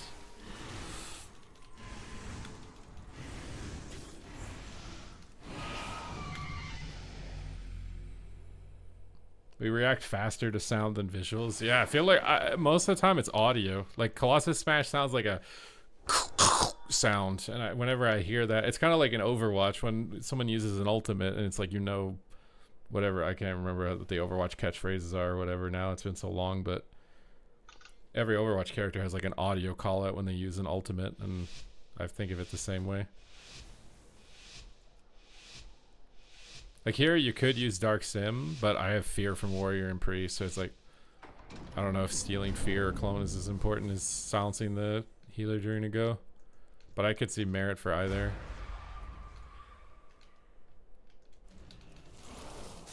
He stuns me. We'll sit just because my warrior's not even in yet. Oh, this Resto Druid is kind of close though. Okay, I'm sad. I messed this. Zone down. Try and grip him down to us.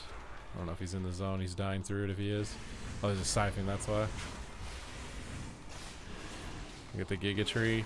Yeah, the tree form doesn't... Siphon is like healing reduction, right? That's Yeah, it the most reduces important. healing on the target. It's really hard to recover through when it happens.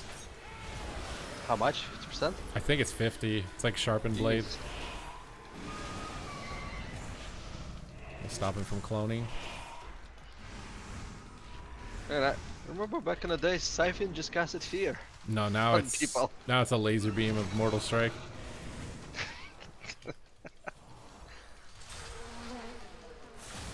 It's like he's probably got Siphon coming up soon, even though I don't. Yeah, it's right there.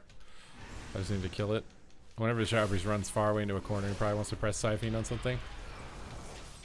Do you use any macros to target Siphon, or? I just click it really fast. It's like killing a grounding totem or a healing stream totem or something. For me. Okay, so you click those two very fast.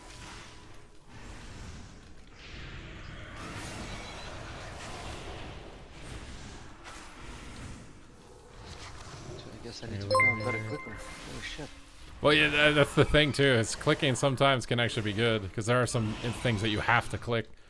I've noticed that from some people who only use targeting vines is that they're actually really bad at killing grounding totems. Yeah, 100%. I think I'm one of them. Definitely need to watch out for that one. And then killing Siphons also is harder if you don't have any... On DK, quite honestly, your Close Shadow counts as the spell, so it kills grounding totem really fast. Yeah.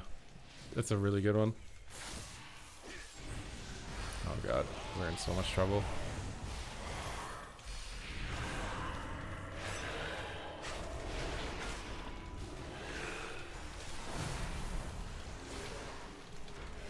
Dark Ascension zone.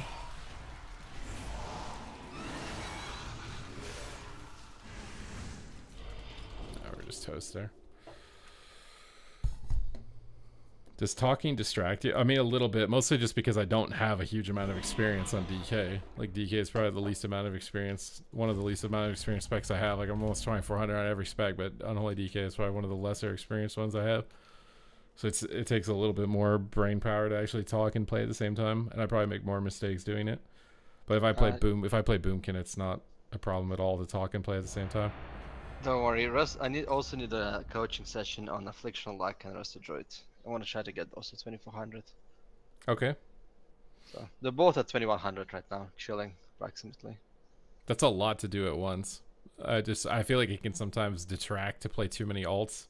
If you've come back, sometimes it can be, well, I guess in some sense it lets you know when they're vulnerable also, because you've got like first-hand experience. So then when you play against them, you can see.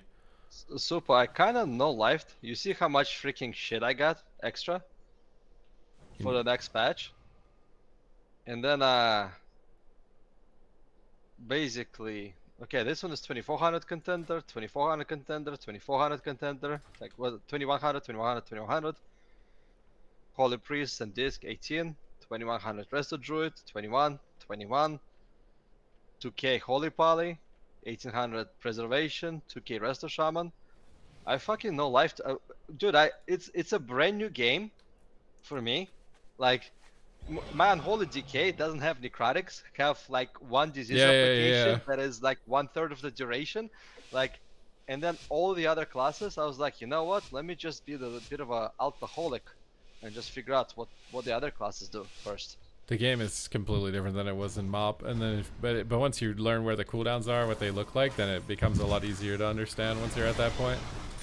Yeah, so like today, biggest takeaway for me was like to respect the Shadow Priest cooldowns, because that's my big loss. Yeah, those cooldowns didn't exist in MoP. I think like none of them, Dark Ascension, Void Torrent, none of that existed in MoP. Those are like the big moments for Shadow Priest, and then Incarn for Boomkin I think came out in MoP, but no one ever played it. They all played Celestial Alignment. Yep. Yeah, and like, my god, Feral Incarnate is scary as hell. Yeah. Every cooldown on most specs, except maybe Outlaw Rogue, is like very terrifying. Yeah. Outlaw Rogue cooldowns you can kind of ignore, because Outlaw Rogue is kind of bad, but you'll probably never see an Outlaw Rogue, so. Personally, Windwalker cooldowns, I hate those the most. As a DK, yeah, DK gets countered by Windwalker. It's like going to be your hardest matchup. BM Hunters. That can be annoying. Any physical class is really annoying. Warriors, I think, are like one-dimensional. You can kite against them a little bit. Rogues are assassin rogues. I hate those. Yeah, that's hard. DK. So definitely need, like, I think what I need to do also, like, thank you, like, this gives me a bit of food for thought. I'm gonna probably like try to think of like the classes I struggle against, like record my gameplay, and then after that maybe in like a week or two, and probably in a week before the final push, I'll let you know. Okay. So. And you want to do the push on your DK and then maybe do other sessions like in the new season with your alts and stuff, or do you just not care? You just want to do whatever? I want to get back to 2700 that I used to be back in the day. Okay. My DK, if that's a possibility. So I'll take 2600, but then 2400 lock and rest of the droid. So basically back to what I was in MoP. Hopefully, Okay. if that can happen. I I might be too old too, so we'll see. You'd have to tell me what DKs are rated in EU right now. Like how many DKs are 2700? Because I think 2700. Well, actually, maybe it's not with how long the season's been going on. Maybe it's not completely the ceiling, but I'm looking at next season when DKs get minor rework, a lot of stuff buffed. I feel like if I can push 2500 this season, then I can probably push 2700 with all the buffs that DKs can experience. the only thing is that they're gonna squish MMR. So right now it's easier to get rating than it will be on the first week of the season. But then it's gonna inflate back up, right? It will, but it will take a while. I don't like, unless you're Waz, you're not gonna be 2700 in the first day of the season, basically. I'm not was, man. It's just that's how the MMR gets deflated so heavily. Gotcha. Okay, gotcha. So how much inflation did happen? Wait, how much? What? Sorry, I need to turn my game. How much inflation, like, compare now Uh, compared to the early season? I think whatever you're rated right now, you could probably subtract like 150 rating, maybe. And that's where you would be if it's the first week of the season. Oh. Oh, that's a lot for my self-confidence. Thank you, man.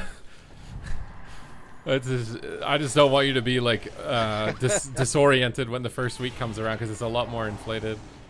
Or I should say it gets deflated. I feel like the way the rankings are right now are where it should just be always, but they always deflate the ladder. So people don't get the rewards on day one instantly. And Sumba, if you don't mind, by the way, feel free to say no. Couching session is stopped at any time. Don't want to hold you hostage. But if you have any word of advice of finding people in LFG, there's a possibility of that, because I feel like WoW became a Tinder dating almost of the 12 years. Yeah, it's like, very hard to get.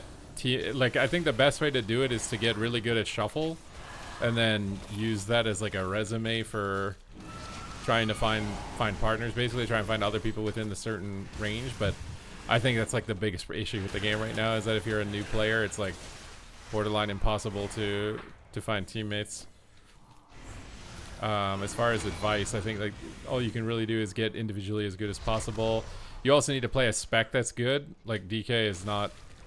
You're probably not going to get anyone that wants to play with you just because you're a DK, even if you're the best DK in the game. Is an issue.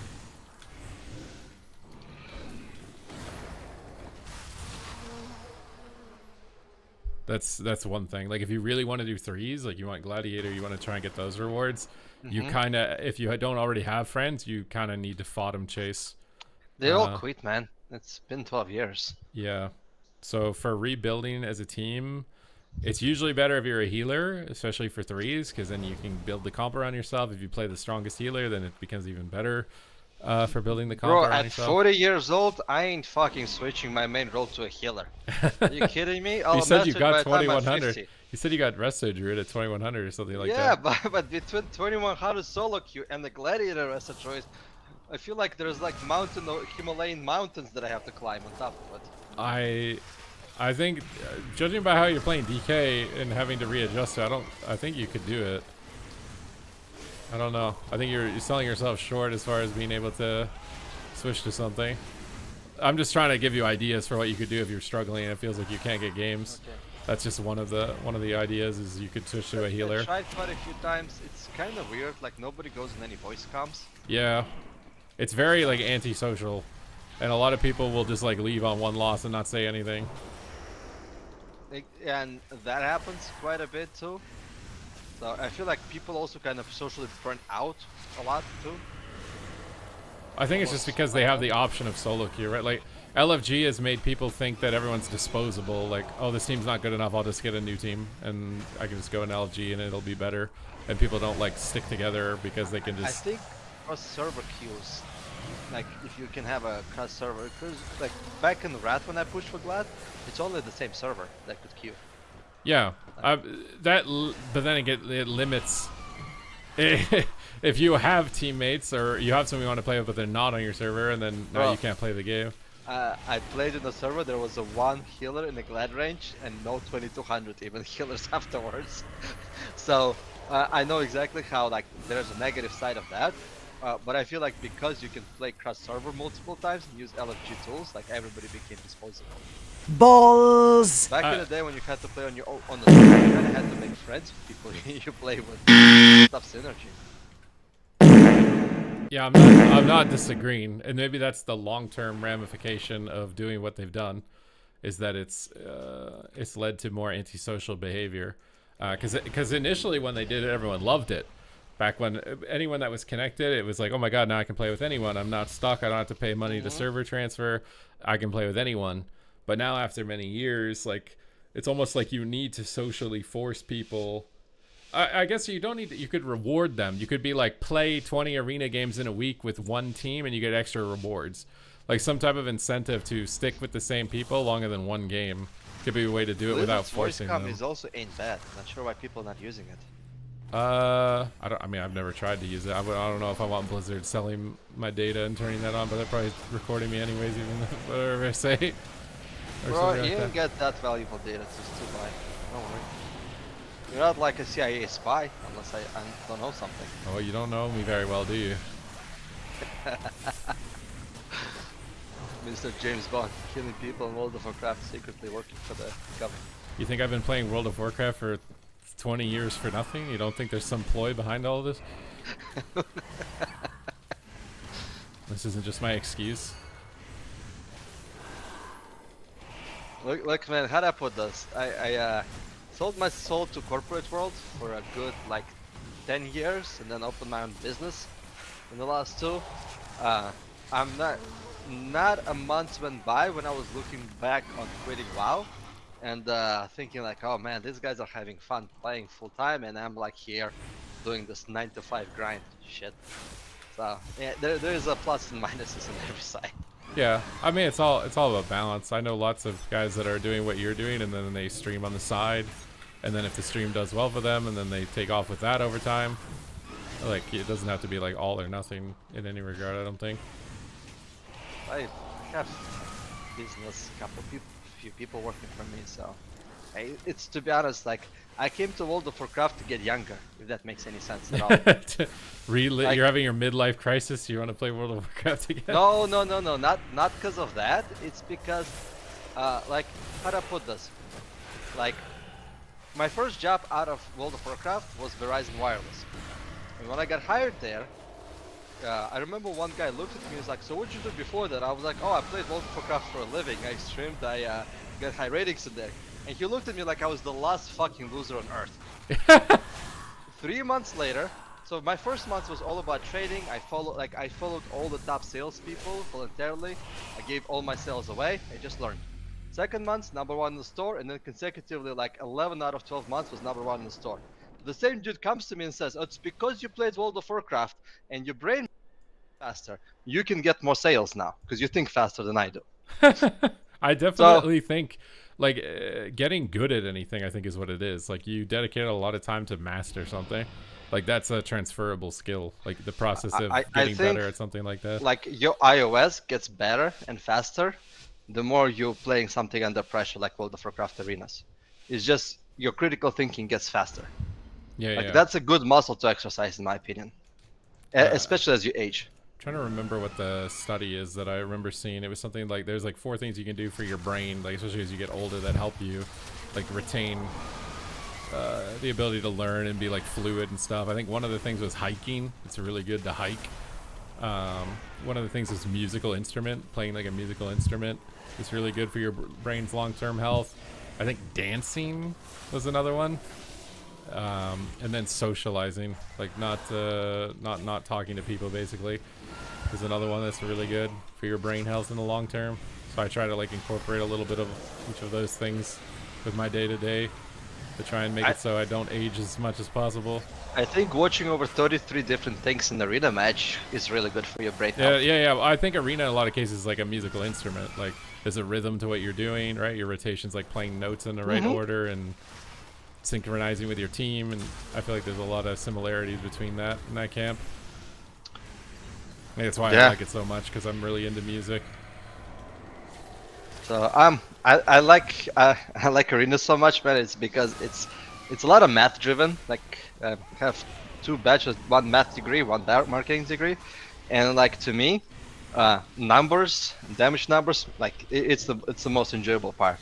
It's like when you can break down the rotation, figure out what's the most amount of damage you can do or the healing you can do, and kind of like brute force your way into it. No, yeah, it's very fun for that reason. That's why whenever people say that like the game is too complicated or whatever, it's like if you strip it too much, you're going to be taking away what makes it special at some point. Like you have to be very careful if you're going to make adjustments like that with like a pruning. I think some classes you could definitely use with some pruning, but other situations you might be potentially compromising what makes it special in the first place. Dude, I quit after they pruned the necrotic strike and didn't give anything in the back in return. Yep. That's what I'm saying. Like pruning, double-edged sword sometimes. It might improve the game, might make the game worse. Probably a higher chance it makes the game worse, especially if you aren't completely experienced with the class that you're pruning. But now, like in Dragonflight, they added back a lot of stuff, and I feel like a lot of classes are getting back to where they were. I got 2400 in last season Dragonflight. I played it for a couple of months. It was a lot of fun. But then what they did to DK after in this expansion is a little bit criminal.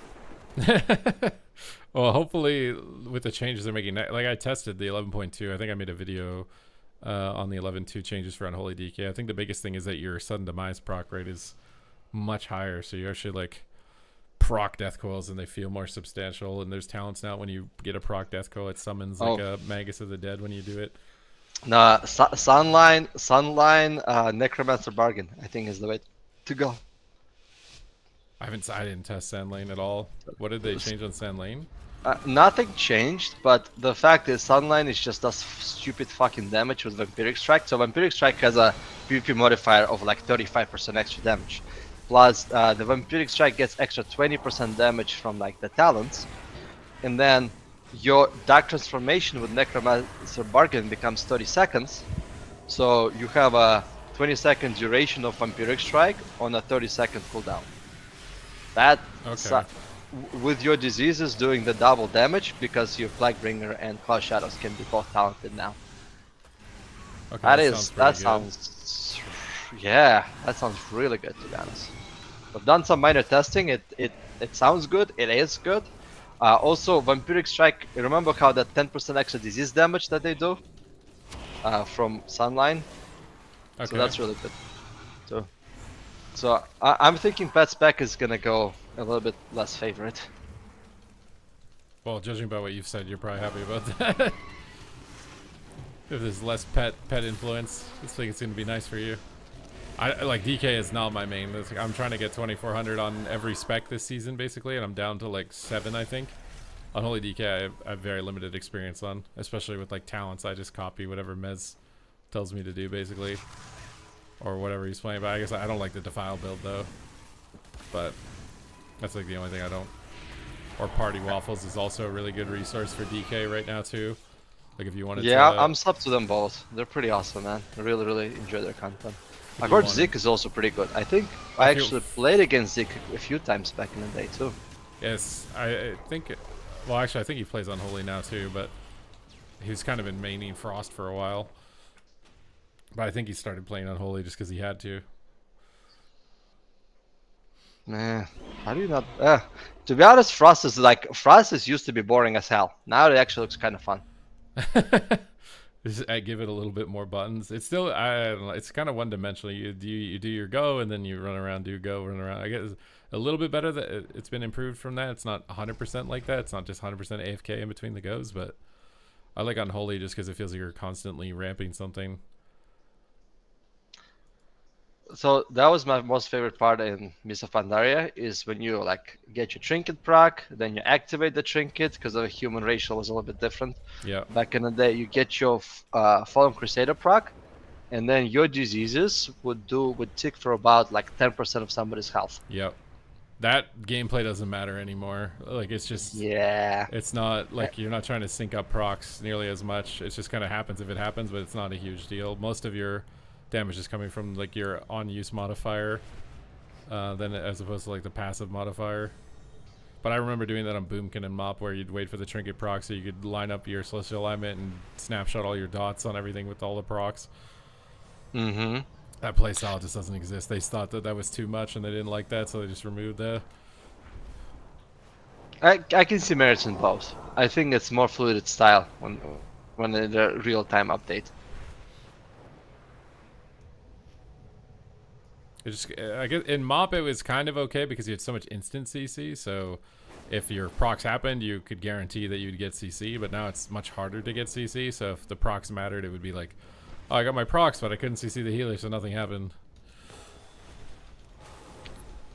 Would be what I could see as being an issue at least with it, but there's some merit to snapshotting. It kind of just depends if you liked it or not. Okay, alright man, you gave me so many tools to work with. I'm glad. Truly awesome. My god, this was a good session, man. I don't know how people my age would not want to pay $50-100 for a session, because that's just puts you like weeks and weeks ahead, I think. It just lets you skip a lot of stuff and notice things faster. I think I might make like a cooldown cheat sheet or something, like make a piece of paper and put like every cooldown and how important it is to like react to it and have it as like a cheat sheet that someone can maybe put it in my Discord or something. You get it if you join my Discord, and then because I feel like that's the thing people are missing is they just can't recognize all the icons, especially if you haven't played the game in a long time or you haven't played the game at all. There's just so many icons. Which ones are important? Which ones matter? Like, how do you like? As soon as you know what they are, then it becomes way easier. It's like, oh, I see Colossus Smash icon. I know to Chains of Ice, Death Strike, and IBF. If I see that icon, I know to AMS. If I see Icy Veins, I know to Anti-Magic Zone. I know what Icy Veins looks like. When I see that button, I know what button I press. That's what's difficult about the game is that like the buttons have similarities between them, right? Like the Warrior Eye, Colossus Smash. I guess your response to it changes because you have magic defense and physical defense, but that's like the biggest thing right now is just cooldown tracking, understanding that, doing maximum damage efficiently, cooldown trading, and then sprinkling in like your pet kicks and stuff, right? Like if you have that, it's like the cherries on the cake. The cake itself is the cooldown trading. The icing is like max damage, and then if you're landing clutch CCs, it's the cherry on top where you start winning a lot more. Perfect. All right. Awesome. So if you like CD tracking, a bit of more awareness is something that I need to work on mostly right now. But I feel like your targeting was good. It felt like your targeting was good. Like you had like a good understanding of it didn't seem like you were running into a bad spot in most of the games that I was watching. Just recognizing Siphene, knowing what that is. It always spawns on the Shadow Priest also. So like wherever the Shadow Priest is standing, that's where the Siphene goes. It can only spawn under their feet. Yeah, perfect. They can't Awesome. just like throw it across the map or something. So if you see the Shadow Priest running into a corner, he probably wants to put a Siphene and sneak it in where you can't see it. All right. Superman, you're awesome. Thank you very much for the session. You're also awesome. I think you're gonna have a lot of Please have success. kids. Smart people need to reproduce. Okay. I don't know if I'm that smart, but okay. Thank you. You have pretty good wills in that department, my friend. Okay. So, thank you very much. We'll be in touch. Definitely have some homework to work on. Yeah, and just let me know, like, whether it's next week or whatever, and you want to do like a follow up, and then I can see. I have a feeling your ratings are probably going to go up a lot, though, and then you probably don't need me at that point after that, but we'll see. Nah, man, you're like way better right now than me. So there's definitely a lot more to learn. All right, we'll be in touch, man. Appreciate it. Peace. Good luck. Bye bye.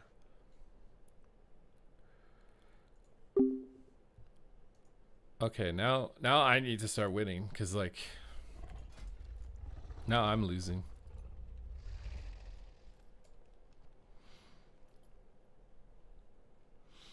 Nice guy. I mean, he's really well educated, right? He's really experienced in the work field also. I can imagine that he's probably worked with a lot of people in corporate and understands they know, like how to build genuine interactions and stuff like that. No problem, Reinhardt.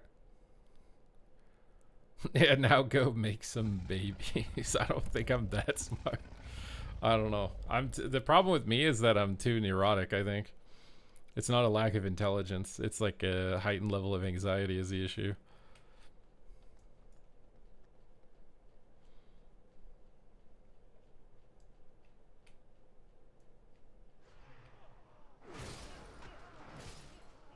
Don't let people know. Oh yeah, Reinhardt, you probably want to hide that sand lane build. Don't show anybody. Don't show anybody that. Let everybody think that the Riders of the Apocalypse is the best build and just hide that build and just keep it keep it your little secret weapon.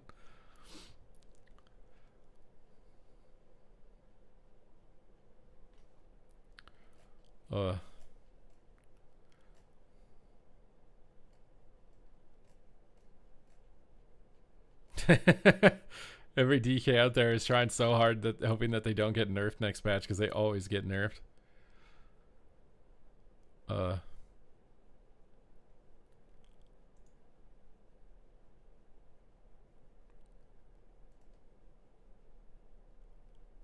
my god, bro! I think I need food. It's like 7 o'clock. It's 100%. No, yeah, I don't know. I don't know if someone's got a hard on at Blizzard for like, oh, DKs are good. I don't think so. That's getting nerfed.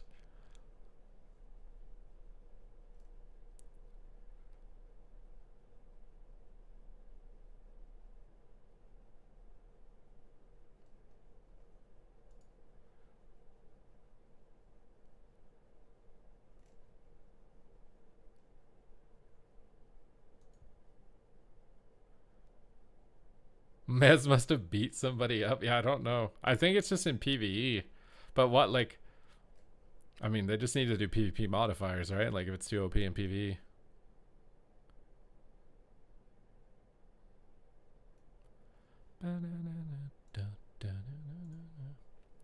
I'm telling Mez, our 4 set for PvE. Yeah, I've seen that, and they've been giga nerfing any OP set bonuses though, so it's probably not gonna stay like that for very long.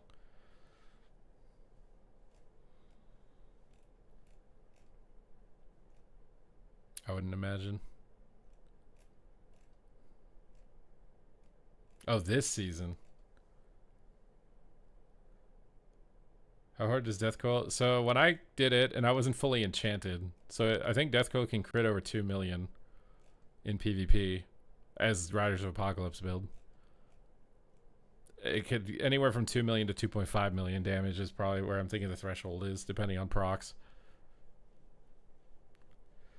The Blizzard employee was enjoying Shuffle and Dragonflight, ran into Mez DK. I feel like DK gets nerfed because of Battlegrounds, honestly. Like, Chains of Ice and Death Grip are so OP in Battlegrounds, so if it does good damage on top of having that, it's just overwhelmingly good. I feel like they tried focusing balance, at least early on in this expansion, more around Battlegrounds. Because Battleground Blitz was a new feature, and they really wanted to try and make sure Battlegrounds were balanced. I think they focused a lot of their tuning with Battleground emphasis in mind. And maybe that'll shift, because I think what they've realized is that you need separate tuning knobs. So, like, with Monk, for example, like, they need to have certain limitations of flag carrying on certain classes because they're just mechanically so much better at carrying the flag. So, like, not letting them port, I think, with the flag, limiting their roll distance with the flag. Like, you have to do a lot of personalized tailoring, right? Like, maybe Chains of Ice shouldn't snare 80% or whatever the hell it is, 70% on a flag carrier. Maybe flag carriers can only be snared 50% or something. I don't know. Or Chains of Ice needs to not permanently be a 70% snare. Maybe it needs to have like a cooldown you activate that makes it a stronger snare. But it sucks that like you can't have good damage. What's weird is Frost Mage gets to have good damage and infinite Giga Snares while also being incredibly tanky. The logic doesn't make sense to me because Frost Mage has the same amount of control, if not more, than DK.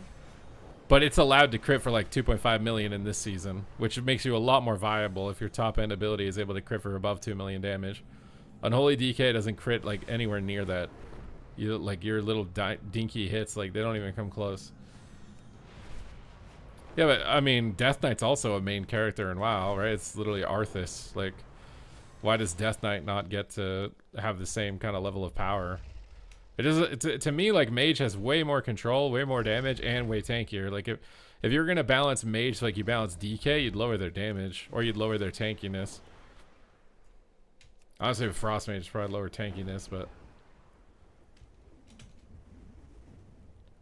with DK, it's just like what's going on here, bro? Like I have really good control. Chains of Ice is really good, but you just have no strong finishing power. Like this Frost DK just clapping me in that lobby because his Frost Strike hits over 2 million damage. But and then Star Surge, oh, actually Star Surge doesn't hit for 2 million. I guess Frost Mage doesn't actually, unless this guy really unlucky. I swear Frostfire Bolt can hit for 2 million though. And Mage has mobility. There's just a lot of this like, I've drawn it before, right? Like in MS Paint and stuff. I'll open MS Paint here and just show you the graph, right? Like how you balance a class, right? How do I make this bigger?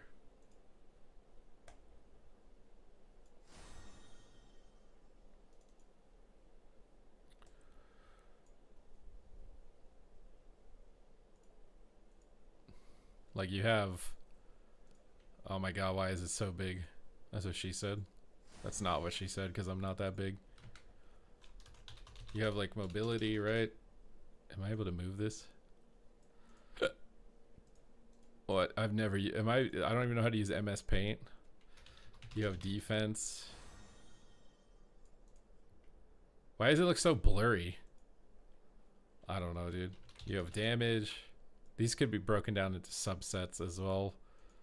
Um, and then you have control. But like these are like the generic like 4, right? So if you drew a graph, right? 2D shapes. Right? So like mage is maxed out. What the hell am I doing? It's maxed out on mobility, right? Like it's got the most mobility of any class in the game, like by far, right? Its tankiness, except the hunters, you know, some classes it can be tough. So its defense is maybe not completely maxed. It's like maybe 70% of the way to maxed, let's say. Because there are some things that it can be annoying for mage, for sure, not to be too biased. But its control is absolutely maxed. And then its damage output is maybe like 70% also, right? It's not like all the way. Other classes can definitely do more damage than Frost, but it's pretty close. And that's kind of like the tuning adjustment for Frost. And to me, it's like Frost should be max mobility, max control, and its defense is probably just a little too good against some things. So you'd have to bring its defense down to balance it. You know what class is overpowered when this is maxed, mobility is maxed, defense is maxed, control is maxed, and damage is maxed? You know you've made an overpowered character. And you need to consider the fantasy and flavor of the character to dictate which element of this to bring down. But whenever a spec is overpowered, this is what you should do: is draw a graph like this and think and look at like, is it OP because it never dies? Okay, we need to bring down its defense. How should we bring down its defense? Does it have too many cooldowns? Is it passively healing too much? You know, these are things to think about. Which element doesn't fit into the fantasy of the class? Like maybe it's a class that leeches and life steals, so it should have a decent amount of self-healing, but it has too many cooldowns on top of that, so let's prune some of its cooldowns and leave its leech. So it's a leech healer. It kind of counters dots, but it'll be weak to burst damage.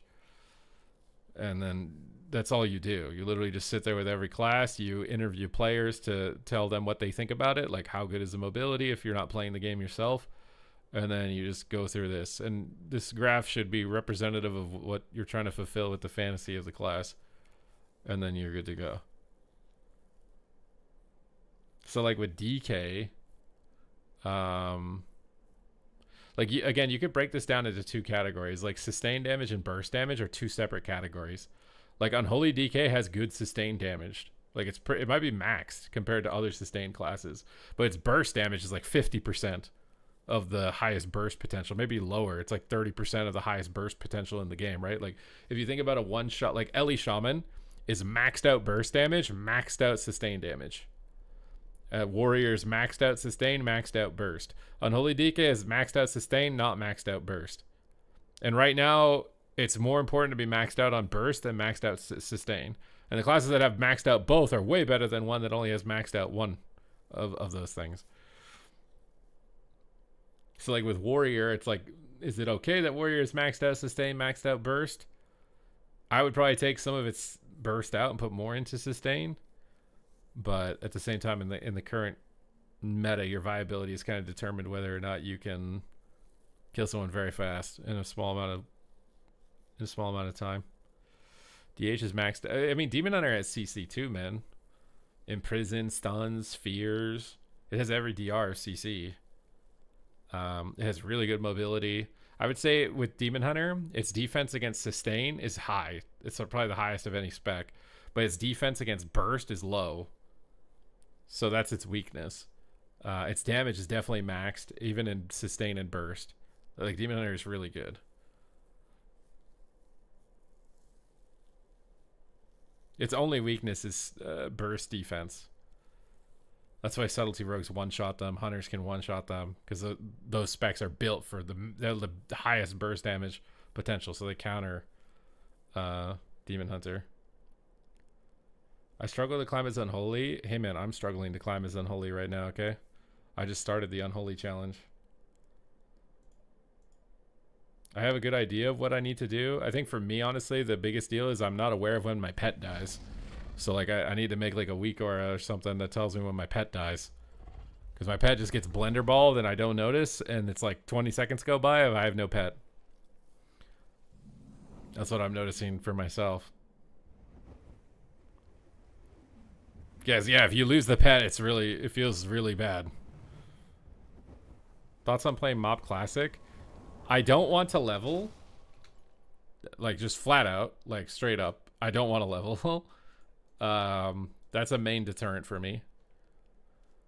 It's a lot of leveling. It's a lot of leveling.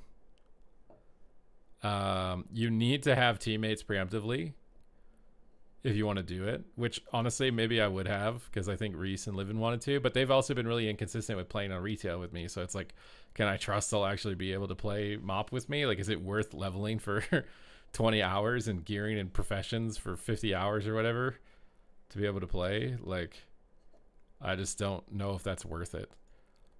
I also kind of think my viewership's going to go down.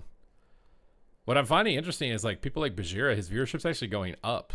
Like, some streamers some streamers are like dedicated Mop streamers, their viewership's actually going down on the launch, and then there's other streamers, their viewership is actually going up. So I don't understand what's going on with the logic for viewership with Mop, but I know for me, my viewership will tank, and I don't know if I want to financially, like, I'm already like pretty strapped with streaming and YouTube over these months because WoW is just not that popular right now.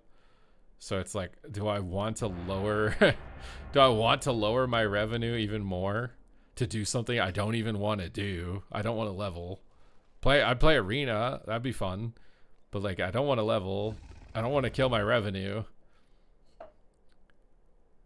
Who's peak Mop? I mean, to be fair, my peak was Mop also. I had like 700 concurrent viewers in Mop. My peak was Mop as well. I'll say, like, right here is where I should play Defile into this Demon Hunter shenanigans. I kind of want to play Reanimation, I'm not gonna lie. I feel like this could be so troll if I just randomly stun their I-beams, but I don't think it's worth it. I wish Reanimation did more damage. It's such a fun ability. It's really visually appealing.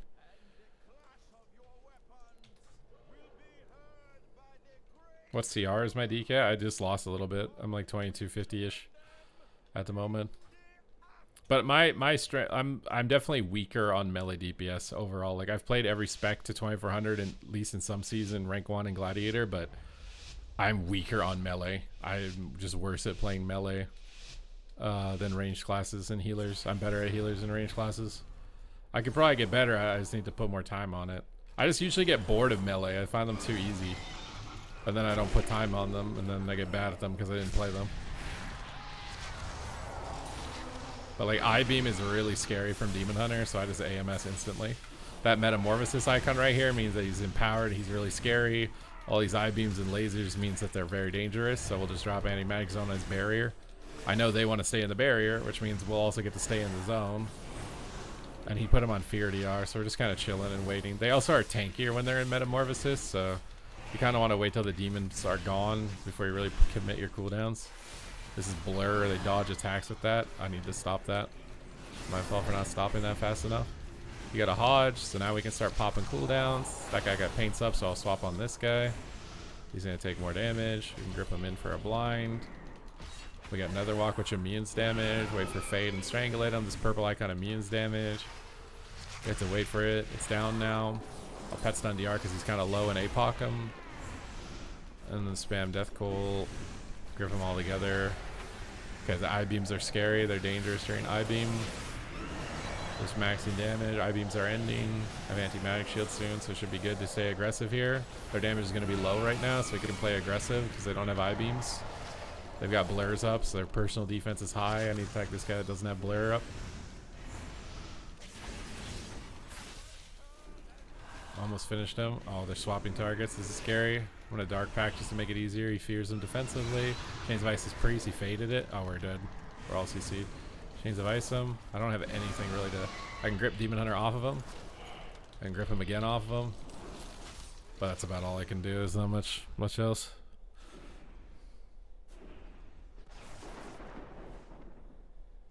You could happily play... Oh yeah, Sub Rogue. But I feel like Sub Rogue is not like typical melee. You know what I mean? I'm thinking like Zug. Like Sub Rogue is more tactical. It's not straight Zug. Gladiator. I got 2400 on Shadow Priest. I don't think I've been Gladiator on Shadow Priest. I think I can get Gladiator on anything in the game. Getting Gladiator for me is more so just having people to play with.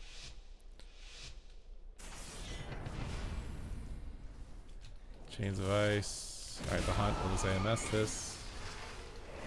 Try and use the Grippy Boy. They're going me, it looks like. It's Floss's smash, so we just pop the IBF. Every defensive. Grip blind everything. Strangulate. Alright, we got a big go here. Ditch this. APOC, big go. Swap on the healer too. Look at this. Yeah, I'll let the fear sit. He bubbled it. We got every button they have. Just gonna drop a zone on this. He's up in the air. Moving his arms like he just don't care. Grip him in for a stun maybe from the Demon Hunter. We got freedom. I think he faded hard. Just Warriors. Floss the smash. I heard the audio for it. Should have gripped him on his cast there. Some power pet. Kick him. Pet stun him. Strangulate him. Maybe swap on him. It's kind of low. He's been playing really aggressive too. Warrior's just running. I got a Horseman proc. Pin the Paladin, blind everything in the game with that.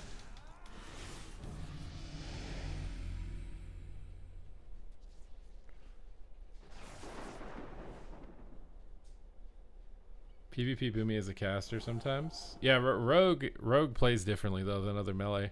Like, Asa plays more like Warrior, but I guess not really actually anymore. With Thistletea and everything and lining things up. I think I have the least amount of experience on as a class is like Monk and Death Knight. I have the least amount. I've always found them more simple, and I can't like keep myself interested in them long term.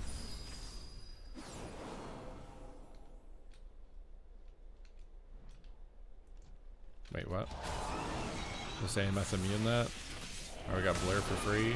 IBF this. He's probably just gonna pop cooldowns right away. Actually didn't. I got freedom. I kind of want to drag them on top of their healer if I can. That way they're all stacked up and we get big cleave on them. It'd be good against double melee to run on top of enemy healer. Because the healer doesn't want to be near this cleave. And strangulate them. And then we can AoE them because they're all stacked up. And Demon Hunters do monster AoEs, so I think doing this cleave and a Disc Priest is weak to it. We just focus kicks on penance. We get a stun on him, I think he just dies. I'm surprised we don't have a stun here. We're getting crazy pressure just cleaving everything like this though. Blind everything low. Make him panic. Okay, we got darkness. Watch this, he's running out of darkness. Why does he want to hit the Demon Hunter? Demon Hunter's like the least likely target to die. Grip him on his penance. Drop a zone on this. Kick him. He hodges. He might trinket that. Strangulate him. My pet died. See what I mean? I need like a weak aura.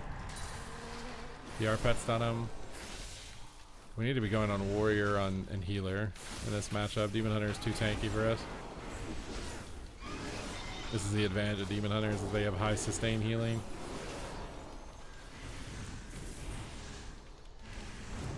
Kick him? Oh, he's actually faking the penances now. Oh my god, demolish immune's grip. Pull him back. AMS this. A-bomb on him. Blind Demon Hunter on his cooldowns there. He just essence braked. Oh, we're toast. Yeah, the targeting there by him was not... I think he wasted a little... Actually, not too much. A tiny bit. Was wasted onto the Warrior. Or onto the Demon Hunter.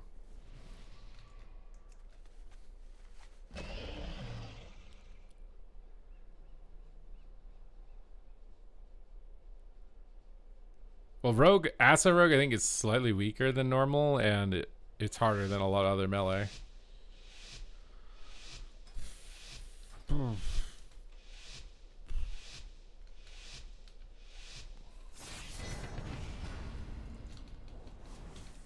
Chains of Ice. I don't know what they're doing right now. They're just kind of like going all over the place. I'm gonna trigger this because I have other ways to break other CC.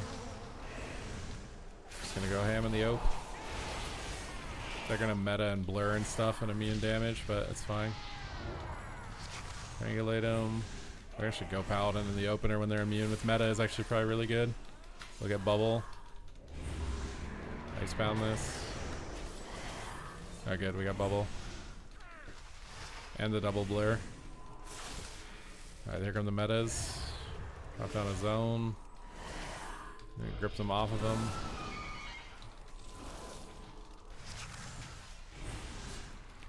Use some defensives here. Wait for the darknesses. This purple stuff just reduces damage. Be nice if they like picked a consistent color, you know, like all Demon Hunter purple buttons reduce damage taken, you know, get some consistency. That way if you know there's a purple button, you know they're tankier.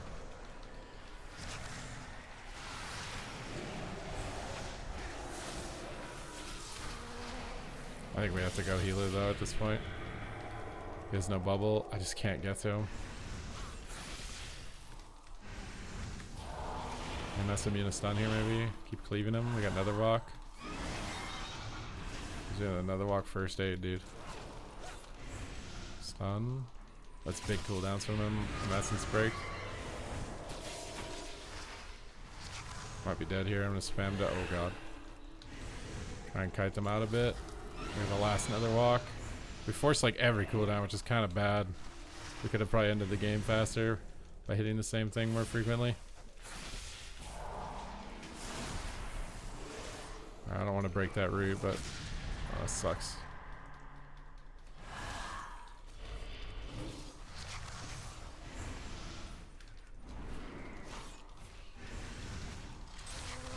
Any pet stun him here. Oh my god. He's like 1%. Can I finish by myself? The power of Mez is in me, bro. The power of Mez. Oh my god.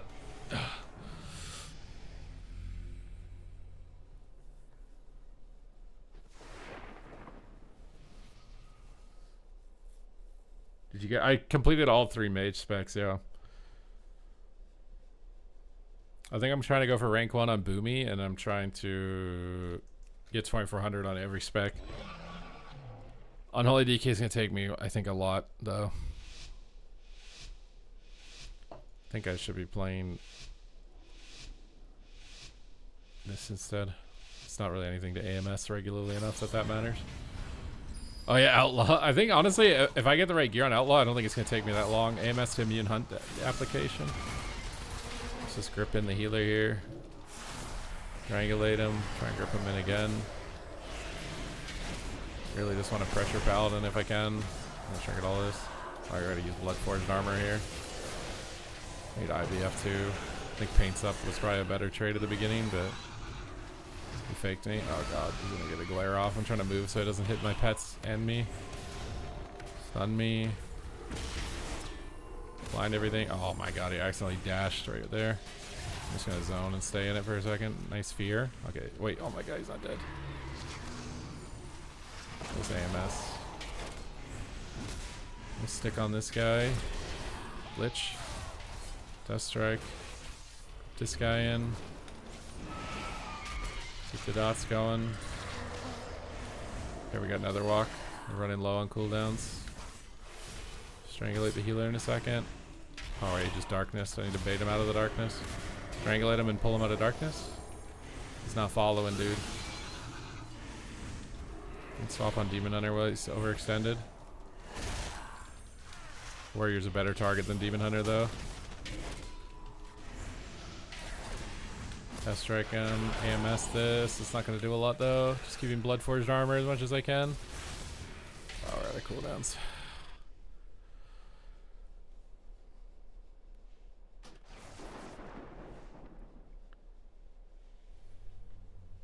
It's the worst damage in the game. Is it that bad? I needed to type targeting with that Demon Hunter. We're just not hitting the right thing at all.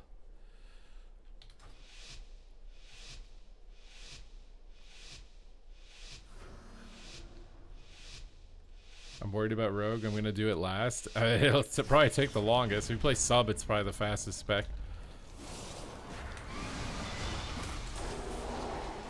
We just go ham on Warrior here.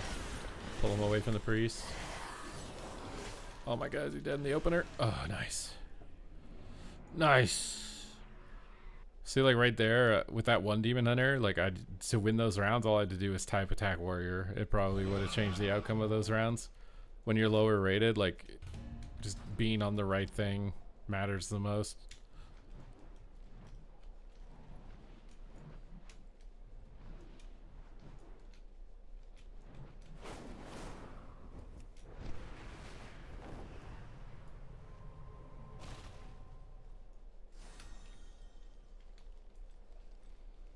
Here's 65% win rate. I mean, that's pretty high. What? The game is trying to force you to be 50%.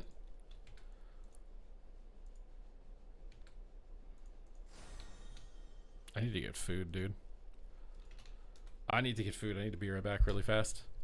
Appreciate you guys watching as always. I will return in just a moment. Oh. Hey, buddy. We're about to have a battle. We're having a sky battle today, bucko. Bam! What, you think I can... you think I need a weapon to beat you?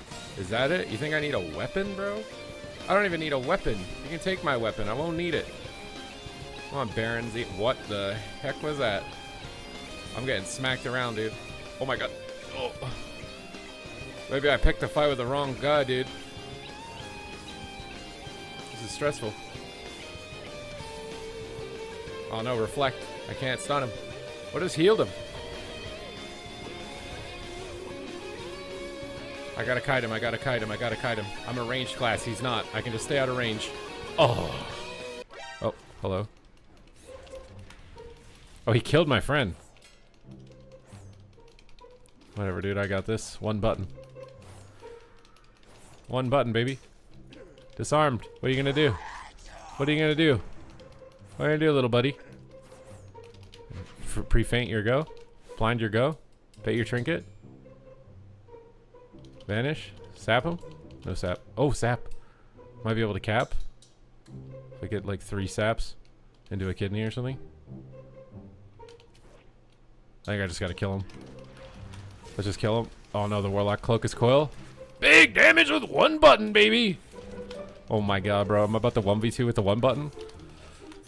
Are we about to 1v2?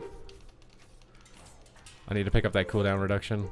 YOLO bomb on the fear so I can cooldown reset my bomb. And then step back and blades on him. Thistle T and dance and go hammies.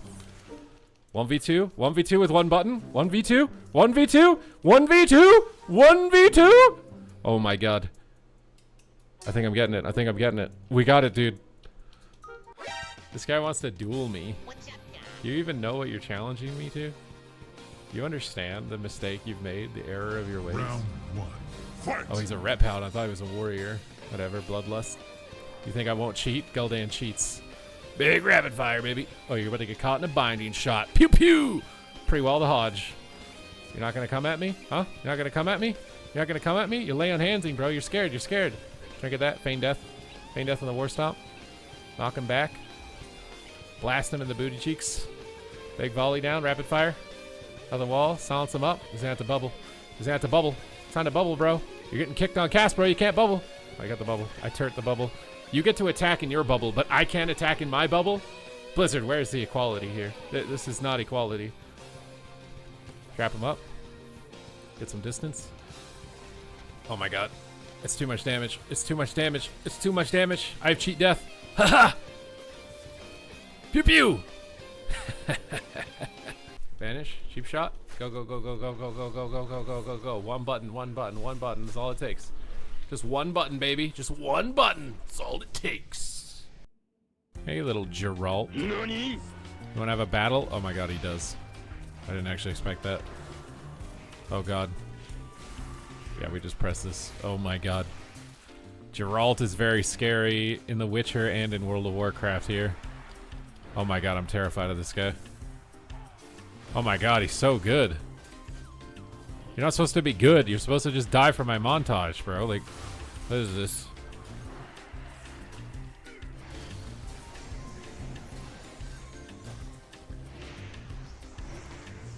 Oh my god, he's got zone, like... Oh my god, I'm getting pwned. I'm getting pwned. Oh! Kill Geralt! Yes.